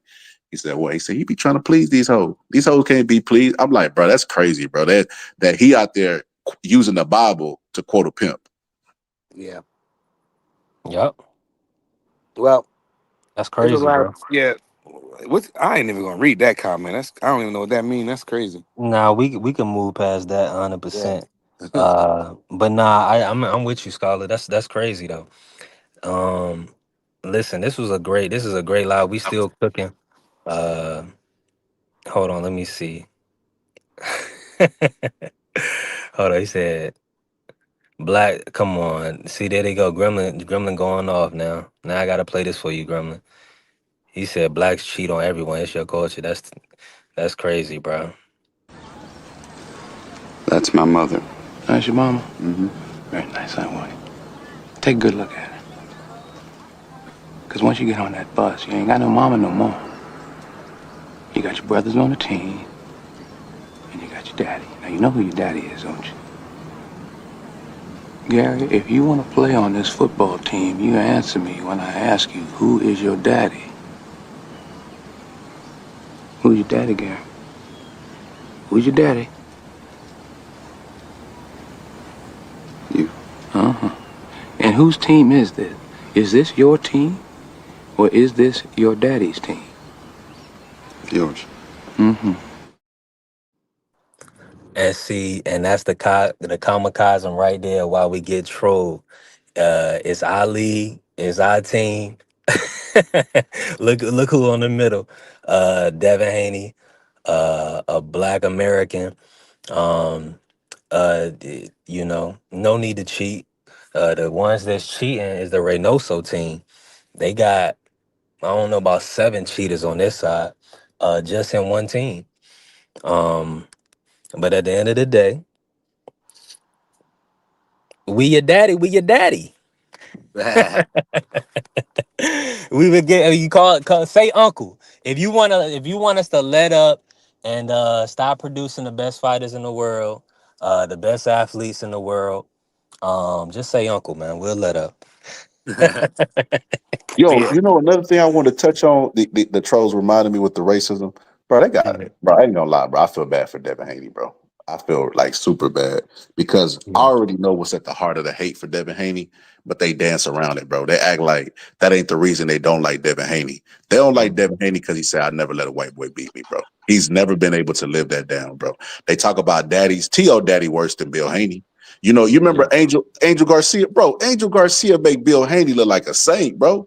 Angel Hmm. Garcia was up there talking about monkeys and doing all kind of crazy stuff before Danny would fight. He was even in it like saying crazy stuff during his fights.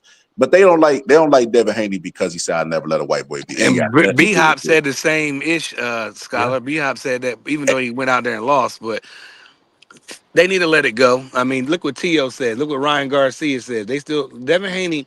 Listen, I got a 22-year-old son. Devin Haney's probably a couple years older than my son, right? If my son was like Devin Haney, I'd be a proud father right now. So let's just be clear. The kid don't get in no trouble. The kid he's a millionaire. He don't like. What more do you want? Like, if you raise your son, like, why wouldn't? It's okay to be like Devin Haney, bro. Think about it. Facts. Think about it. That's a good kid. You know what I mean? Good young man. Know what I mean? He don't be doing too much. You know what I'm saying? So don't worry about his baggy clothes and his chains and shit like that. Look all past that because we all did that, especially when I was young. I found my damn fangs that I had like when I was trying to be like the Wu-Tang Clan. I ran into them recently. I'm like, damn, I used to wear this shit in my mouth, so it don't matter about nothing. That don't mean nothing. I'm talking about he don't be in jail. He don't be whipping no, you know, kids ass or girls ass too much. And you don't see none of that with him. Like I think something happened with him when the baby mama. But come on, let's be honest. If my son was like Devin Haney, man, I'd be a proud dad right now. If he's like 25, 26, man, I'm cool. Brian Norman Jr., another one. If I'm Brian Norman Yeah. Sr., I'm a proud dad, bro. What like it's okay to like both of them. Y'all know y'all can root for both of them. Know what I'm But saying? see So the thing, but they what need they Scholar is saying is that if you're gonna give criticism, make right. it have substance. Hmm. Don't overly criticize because and not holding others accountable. For instance, if Devin was out here committing crimes and losing fights and missing weight, then he deserves a certain amount of criticism. You see what I'm saying? But the criticism is not warranted because the brother has been a constant professional and he's been on top and a champion for 7 years. So now he's gonna have is going to be able to show if this can be sustained because as we've seen with other people, uh, time and time again, you see with Floyd and what happened with his baby mom. Hmm. We see others with a lot of different situations, right? I'm gonna keep Devin in prayer because we don't want his career or his life to be marred or be put in a bad situation because of out of the ring stuff. People, I think that was a form of hate towards Devin by trying to clown him for not having kids.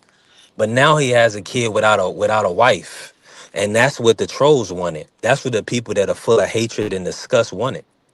They want him to be out here with a baby mama and having to deal with what the common clown, or excuse me, my apologies for that, the common person has to deal with.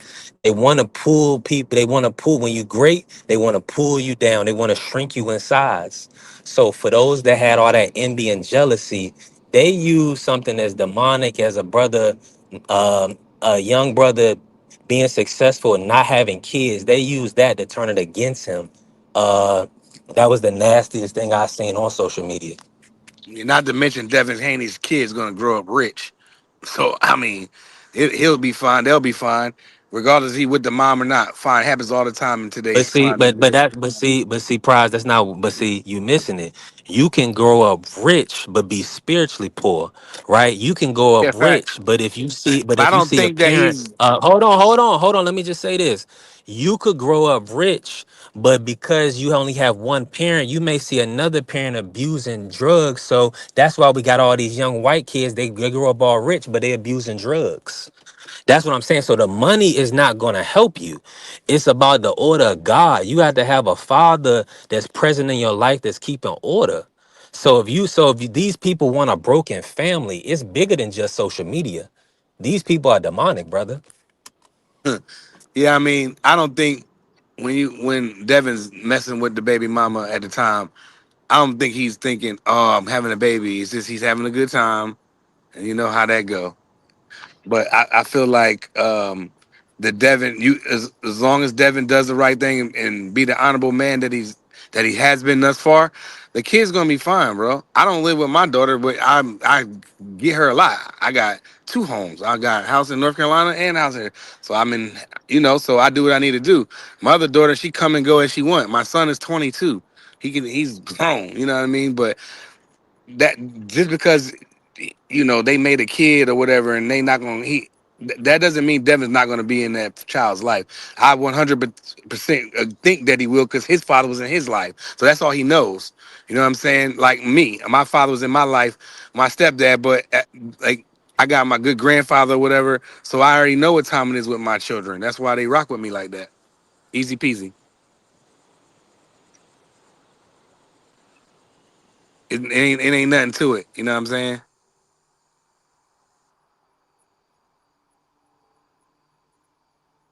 I mean, That's up. I mean, that's his So opinion. That's B3's that, opinion. this that what I was going. This is what I was going to tell you, Yeah, man. go ahead, Scholar. Let me tell you. Let me tell you. Probably let me tell you how crazy the people is that we're Yeah, visiting his Scholar, history. you wild boy. You can hear me though, right? Yeah, go ahead. You go ahead. Okay, I thought. So this is the craziest thing in the world, right? So people will look at Bernard Hopkins, and because they didn't like his statement about "I'll never let a white boy beat me," you go and you see clips of him getting beat up by a white boy. Now, context matters, right? When he said that he was going, "I'll never lose to a white boy," he fought Joe Calzaghe, and this was 2008. If you go back and look at that fight, he dropped Joe Calzaghe early, and he did enough to win the fight. They just didn't want to rob give Joe Calzaghe that first L. Right. But to me, he won that fight, I right? about to say I thought B Hop at least got a draw at the I thought with Fact. the knockdown and some of them late rounds, Kawasaki was landing, but so was B Hop. B Hop was hitting Kawasaki with some shit. But he made that statement, and them white judges was not letting that ride because it was too close of a fight. And if it was a close fight, they know they was gonna make sure Kawasaki, what was he, 48-0, 46-0, whatever he was. But Something. He was undefeated. I don't remember what it yeah, was, but he was yeah. undefeated. He beat two people. You know what I'm Yo, saying? and then check this out, Price. Check this out. The clip that they go get, they waited 8 years after that statement to when he fought Joe Smith at 51. And that's the clip that they put out there to make it seem like, well, you just gotta be careful. You know what I mean? You can't say Yeah. I'll never lose to a white boy. You're like, bro, what? And they show the clip when he get knocked out the ring. Mute your mic, B3. Your mic mess up. Oh yeah, that's B3. I was about to say I ain't saying nothing. Nah, not you, Free. I said B3. BBO done gave you that Amazon Prime mic, B3? Dr. Pepper 20 ounce. Sheena? Yeah. B3, mute Yo, your B, mic. you off mute, bro. I'll grab it real quick. He making a This is 20 delivery. ounce? That's why he making a delivery. I put it in the background. Hold up, B. We don't be doing the Dr. Peppers now, brother. This is just a family show. Yeah, you wild, dude. You wild, dude. But yeah, man, they reduced Bernard Hopkins down to that one statement just because he says like some crazy stuff, bro. And it's so, you know what's the elephant in the room, bro? I know y'all heard the story about Charles Barkley said one day Larry Bird was mad at him, and he was like, "What's wrong, Larry?" He was like, "They put a white boy on me." Mm-hmm. Bro, the elephant in the room, bro, is that if you look throughout the Hall of Fame, you look through, it's all black, bro. It just is what it is, bro. Like that ain't something we gotta dance around, bro. Like we know that Paulie Malignaggi and a lot of people talk about the Eastern Europeans running boxing and all this stuff. Bull, that's not true. And then, bro, you know what's crazy about the price? When you look at when the Eastern Europeans are dominating the sport, it's when the sport is at its least lucrative, Yeah, bro. like the They do Callisto not era. support. They do not. They love black people, bro. No matter what they say, they will show up to see them lose. They will spend money in mass droves. But a prime example of this is Triple G. Triple G couldn't sell till he fought Canelo. Right. Kovalev. Kovalev first pay per view was Andre Ward. He couldn't sell. He couldn't sell a pay per view to his mama up until that point. You know what I mean? Like all of them. Bivol is boring. Bivol versus Better Be. That was for Undisputed, bro. And nobody. I mean, we cared, but it wasn't nothing crazy. It was We didn't cool. call it for. I cared, but it was like it wasn't like Mike and Holyfield unifying or something like that, or Roy Thanks. getting his belt back against Montel Griffin or something like that. It wasn't like I wasn't hyped like that. You know what I'm saying? Like I get hyped for like a Meldrick Taylor versus Terrible Terry Norris. That as a child had me hyped. See what I'm saying? So, like you said, it was undisputed, and I done seen some undisputed fights, but I was like, cool, it's cool. And it was a decent fight. It wasn't bad, but again, I wasn't hyped like what Scholar is talking about. I just wasn't. I would have rather seen a no belt fight with Tank and Shakur. That's how Yeah. nobody was calling for that fight. So as much as they want these Eastern Europeans to dominate and do all this stuff, they don't sell and they boring, bro. Usyk right now is the best heavyweight in the world, bro. But the sport would be better if Deontay Wilder was undisputed. I'm just being honest. If Wilder or AJ or one of them guys was undisputed, the sport would be at its forefront. Nobody cares about Usyk, bro. And then what don't help them is they don't speak good English in their interviews. They just be silent. I do the talking with my fit. No. We don't. WWE is popular in America. You got to do some talking. Yeah. Like I'm just not. I mean, I like Usyk. Don't get me wrong, but I'm not excited when he goes in the fight. Like how I was excited for Riddick Bowe to go in the fight, or Vander Holyfield, or Mike Tyson, or Roy, Floyd. You know, I wasn't excited I'm not, especially for a heavyweight champion. I Hold just on, keep it heavyweight. let me get in on this real quick. And everybody send a bit of smash the like button. If you ain't follow the channel B3 Picks TV. We working in here. Shout out to the Sports Talk Network. We got my brother Scholar in the building. Make sure y'all follow the Boxing Scholar. Also B3 Sports Talk, and definitely I got my brother Prize with me. Now I gotta ask y'all this: where do y'all rank Usyk all time? Can he be considered a pantheon great heavyweight? If you want him to, it's all about to be opinion anyway. But I'm not. I can't put him in the top 10. What he did is terrific and tremendous and is great. It's great accolades what he's done. But that doesn't mean I can name. I definitely can name 9 better heavyweights than him for sure. But he cool. Like, don't get me wrong, But like I said, if he got a fight coming up next month, if it's against like Joseph Parker or something, am I supposed to? I ain't gonna be excited for that, dog. Versus when Floyd Mayweather was about to fight Arturo Gotti or something, or when Riddick Bowe was about to fight Holyfield for the second or third time. I But wasn't here's the excited. situation. I'm gonna be I honest. I understand what you're saying, Price. Is my audio coming through? you good? I just want to say this. I think we're being prejudiced, being Americans. He could, and because we've seen probably so many great champions over the years, but really to go up from cruiserweight, and I don't care about what era it was in, right?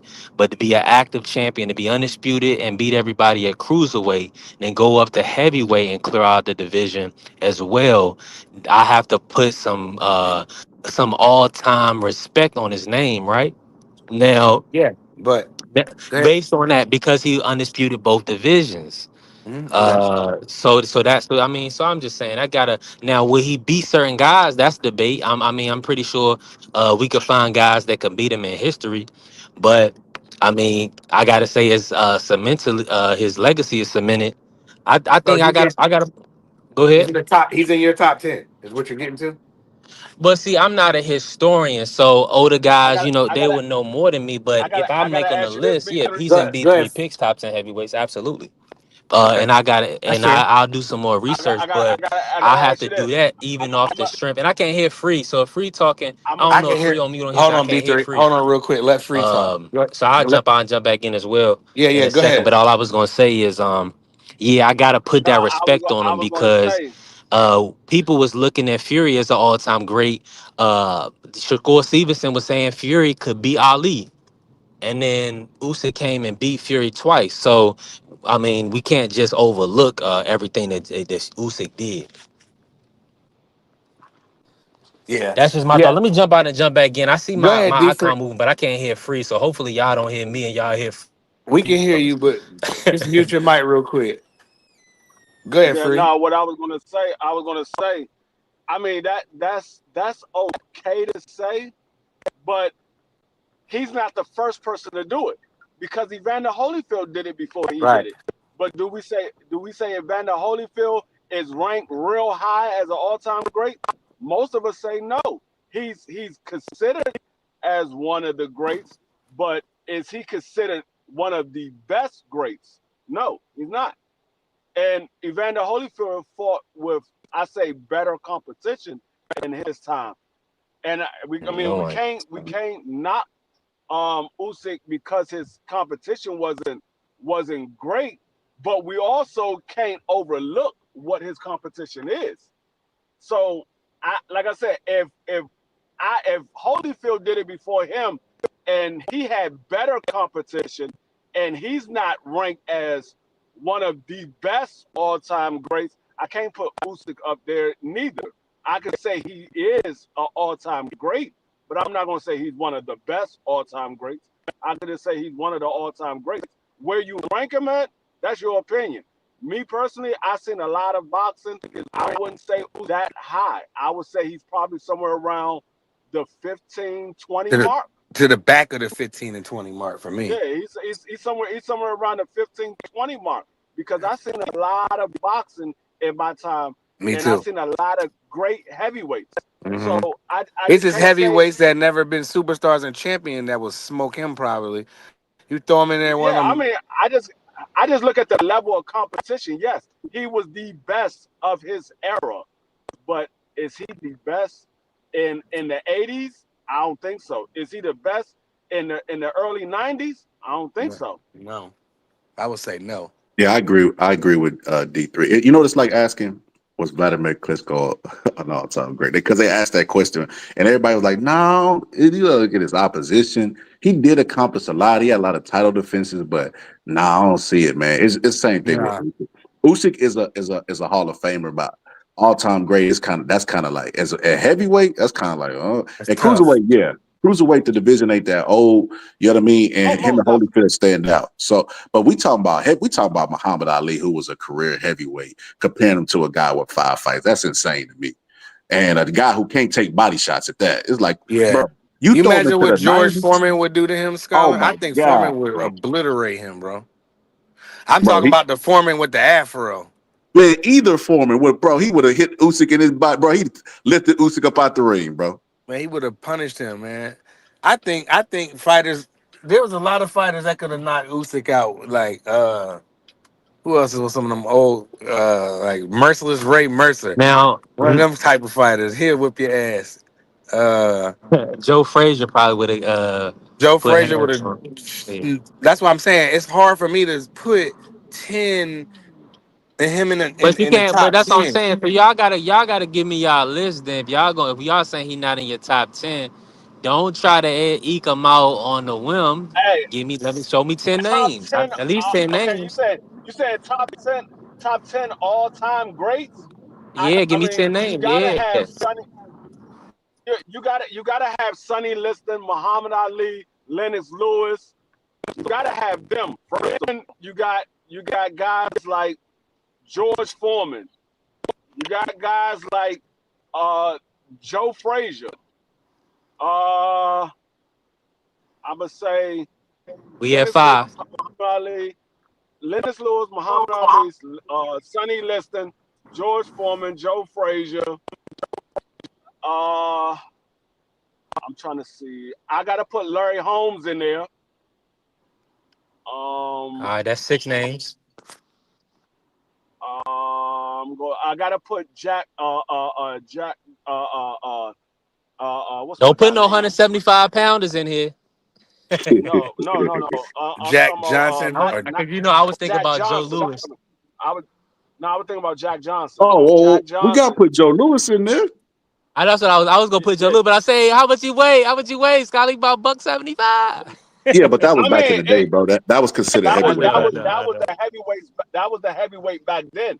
We So, can't change what his division was. His division was heavyweight. So I can respect if that. that's I what can the respect weight that. if that was what the weight was, then that's what the weight was. They upped the weight because people started getting bigger, so they upped the weight. But the We heavyweight got we at at 7. that time was 175. yeah, I Let me So put definitely let me you put have got Larry Floyd, Holmes. Ali, you got Joe Johnson. Lewis, Foreman, Tyson, not in any order. Lennox Lewis, Sonny Liston. I throw Larry in there. Jack Johnson because of history. Now we Um, got the 7 name. We Uh, got the. Oh, you gonna put Jack Johnson? That's Joe 8 Lu- name. Joe Yeah, Lewis. you gotta throw Sam Riddick Bowe in Langford. there. You got Riddick Holyfield. Bowe. You got to Okay. throw Sam. Nah, I'm not throwing. I mean, you can throw Riddick Bowe, but I got Sam Langford before Riddick Bowe. At I got Sam heavyweight. Langford in there. No, Jack Johnson ducked Sam Langford. He Yeah, did. He that's did. a He did. fact. He did. He Didn't I made it. thought? He ducked. Let You me. know what's What crazy, was the? B3? I seen an interview where Emmanuel Stewart was saying that he don't rate Jack Johnson in his top, right?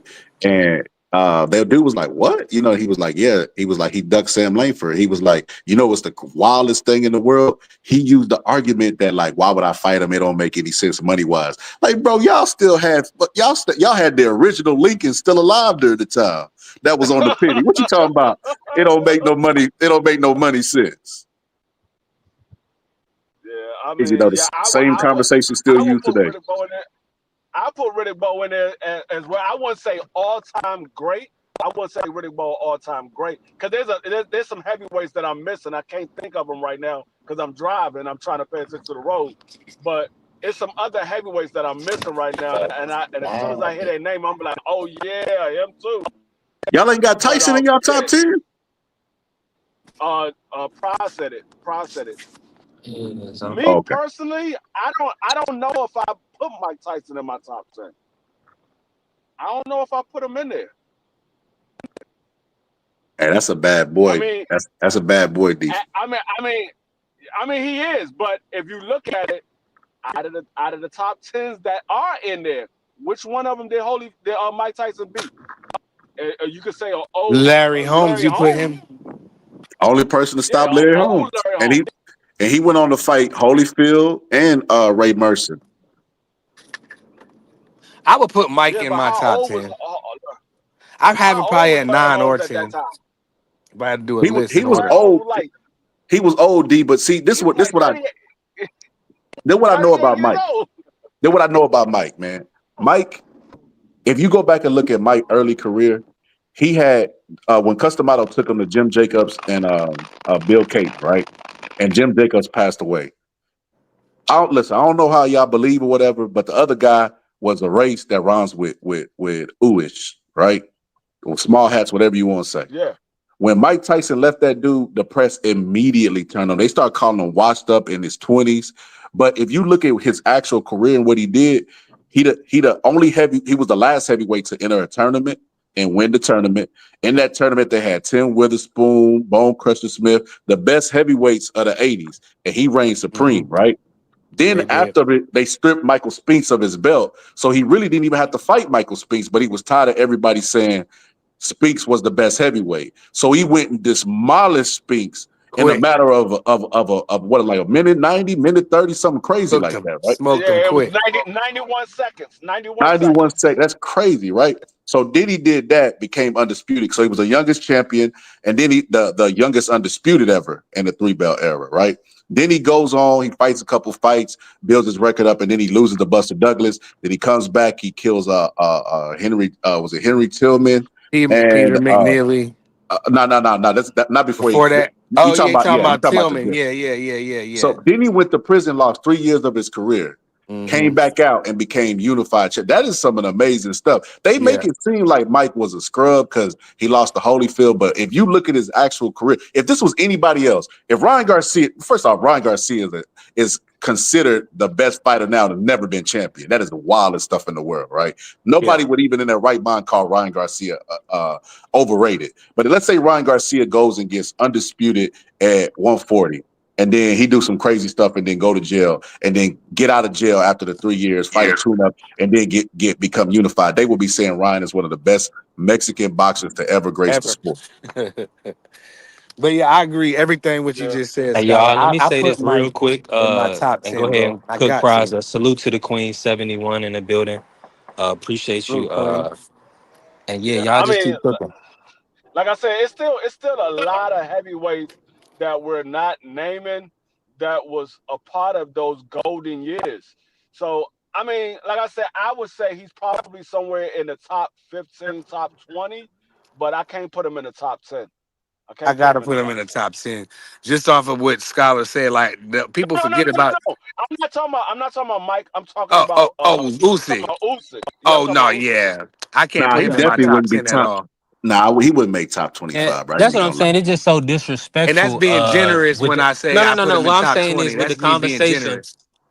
With the conversation is I think it's a little disingenuous, and it's a little all over the place because we got 175 pounders, right? We talking about dead day, but in Usyk's day, he had to move up and fight dudes that was what 270 pounds. No, So, no, oh because no, hold on, let me finish free. Let me finish free.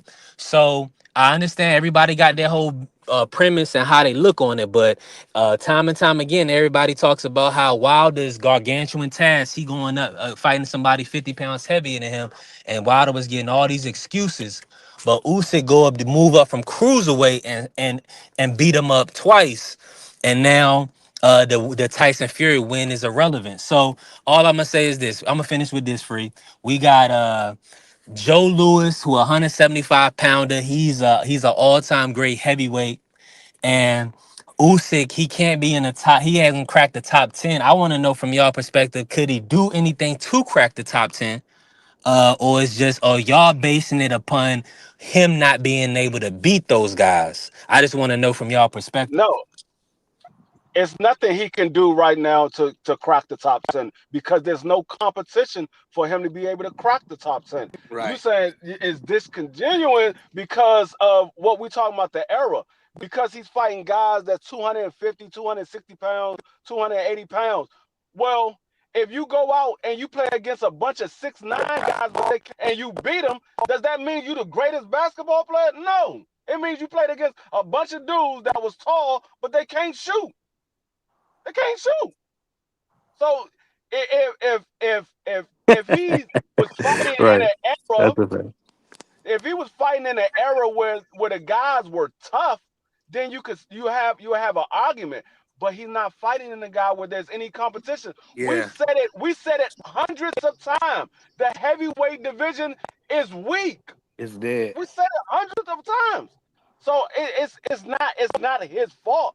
But if the competition is weak, you can't give him any kudos But see, because he y'all. beat But see, everybody in the hold on. Let me say competition. this: it's easy to make that argument right now. But like I think y'all would do that. People would do that the way they do Kobe, or how they try to put, or they say this era is soft and never did. But we see Shea, we see Jokic, so that conversation really can't happen. We see they two of the most skilled players that we've seen from a I'm scoring gonna put it like perspective, this. right? Now, I'm let me say this: with Usyk, I think based on what he's as far as like this.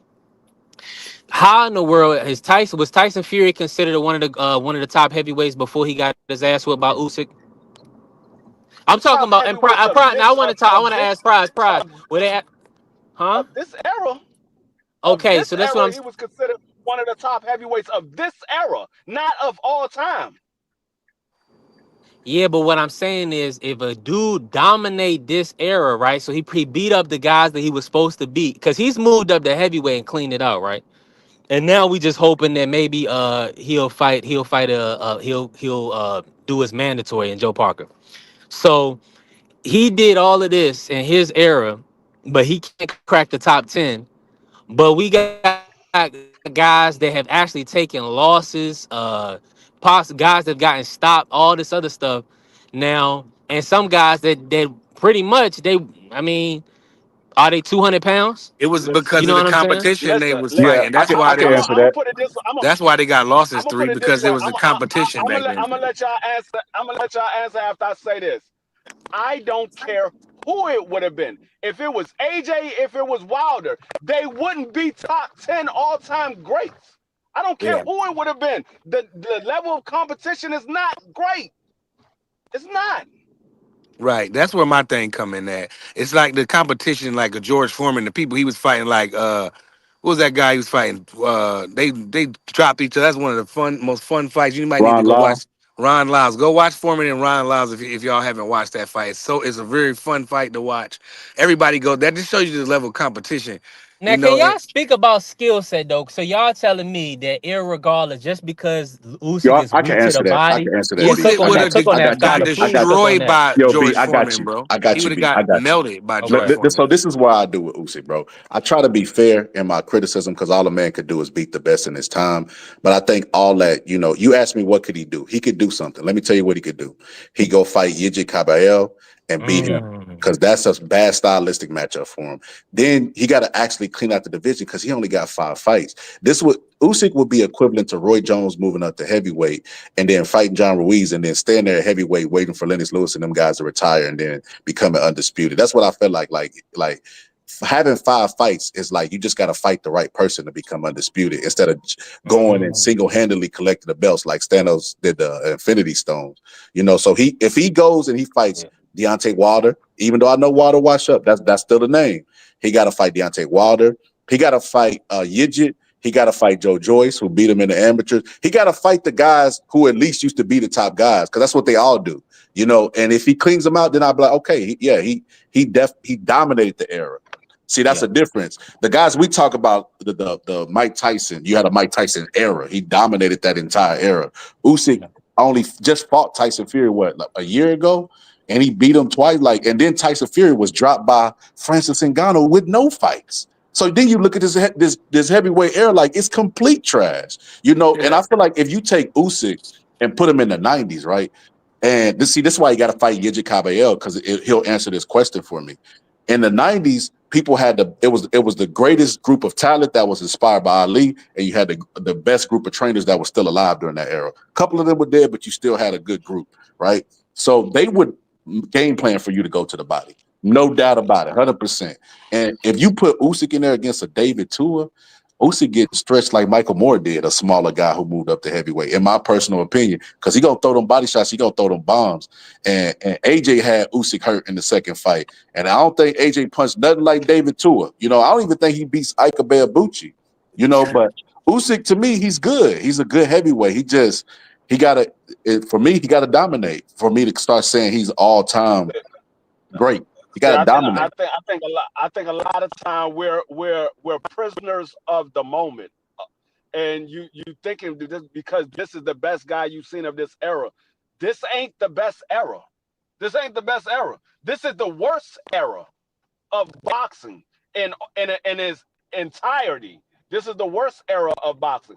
I mean, you got a few guys in each division. You got a few guys in each division. Everybody else, you like, man, who is he? This is the worst era of boxing. So when you got to look at this era and give it for what it is. You wanted to say, okay, yeah, this guy is the best. Yes, he's the best of this era. But you can't say he's one of the best of all times when he hasn't fought anybody on the level of all-time greats. None of these guys are on the level of all-time greats. None of them. They're good fighters in their own right. That's cap, They're not gonna. Craft Carrier. Just to let you know, that's cap. What's cap? Who Not you, he Freak. to Not somebody you, in the Freak. chat. I was reading the comment. You Not you, talking about Freak. somebody in the chat. Some of the names he brought up. I'm glad he listed that, because if he go beat FA, you know what I mean, he dismantled Moses. It's like he gotta build an actual resume. I feel like it's too premature. Like Yijit, those guys, and he dominate those guys. I wouldn't say nothing. I'd be like, yeah, hey, all a man could do is beat the best of his time. That's when you start talking about him with these other guys who actually had errors. But as far, listen, look, you touched the nerve with this Joe Louis stuff now. Now, Joe Louis, I think, was 185 pounds, if I'm not mistaken. But that don't mean if you go, let me give y'all some homework, man. Type in Buddy Bear versus Joe Louis. That guy was not Tyson Fury height, but it looked like they was in completely different weight classes. Buddy Bear was so goddamn big, bro. It looked like bro, he was Jews compared to Joe Louis. That motherfucker knocked Joe Louis out the ring, bro. Knocked him out the ring. This is some movie stuff. Hit him so goddamn hard, he knocked Joe Louis out the ring. Joe Louis, 185-pound ass, climbed back through them ropes and permits to whooping his motherfucker ass like he beat the shit out of Buddy Bear. But Joe Louis fought a lot of big guys being 185 pounds, because they didn't believe in they called them scoop divisions back then, where, hey man, let's, these guys too big for this. Nah, you over this amount, you heavyweight, you gonna fight everybody. And that just happened to be the cutoff, weight for them. It ain't that they was just so, and if you bring Joe Louis to today's time, he definitely could make over 200 pounds the same way Usyk is. You know what I mean? All he got to do is get that snack on his shirt. Not just playing. But no, he definitely would make weight if he was in today's time with what we know about the body and vitamins and creatine and all that other stuff. But now Joe Louis may have been an undersized heavyweight, but if you throw him in another era, you'd have to adjust for the era, and Joe Louis would run to if you switch the eras, you switch Usyk and put him in Joe Louis era. He probably does well because they didn't fight a lot of southpaws, and they wasn't good with footwork. But eventually, one of them big guys is gonna hit his ass with a body shot, and we see every time he get hit with a body shot, what happened. Joe Louis done been hit with plenty body shots in. Joe Louis, every time he was down, he got up and finished the guy, no matter what size that was, and most title defenses and doing some crazy stuff. That's the domination I want to see out of Usyk before I could give him credit. 5 fights, bro. This is how crazy the world is, and this is how you know the great white hype is built into Usyk to a certain degree. Look at Bub in the chat, right? You Check already this know. out. Go ahead. He fought Daniel DeBarge, right, and beat him. And when you look at Daniel DeBarge, he flopped in that fight. Like, he flopped to the ground, like they do in basketball and stuff, right? So he go get a couple wins against guys, that, okay, you know what I mean? Okay, AJ was the biggest win, obviously, right? But AJ had him hurt before he ended up knocking him out. AJ hurt him, right? And Mm-hmm. so they gave a ton of credit for that, and then started picking him in the rematch. So Usyk's 5 fights at heavyweight, 2 of them, well, no, 3 of them. 3 of them, Anthony Joshua, Tyson Fury, and Daniel DeBoss are rematches where they picked against Usyk after he already beat him. It's like, bro, y'all doing this to give Usyk credit, bro. He already beat the guy the first time. You're like, you don't know what? I'm gonna go against Usyk this second time, because if he get this second time and he win again, a guy he already beat, I'm gonna have to make him the greatest of all time. Like, bro, what? Yeah, I mean, the comments is crazy. Y'all tripping, but I mean, if you want to put them in your top 10, that's your opinion. You know, I don't have a problem with one's opinion. It is what it is. Everybody can have their own opinions, bro. What is you talking about, bub? Get out of here with that. Man, Bob be trolling, bro. Bob be we don't even know who Bob is. Bob could be a black dude that I don't that, care what he is. He just that was that's never not. accepted, bro. I don't know, bro. Bob, That nigga Bob just tripping. that's what they do. A troll told me that Prize. He said the key to the trolling is just to ignore them. He said that's what they be looking for. They said they Yeah. get like a little dopamine rush whenever you answer their comments and stuff, because they never hit the panel. They want, and it's an avatar, but they'll never hit the debate in real time. They just rather throw tomatoes from the I comment know. section because it's easy. They can't debate. Listen, they can't tell me nothing about no man with 5 fights at heavyweight, bro, and about being an all time anything, bro. We compare them to people who have fought heavyweight their entire career.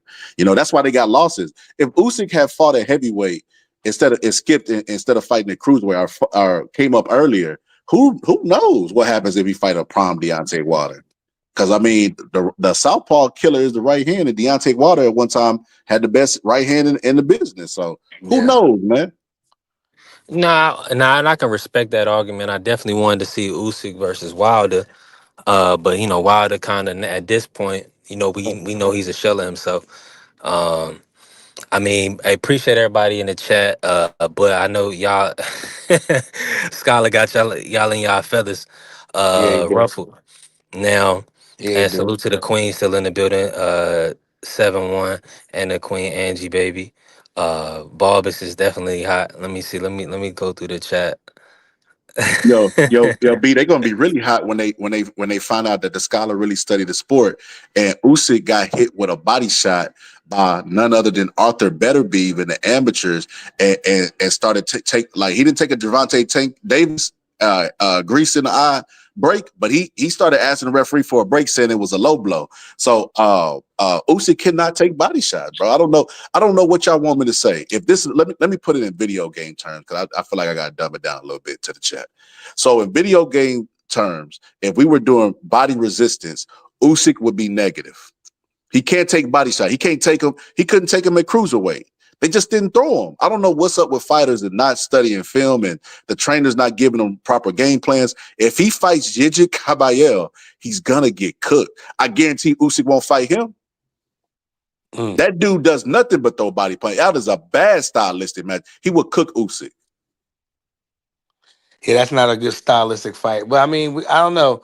Like I said before, I don't have him in my top 10 heavyweights. But if Prize, y'all can want to you hear put me? it, yeah, I can hear you. Hold on, let me just say this. With him showing power in the Dubois fight and the Scholar, I'm gonna ask y'all this: do y'all feel like he may be able to get over on the Agate, or who else, a Fabio Wardley, now that he's showing a little more power, or do you think that was just Dubois? That's a one-off. I think Dubois is already mentally defeated. So, when Dubois got that orbital bone broken, bro, and he took that knee, he was never the same. Because he fought a cruiserweight as a tune-up. I don't even remember the dude's name. That dude almost stopped Daniel Dubois in the first round. He ain't even no power puncher. Like, I don't know, Kevin man. Like, Lorena. yes. Yeah. That dude, man. Like, that's why I ain't gonna lie. I picked Daniel Dubois in the second fight, and this is why. I thought Usyk was getting closer to retirement, and when the fighters start talking about retirement, hey, look out, the end is near, and the fact that he couldn't take body shots, I thought Daniel Dubois would actually formulate a game plan to try to duplicate the shot, but he just blitzed Usyk and got it over with. Like, that's crazy. Like, I can't understand fighters' mindsets, but Usyk, to me, he don't suck, But and listen, until he fight the names that I said and dominates to where we can say, hey, this year was Usyk's year where he dominated. Mike Tyson had 3 years where there was nobody in the world could even touch Mike Tyson. We already knew. We was like, hey man, Mike, he gonna slaughter this guy, he gonna slaughter that guy. Matter of fact, when he got knocked out by Buster Douglas, a lot of people wanted to see Buster Douglas get back in the ring because they knew Mike would knock him out, and it was a fluke. Buster Douglas never took that rematch. He was you know what it's like? You ever been playing with one of your siblings and you better than them in the game and they get that win? They're like, nah, man, I'm gonna go ahead and retire. No, get your no, man, I'm going to retire, man. Right. Yeah. Hey, but Good. it looked like Fabio is about to fight Joseph Parker. They in talk of making a fight for February.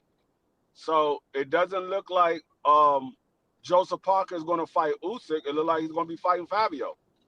And that's another play for Usyk to look great because then he get the winner. He don't got to do no heavy lifting. Listen, Canelo's is not on good terms with me right now, but when Canelo was at 68, he was going and collecting the Infinity Stones like Thanos. Usyk is getting, his career kind of mapped out for him. These guys are eliminating each other. There's no reason that Joseph Parker, who I think is overrated, by the way, and is also on the juice. But there's no reason why Joseph Parker is not getting a shot at Usyk. There's no reason. He's been calling Usyk name. That fight should definitely be made.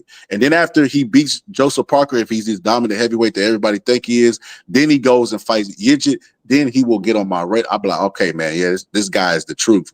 The body shots didn't affect him, or this didn't affect him. But until he does that, but I would even want to.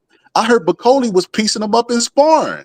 He ain't even said Bacoli's name as a champion. No, Bacoli knocked him out, and Daniel Dubois. And he said, if I'm lying, let one of them say something. And nobody said nothing. So I mean, but yeah, I want to see if Usyk get in there with Kavanaugh. And I know we know Agate is a tall task, but Skyler, you got to speak on that real quick. You said you think Parker. He said, Aircraft said, I'm astonished B3 letting this go on. Hey, listen, this is open panel, man. Open panel discussion forum. Pull up, Carrier. You already know you got a open invitation. Hold on, let me redrop the link. Bulbous. Anybody could pull up. Just like Scholar did, just like Free did, just like Prize and Marky and High Rod. Y'all already know we cooking. Come on and talk that talk, because just don't whip out Johnson on grown men. We ain't into all that. You know what I'm saying? Ain't nobody gonna pull up unless they really know about boxing. They talking in the chats because they don't really know about boxing. Come on now, speak on it. Now, let me say this. So it's been the lineal, twice lineal Usyk. I'm gonna give Usyk credit. I appreciate what Usyk has done in the sport.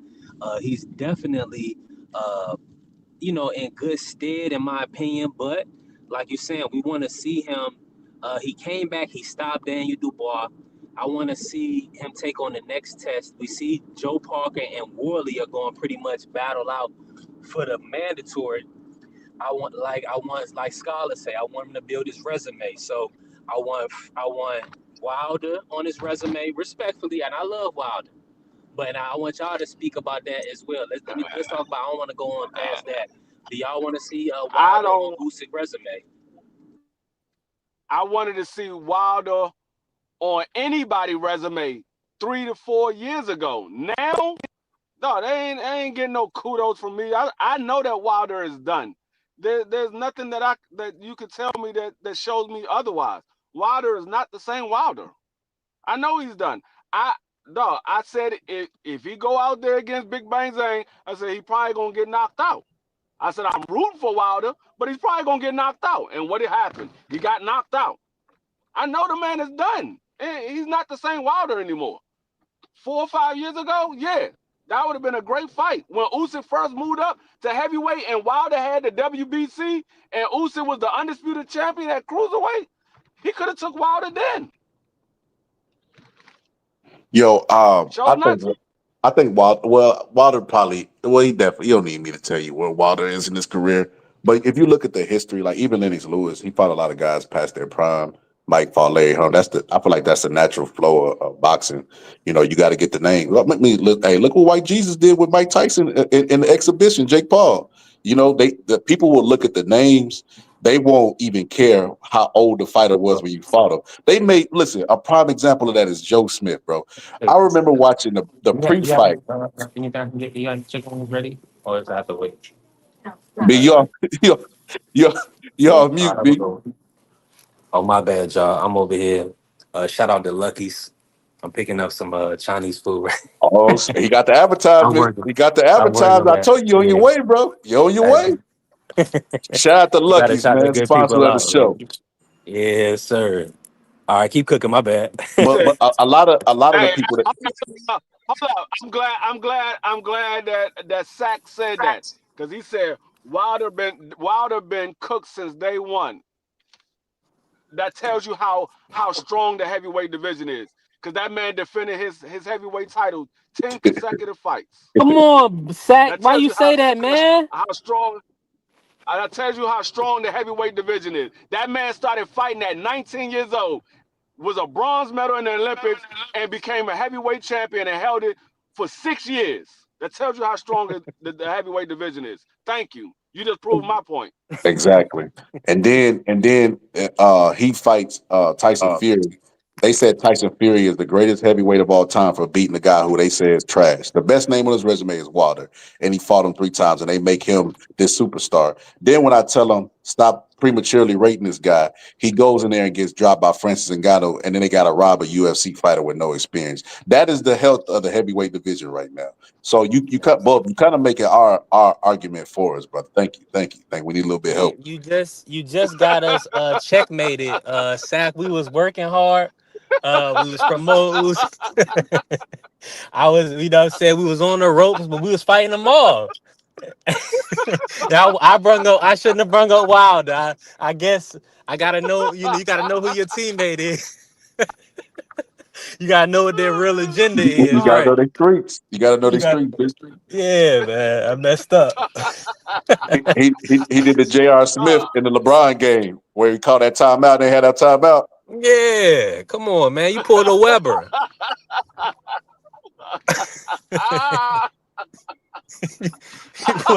he pulled a J.R. Smith. Oh, that nigga pulled a daggone Ron Rivera. That nigga, Yeah. you ain't had it either. I thought we was gonna be another overtime. What? Nigga, you thought it was gonna be another overtime? This ain't college. Yeah, man. We are listen, you gotta speak Oh, about him defending the title. You know what I'm saying? Bill, see, this is what good trolls what they do. You don't get emotional. You laugh at building up their accomplishment. You just smirk in your mind, but you just say everything the people want to hear. Don't tell on that yourself. that's exact, and that's the exact reason why they sit in the chat because they come up here and talk to some real boxing fans that know about boxing. They gonna get cooked. That's why they sit in the chat. And listen, and Hey, that's why, a and fact. and why, and mostly, and but Scholar know this, and you free know this. If you getting people that are talker that love AJ, like probably like Barbersack, he gonna probably talk about the guys that AJ fought in the top 10, and he gonna say those guys Wilder didn't fight in the top 10. You know what I'm saying? Because I done heard these conversations. That people. So hey, listen, you gotta know when to hold them, know when to fold them. Now, I gotta ask y'all this Mhm. because Free, you did say this is the weakest era in boxing. Now, I gotta ask you about the lightweights, the smaller guys. And Scholar, I want you in on this as well. Do y'all see any of these smaller fighters, any of these lightweights, that could compete all time? All time. It's And you hard to talking about? say. Yeah, that you get, and I don't want you to rank them. I just want you to say, seeing their skills, seeing them in the ring, temperament, all that good stuff. Based on your experience, your eye, would you put I them don't. put them up against a Ray or a Duran, or how would they fit? I'm gonna be honest with you. I'm gonna be honest with you. Outside of Bud Crawford,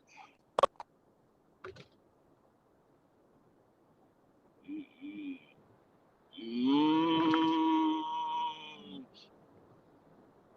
I don't know. I don't know if these guys are going to make all time. I mean, maybe Earl in his prime might be able to do some damage in his prime. Um, I don't know, dog, because I don't see nobody right now beating Ray, Hearns, or Roberto. I don't see nobody right now. Yeah, Mm. it's a tough one because they're not even fighting each other, man. Like it would be a different thing. We will be able to gauge. We can't gauge them all time if they're not even fighting the best of their time.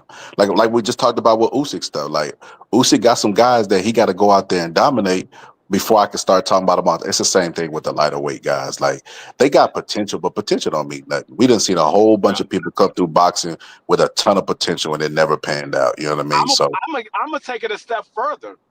I don't think none of these guys are messing with the Shane Mosleys and the Floyd Mayweather at 135. I don't think they messing with those guys. I just don't. Wow. These guys, they scared to test themselves. You gotta remember, Pretty Boy was getting in there with everybody. He wanted to fight everybody. Shane Mosley was putting people to sleep by body shots, not to the head, to the body. These guys they not fighting nobody. agreed. Yeah, that's real. Hey, that's crazy. That's one of the things that Errol said, and that's his homeboy. You know, Tank is homeboy. But when they was going back and forth, he got under Errol's skin, and Errol said, "You ain't fought nobody."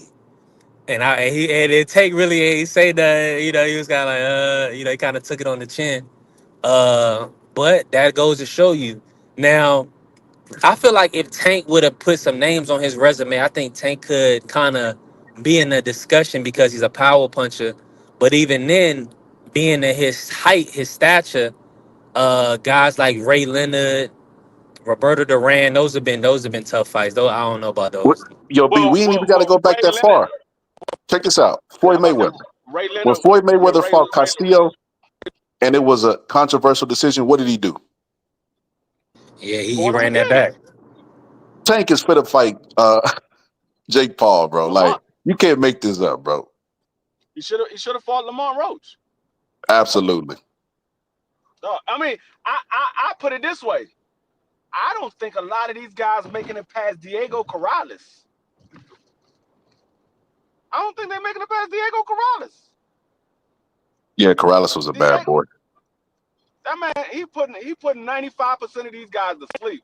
I got Haney over Corrales. Man, hold up. You got to wait for him to fight Norman Jr. before you say that. If he beat Brian Norman Jr., then Hey, this we'll that entertain that. welterweight, right? This that welterweight now. Dog, I don't think dog. Devin Haney, dog. I don't think he's messing with Hearns. I don't think he messing with. Now you talking a I whole don't think different he messing ballgame. with. I don't think he messing with Roberto. Hey, Kerry, I'm trying to slide somebody in on or at least Corral. I got Corrales now. You see, we trying to roll with the punches. You know what I'm saying? See, y'all ain't gonna rile It's y'all. hard. Go It's ahead. hard to say because these guys are not fighting each other, and when they do fight somebody of note, either the guy is at the weight class too long, or the guy is past it. So it's like they're not really fighting anybody. I mean, I mean, the only one I could say Devin Haney is trying to fight people, but at the same token, he fought Loma. Loma was 35 years old. Everybody was saying Loma was an old man. He fought Regis Prograis after Regis Prograis looked bad coming off a bad win. And then he got in there with Ryan. Ryan would have been the test, but Ryan was on PEDs. So we can't even give Ryan that credit. And then Ryan came in overweight on purpose. Yo, B, you might want to change your background, bro. Like, I just giving you a forewarning. I think Devin Haney finna get cooked, bro. I ain't gonna lie to you, bro. I don't see no way in Devin Haney wins this fight, bro. I don't give a damn what Greg Hackett talking about. You know, Greg Hackett thought he was gonna beat Norman Senior. You know what I mean? Which he should have. He should have. I'm just saying that he'd be wrong about some picks. I'm gonna be honest with you, man. Devin Haney in his last You fight. kick me out with that comment. You kick me out the studio, man. Go ahead, cook, Scholar. It's a sign, bro. It's a sign. God trying to tell you to change it now. You change that background now, you get ahead. You get ahead of the curve. You know what I'm saying? The Titanic going down. B, I'm trying to help you out, brother. But now, I don't think he could beat Norman Jr., especially at this moment in time. I just don't Yeah, see it. gonna be tough. And Devin Haney, do he even got enough power to make him respect him? And then will he throw the shots? Because there was a lot of times he had Ramirez lined up with a good right hand where he could have at least dropped him. He wouldn't let it go. I'm like, bro, he's gun shot. You know what I mean? Shell shot. Ain't no way. And that's the thing. If Brian Norman throws a big shot and let's say it missed Devin Haney, but Devin Haney feels the wind behind that bitch, is Devin Haney going? Is he going to step forward or is he going to step back? Facts. He gonna Yeah, shut up and say Ron Garcia. yeah, man. Ryan That Garcia, and and you this, know what's funny? Ain't his one of his I ain't gonna say his best punch, but he got a pretty good left hook. B Norman, and that's the PTSD. I just don't see it, man. I don't see it. I'll be listen. If Devin Haney go and I box him, I would be extremely shocked. I think Devin Haney can. I don't know if he will. I think he can. But see, the thing is, everybody talks about Devin Haney footwork. Excuse me, is so much better than Brian Norman. But what if he get in the ring and it's really not that much better than Brian Norman? What if Brian Norman can stay right in front of Devin Haney everywhere he moves? He can be right in front of Devin Haney. Now Devin Haney has another problem that he wasn't expecting. Because if Facts. he's going in there thinking his footwork is better than Brian Norman, he can get away from him, and then he get in that ring and he can't. Does he have a plan B? nah, that's a great point. Now, the only thing I feel like Devin is going to be able to do is if Brian is rushing his work, he try to counter him, somewhat like what a Boca Chica did. Now, can he generate, like Scholar was saying, can he generate that power on that right hand to be able to deter beating on? And that's gonna be the story of the fight right there. If he can't deter him and he's excessively moving, is Norman gonna be able to cut the ring off? Now, from what I seen, I think he will be able to. Now, Devin is, but as we seen in the Ramirez fight, Devin, if he don't want to be in there, he's not gonna be in there. So we just got to see how it play out though. But like y'all saying, because Devin got he's highly skilled and highly conditioned. The only thing is can he hurt But see, B Norman?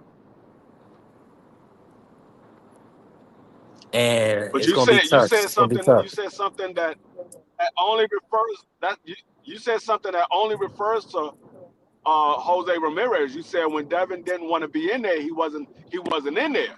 But that was with Jose Ramirez, who don't have great footwork, who feet needs to be planted when he's throwing shots. We don't know if that's Brian Norman. I mean, I believe Brian Yeah. Norman can box a little bit. I don't know how well he can Hmm. box because I never seen him actually have to box. Right. So I mean, we just going by what we believe. But like I said, I believe I know Brian Norman footwork is better than Jose Ramirez. I know that. It's just with the difference is with that fight is that was a smaller ring. I want to see what the ring size they're gonna have, and the style of Jose Ramirez. But that's not really the concern I have with his style because Brian Norman is going to be aggressive as well. My whole thing, I'm with y'all. Is Devin gun shy? Is he not going to let his hands go in certain situations? Now, when Brian started letting them things fly, I'm leaning towards what Scarlett's is saying, man. Uh, this is if he can pull this win out, I hope he gets full credit. because Oh, he's gonna get full credit. He's definitely gonna Norman get full Jr. credit. is not Norman Jr. His conditioning and his will to win. Devin going to be in for a long Well, night. I should say he will get full of credit based on how he wins. Yeah, that's a fact. If he ran the entire night and he just landed a couple of shots here and there, and Brian Norman wasn't able to get anything off, and because Yeah, Devin ran the entire night, then nah, he's not gonna get credit. They're gonna say he ran the entire night. and But that's a fact. if And he goes in there, he actually outboxed Brian Norman, and it's not actually running, but it's actual boxing. Then yeah, he'll get full credit. yeah, I like even conceptually or just trying to visualize it. Uh, can't see it, man. The way he had to trade now. That's what I'm saying. If he can come in there and really uh show that the power is not affecting him, and he can stand in there, hold the phone, and keep his defense sharp. He can stand mid range and and land shots, shoot his jab. Then, like y'all saying, I'm gonna be excited to see what Norman Jr. does to counter that. And I know Norman Sr. is going to develop a game plan. He's fully confident that they're gonna step on Devin. So, hey, this is one of the best fights for the end of the year. I'm happy that they was able to get it over the line, for sure. Now, we had a lot of work going on in the chat. Let me see what they were saying. Hold on, let me see. Sack, you've been hanging around BBO and Jesse Lee Peterson. I see saying blacks. uh, he said, "Wow, blacks obsessed with footwork, and why don't they talk about the handwork?" I think what you're saying is, um, I think it's predicated upon when people are talking about Devin Haney, not necessarily the sport in general. It's because Devin, he hasn't showed power now. When he runs his hands, he throws great combinations. He's very sharp. It's just that he's not putting a dent in his opponents. But what you can visibly see is that he has outstanding footwork. So that's kind of what people lean to believe that he's gonna win. What's gonna be the difference maker for him? You see what I'm saying? So yeah, that's really what it come down to. It's just a Devin Haney thing. When you it's not about more or less anything else, because when you talk about a Crawford, they don't really talk about Crawford footwork. They talk about him Man, putting people on their ass. I would never argue with anybody about footwork. If they don't understand that footwork is the foundation of boxing, bro, like Right. they don't even understand what the hell they watching. They need to stop. They need to go watch table tennis or hockey or some stuff. They don't understand the sport of boxing. Like even punchers have grabbed the floor, so they have to have somewhat educated footwork. You know what I mean, to get their power. Like that's the foundation. If you walk into a gym and they don't start you feet first, that gym is trash. You probably should leave because you'll end up getting yourself hurt and have horrible footwork. But yeah, I don't even stuff like that. I ain't even fit a debate with. That just showed me their IQ is somewhere in the negatives. But I wanted to say that because he brought up Loma. He brought up Loma, right? And remember, I told you Devin Haney's never able to live. I never let a white boy beat me. They Oh don't no. ever put Devin Haney beating Loma after saying that. And then it was so crazy. They was calling Lomachenko, Nomaschenko, the Matrix, and all this stuff. But still, he wasn't selling like Tank. They was giving them all these nicknames, but why wasn't the cash rate? It's these Eastern European fighters are nothing but an extension of white people wanting representation. DEIs in the Hall of Fame is essentially what they is. They want representation in the Hall of Fame, and that's what Lomachenko was. That's why they make excuses and say Devin Haney Rob Lomachenko like if the fight wasn't close, and Devin Haney pulled it out. Lomachenko was on record crying, saying, I thought I was ahead, so I took the last rounds off. Oh, well, you took the last rounds off in a championship fight. You don't deserve the belt. They made the right choice. You don't deserve the belt. So it is what it is, and like I say, they'll cry, but they find themselves up around all the black content creators. They talk about all the black fighters. We the energy, bro. But boxing dies when they stop being black champions. If they get exactly what they want, all European champions, bro, I'll tell you the sport will die. They had it before. The Klitschko era was, they talk about this being the worst era. The Klitschko era was the worst era.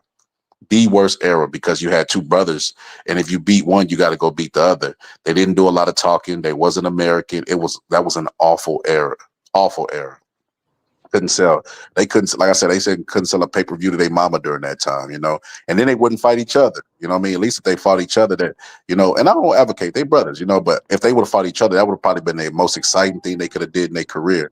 But that era was weak, soft, and just boring, and I ain't gonna lie to you, as much stuff they talk about Deontay Wilder, I wouldn't necessarily say he saved boxing, but the fact that he was sloppy, but he had a good right hand. It kept people on edge if he could land it. Like even in the third Tyson Fury fight, that as much as they say Deontay Wilder sucked, they had they butts in the seats watching on edge. And when Tyson Fury got hit and ripples went down his back, everybody was like, "Oh my God!" They didn't know if Tyson Fury was going to get up after that shot. That's what you need in a fight. You need that element of unpredictability and that power that can end it at any time. That's what make a great fight. You know what I mean? That's why people watch the third fight. Now, one thing I will say that I'm watching it with boxing fans is I argue with a bunch of boxing fans about Tyson Fury versus Muhammad Ali. See, they forget I don't know if COVID affected their brain or whatever. They don't got good memories. But I remember Shakur standing up saying, "Oh my God, Tyson Fury's the greatest of all time. He can beat Muhammad Ali." And that sparked a huge debate. And you had all these people saying, these young people are just talking about the best of their era. You got to do this, you got to do that. And I basically did a whole breakdown. It's called Supersize Me. And I broke down Tyson Fury, how he's not really 6'9". He's lying about his height. I talked about how, how Muhammad Ali would do against him and how people make height about everything, but how Muhammad Ali fought Ernie Terrell, who was taller than him, and he couldn't lay a finger on Muhammad Ali because it's the feet, the stuff that Bub don't know anything about. The footwork and the timing is how you get rid of somebody's jab and get your jab off, right?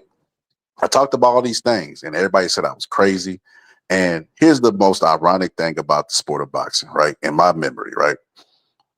Tyson Fury would get dominated twice by a guy who's Muhammad Ali's size, not nearly as fast with his hands or his feet, right? And a southpaw. Years later, after I made that documentary, the same people that told me Muhammad Ali was too small for Tyson Fury, he goes and gets beat by a career cruiserweight. Years later after that, who's the same height as Muhammad Ali. They don't be knowing nothing about body. They be all feelings, bro. I feel like this guy would do this. Or I feel like they don't be using their logic, man. Like it was Tyson Fury yesterday. It's Usyk today. If Usyk go ahead and get stopped with a body shot, they're gonna switch it to the next runner-up because they want so desperately to say that, this like Eminem, what Eminem is to rap, they want that with boxing. They want a white champion that they can get behind. Is this true, Sack? You got to hit the link, man. Is this true? Do you need a white champion to be happy? Let me say this. One of the biggest advocates in the sport of boxing, Turkey Sheik, who we know loves European boxing, Mark Chamberlain, one of his favorite fighters, right? Somebody that we people never knew of before he said this. He said he needs a black champion in the sport of boxing. He wants a African American champion to be dominant in the sport of boxing to help boxing grow, to push boxing forward. As we see, he built big relationships with Deontay Wilder. Now, I mean, he put Jared Anderson in pretty tough. That was a bad move, but he's also working with Big Baby Miller, so he definitely understands the value in it. You know what I'm saying? Just from the history perspective of the sport. So that right there show you that. I mean, what we saying is has credibility. If you didn't know before, the biggest advocate who supports Eddie Hearn and is giving Eddie Hearn and Frank Warren all this money. This guy has announced that he definitely wants to bring a black American champion, a heavyweight champion back to the forefront. Now, what we can talk about is, Scholar, is there anybody in your opinion you see on the horizon or the forefront that really could take over the heavyweight division from America? The young kid, Edwards, that is with Golden Boy. I mean, he looks pretty strong, but is it too premature? Is there anybody you can see right now? Maybe even a Richard Torres. I mean, oh well, he's not a Black Oh, American, but yo, he look like an '80s porn star. No Diddy. Matter of fact, when people bombing people, they would bomb with Richard Torres. Bo will bomb somebody with Richard Torres. But now, I was gonna say this, man. This is how crazy boxing fans is, bro. And this is why I kind of pulled back on even having discussions with them. They gotta show some level of intelligence or some level of IQ, right? Because I watch how Deontay Wilder was disrespected by America, never really embraced by America, but he was the best that we had. American boxing was riding on Deontay Wilder's right hand. They trashed him. They talked stuff about him. And now we have nobody. We so desperate. We try to prop up Richard Torres, who's still fighting taxi cab drivers. That's how desperate the sport of boxing is. You know, 'cause they didn't appreciate Deontay Wilder when they had him. And now that we have nobody, everybody else is just running off with the sport. And the sport is shriveling up and it's on the lifeline right now because boxing fans are stupid. They don't learn from their mistakes. They think with just racial tribalism mindsets, and they don't be thinking in their right mind. Because if Deontay Wilder was embraced by America, you know what I mean? Because you say what you want about UK fans, they embrace. Listen, what's that dude name? Not Dylan White.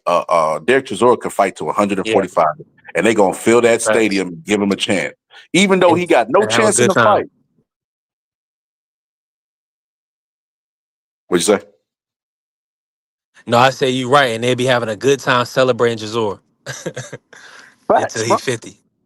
Facts, bro. But boxing, listen, they throw you away, man. You get one loss or whatever the case is. Like, they call it for Deontay Wilder's retirement. How you gonna tell another man what he should do, what he should do with his career? That is the craziest thing in the world, bro.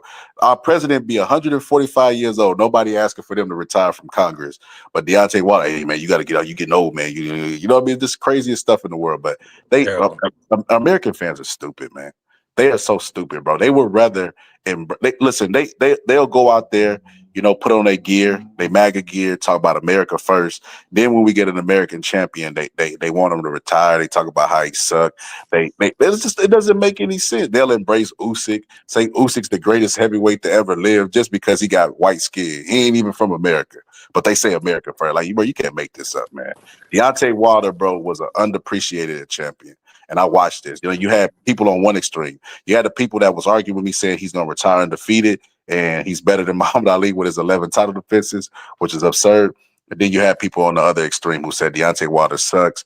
He really don't got power. Like, bro, so what we watching on TV then if he ain't got power? Like, just stupid stuff. Wouldn't give a man no credit whatsoever. And now we hear where, you know, where he at the twilight of his career.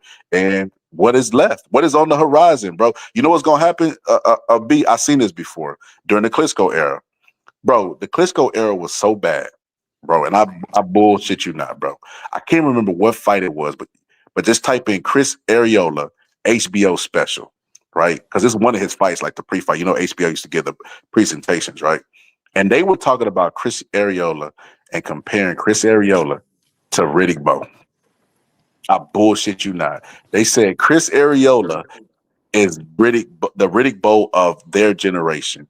That because they were so desperate to get an American champion in there because Klitschko was shriveling up the sport. He was killing the sport. You know, so they wanted an American champion because they understand the American market is so big. AJ could sell out arena any day and twice on Sunday in the UK. But he came over here when he lost to Andy Ruiz. He was trying to extend to an American market. You can't be a superstar without the American market. That's just a fact. It just is what it is. Americans spend the most money on sports, and boxing hides behind a paywall. So you need American fans, and you have to convince American fans to spend more. Because we even spend more on average. They get the fights for free in Mexico. You know what I mean? Yeah, Canelo fights is free in yeah. Mexico, but Americans we paying what $100 per pay per view and stuff like that. So they know that they Horrible. need American fans. They know they need an American market. So that's why they always shell out to Americans. And like I said, the English matters. Listen, people could think with the emotions all they want, but that matters, bro. Don't nobody want to hear nobody get up there and say, "I very feel." I feel. If Usyk, look, what you asked me, what could Usyk do to dominate? If Usyk was to go and just obliterate everybody, like I said, all the names that I said, he could be considered all time with the lights of the Muhammad Ali's and those guys. You can start throwing them in that conversation, right? But as we talk about revenue, he's not gonna make a lot of money. Nobody cares. If Tyson Fury was to fight Usyk a third time, it wouldn't do nearly as good as Deontay Wilder versus Tyson Fury 3. Yeah, that's a fact. That's So yeah, 100%. How my audio coming through, Scholar? y'all can hear you good. Okay, bet. I'm still out here working. Hey, appreciate everybody in the buildings with us. Make sure y'all smash the smash the like button. Follow the page if you ain't followed it yet. This was funny. I had to mention this. I don't know how to pronounce it, but he got the Bam Rodriguez picture. So, he said we should ban white boxes. We should call it the Man Act. That was pretty. That's hilarious. Nah, that was real good. Salute to you. I wanna pronounce it Demut, but I don't Mute, know. demoot. Yeah, the move. Yeah, the move. Shout out to the move. And Angie baby, she said, I very feel. Uh that's that shout out to Usyk, man. One of the legends in the sport right now. See, but he is like, and the thing about it is, right? It's unfortunate that, like, when you think about black American fighters, we only can really be American, right? But whites, they get to be from anywhere as long as they have the white skin. So y'all trying to take people, and even American whites, they trying to take credit for Usyk because he got white skin, but he from Ukraine. And I'm like, bro, you be hitting it on the head. So that's what I'm saying. We can't take credit for Mbappe. Okay, well he's a black man, so we gonna take credit for Mbappe. We're gonna take credit for every black person and put him up against y'all. Uh What's that dude name that stopped Usyk and sparring? Damn, I forget. Balbus. I'm gonna have to go ahead and I'm gonna have to get her on camera, Balbus. I ran up on something that might be your speed, man. If you like shorties, little slim jump. What do I Uh want to say? Bacoli. Yo, here's the craziest part about that, bro. And I cooked this on this whenever I went on my rant with the Deontay Wilder, Tyson Fury being the GOAT stuff. I said this is how I desperate. love Sack said race car activated. But go ahead, Cook, Scholar. And he finna be even more touched when I say this fact because it's true. You got numbers that back up what I'm saying. So this is how white fragility works, bro. They look at a sport that's been predominantly black, right? And make excuses. They say, well, black people, they only excel in boxing because of what we did to them in slavery. Still trying to give themselves credit, right? This is the wildest stuff in the world, right? Then when that argument falls off because nobody gives a damn, well, we dominate. It just is. Well, just say we better. Say everything but we better, right? They'll look at 14% of America. We're not even the majority of America, and let us compete with the entire world, right? So if a white person from Europe comes and dominates, they will self-identify with that white person, right? And say he's the champ of the world. I can live vicariously through him. So 14% of the population has to compete with 100% of the population of the world. And we're not even the majority of America. And then you'll have people like Paulie who give great boxing takes, but when it comes to race, he say the most stupidest stuff of all time, who talk about how Eastern Europeans are running boxing now.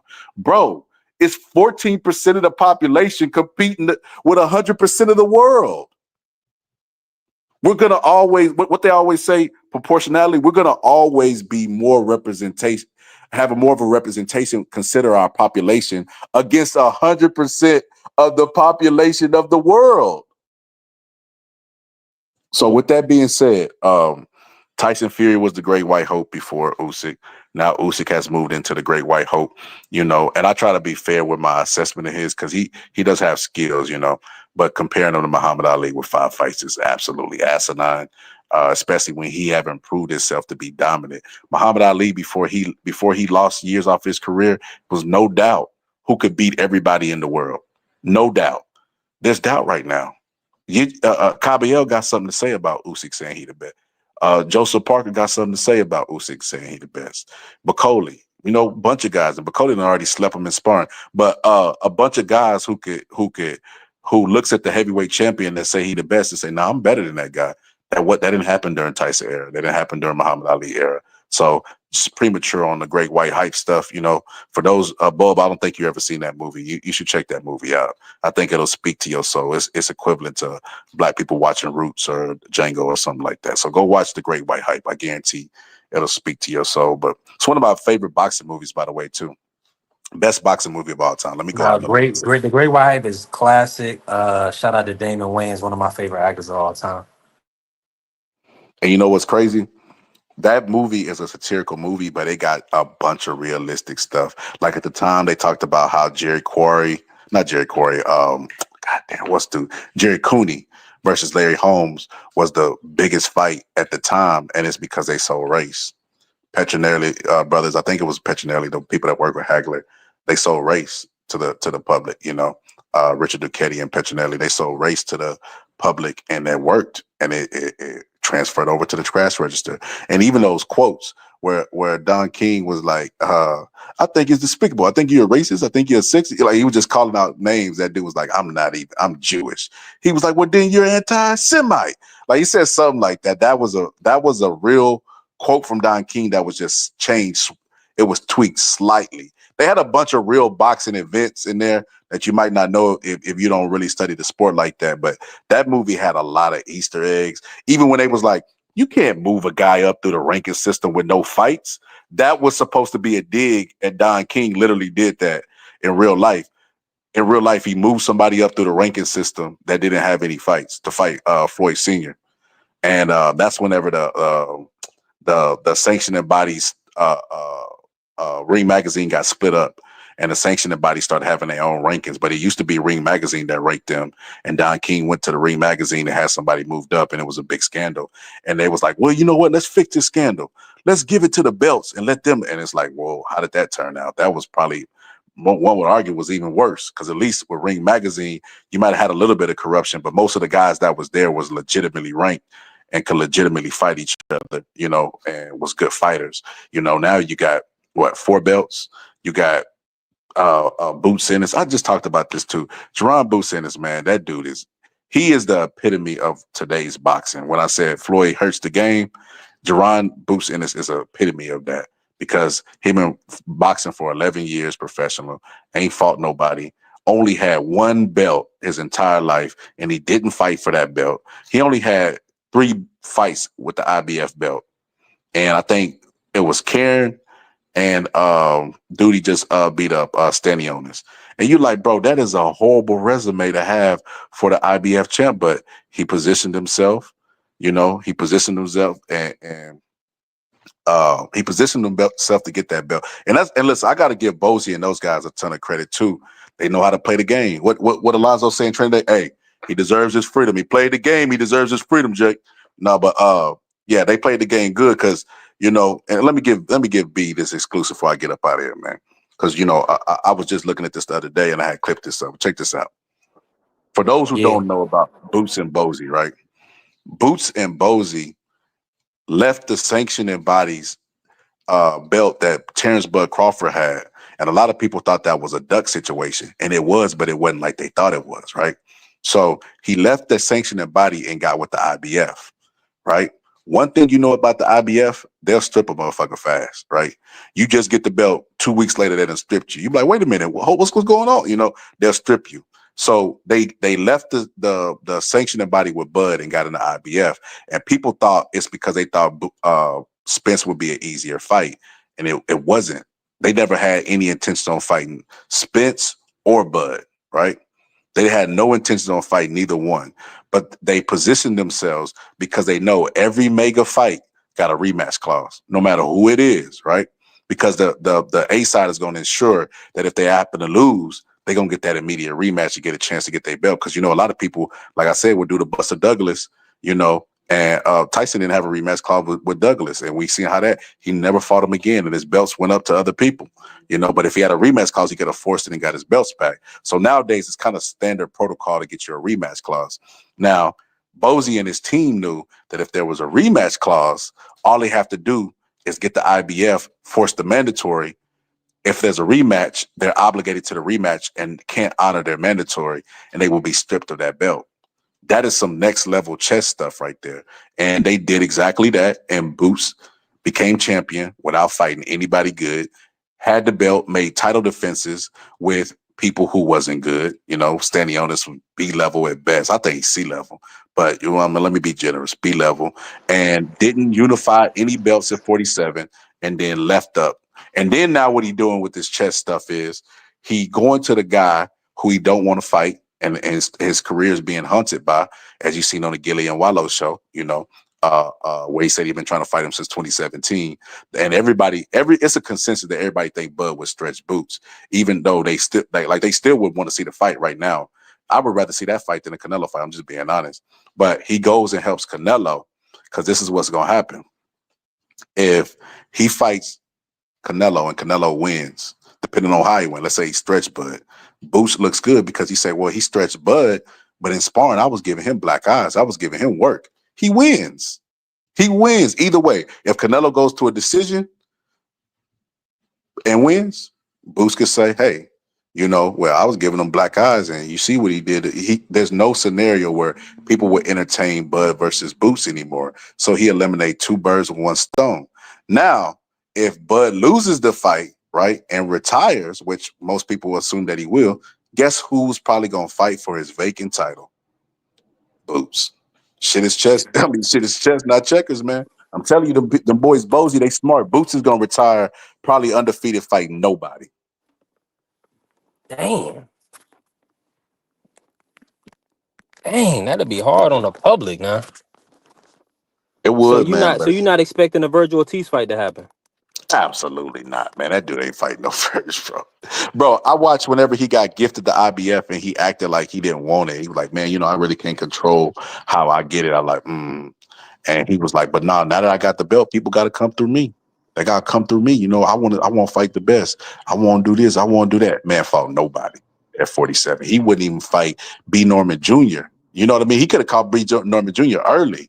When he first got the title, he could have been like, all right, that's why I'm going to fight. And that would have been a good fight. It would have been a good fight to sell. You got the father, you got everything, but he don't want no parts of B. Norman Jr. He don't want no parts of anything that's above that's a 50-50 fight. He don't want no parts of that. That's what I'm looking at out of Boots. He don't want to test himself. He'd rather be a gym hero with sparring stories than actually be a real boogeyman in real life. So yeah, I think he'll retire without fighting anybody. But the thing that's going to be interesting at that 54 is that's the best division, and he ain't young enough to sit and wait for everybody to fight and eliminate each other. So it's going to be interesting how he moved there. And if he does do that, he's not going to get good paydays. Because you see Turki told him, this ain't no charity, man. You want to fight that level of opposition, you go ask Eddie Hearns for the bag. We're not doing that over here. So it's going to be really interesting. I know after you fight this guy, he's going to say, I want to fight the best. He didn't already got Bud eliminated by helping Canelo. But he's going to say, I want to fight the best at 54. I want all the names. He's going to do exactly what Jamel Charlo doing. Call out all the names but fight nobody. If Boots fight Fundora, that would be a good fight. And I would want to see Boots' skills on display against Fundora. And that's not a super dangerous fight because Fundora is not even a hard puncher like that. He has the illusion of a hard puncher, but he really not cracking like that. He hit Lubin with 185,000 punches, I counted, and he finally got Lubin out of there. But he gives the mirage of a big puncher, but he really ain't cracking like that. He ain't one shot nobody. He gets you with an accumulation of punches. People assume he can punch because he's so much bigger than everybody, but he ain't cracking like that. He got decent power, but it ain't nothing devastating. I didn't see him fight too many times to say he devastating, but yeah, man, Boots ain't gonna fight nobody, man. So from now on, yeah, and y'all, when y'all see Boots online, call him Crocs Ennis and tell him Scholar told you to say it. Wow. Now, Scholar, you're not from Georgia, are you? Nah. Oh, okay, I was just checking because that Norman Senior, he came on, he straight calling Boots a bitch. Bitch, I was like, damn. I like when Boots, cause he responded to Jamel meme, but he ain't been responding to him, and he been talking, and he been calling Boots name out, saying all type of things to Boots. So I mean, that kind of just back up what you saying is that they not gonna take no tough fights. We'll see though. I mean, we'll see. I think the Bachram fight is there for him. So you don't think he gonna take the Bachram fight? Hell no, bro. You see what that dude did to Tim Zoo? Tim Zoo had the world at his fingertips, bro. That dude was the next guy up, bro. What they say? What he say in life? You on deck? You on deck? He was on deck, bro. And Mm, that man derailed that guy, bro. He wasn't the same, bro. Bro, he did better. This how you know a majority of the game is mental. He fought yeah, Fedor the first fight, and he was coming on stronger, like he was for to stop Fedor, right? You yeah, fast forward, Fedor done got more title defenses and got more confidence, and he done lost confidence from being knocked out. He quits after having his best round. yeah. That's how much of the game is mental, man. He quit and then talked about how he couldn't figure out his height. He's like, bro, in the first fight, you was figuring out his height until you got cut. You looked like you was finna stop him. That's the game of mental. But nah, ain't nobody gonna come close to that guy. You know when they gonna start fighting that guy when he start looking vulnerable. He like the triple G of 160. Where everybody stayed away from him Mm, until he started to look vulnerable and got a little bit older, and that's where everybody started fighting. But ain't nobody coming close to that guy, bro. They gonna let that guy get old and just fight everybody else. They would rather fight a Verge than fight him. yeah, I'm in agreement because Virgil not cracking like that. The way he sat Zoo down, it was kind of scary. Yeah, that's So that yeah, so that 54 is the best division we got. Hopefully that we can get these fights made because they got the potential, man. If you talk about Boots, Verge, Mel, what's his name, Bakram. I don't know how to no, I butcher that nigga name every time. But the dude that who beat you think Tim. gonna come out on top if you on a round robin? Hey, bro, listen, me putting on my Fanager cap, bro, I don't know. I think they got styles that could offset each one. It just depends on who they fight and when they fight them. But I will say this: Tim Zoo calling, excuse me, Jamel calling out all these names. Fight Tim Zoo, bro. That is a good fight. Y'all got the built-in storyline. People wanted to see y'all fight years ago. It's a good tune-up match. You got a good name. That is a perfect fight for Mel at this point. It's a winnable fight. He'll probably more than definitely win the fight. And Tim Zoo been talking stuff about. He said he ducked him. He said he ducked him to go fight Canelo. So you got the built-in story. You got the bad blood. You got all that. It's a good tune-up fight. That's who I would want to see Mel fight if I was his manager. Like, hey, bro, we got to knock out Tim Zoo, bro. Let's offer him whatever he take. It's PBC, so they already there. Home fight. You know what I mean? I would rather see that than Errol Spence. Like I don't want to see him fight Spence. I think that's cowardice of him to even call out Errol Spence when Errol Spence was next to him and he ain't had that energy, because Errol Spence was whooping him and sparring. But then once Errol Spence get dominated by Bud, ain't no friends in this industry. I'll fight anybody. Man, come on, bro, with all that sucker stuff, bro. Bro, I'm in full agreement with you. I got a little background music, but I'm in full agreement. That was a nasty move. Hopefully, Jamel will line it up with Baru and then fight Fandor. Okay. Like I said, there was one time where 147 was the best division in boxing. And we said if they fight each other, they'll keep boxing alive. And I ain't gonna lie, PBC was doing their thing. They had all of 147 fight of the top guys. And then, you had Danny Keefe, you had Keefe, Sean Porter. Like they was doing a good job in mixing and matching, but that whole class is gone. But they did enough to sustain the sport, I feel like, especially Sean Porter. He fought all of them guys. He even fought Bud Crawford. So they did a good job at that. The 47 guys, that class, the 54 guys have to carry the mantle now in the sport of boxing. We talking about Usyk and, we the heavyweight division is good, but the most competitive division that will give us the best fights where any guy could beat any guy is 154. And hopefully they make the fights. It's up to them. You know what I mean? I don't know if you used to watch Captain Planet D3, how old you is, but you remember he said the power is yours. That's the 154 division right there. I'm knowing. I ain't watching that much, but I know exactly what you're talking about. But listen, I'm about to go into a dead spot. I ain't gonna hold you, Scholar, because um, if I go into this dead spot, I would need you to stay on the live. You know what I'm saying? So I'm gonna end it, man. I appreciate you coming on. I appreciate everybody that pulled up today. Make sure y'all follow my brother, the Boxing Scholar. Also follow D Free Sports and Democracy 101 for my brother D Free and Marky Dan. Make sure y'all stay tapped in with the Sports Talk Network. This your guy B3 Picks. Make sure y'all follow me on all socials at B3 Boxing Picks. And we working, man. Scholar, I appreciate you for coming in today and working with me. Hey, we'll be back tomorrow. All Peace. right, Oh, bro. hold on. Before I leave out, I gotta play the shorty one more time for the theme of the day. Hold on. One second.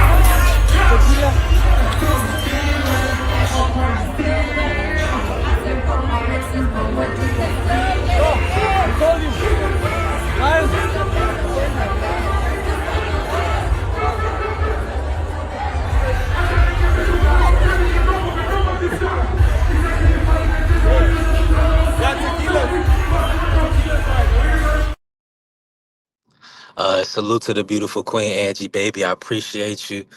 She said, get that Ant off the screen. Uh, she said she got, well, you gotta, I gotta see better. Angie, nah, I'm just joking. But listen, thank you. God bless you. I appreciate everybody who was in the building. We working. I'm gonna do my research. I'm gonna definitely have more drops and clean up my drops and clean up my videos. But salute to y'all and remember, let's go green.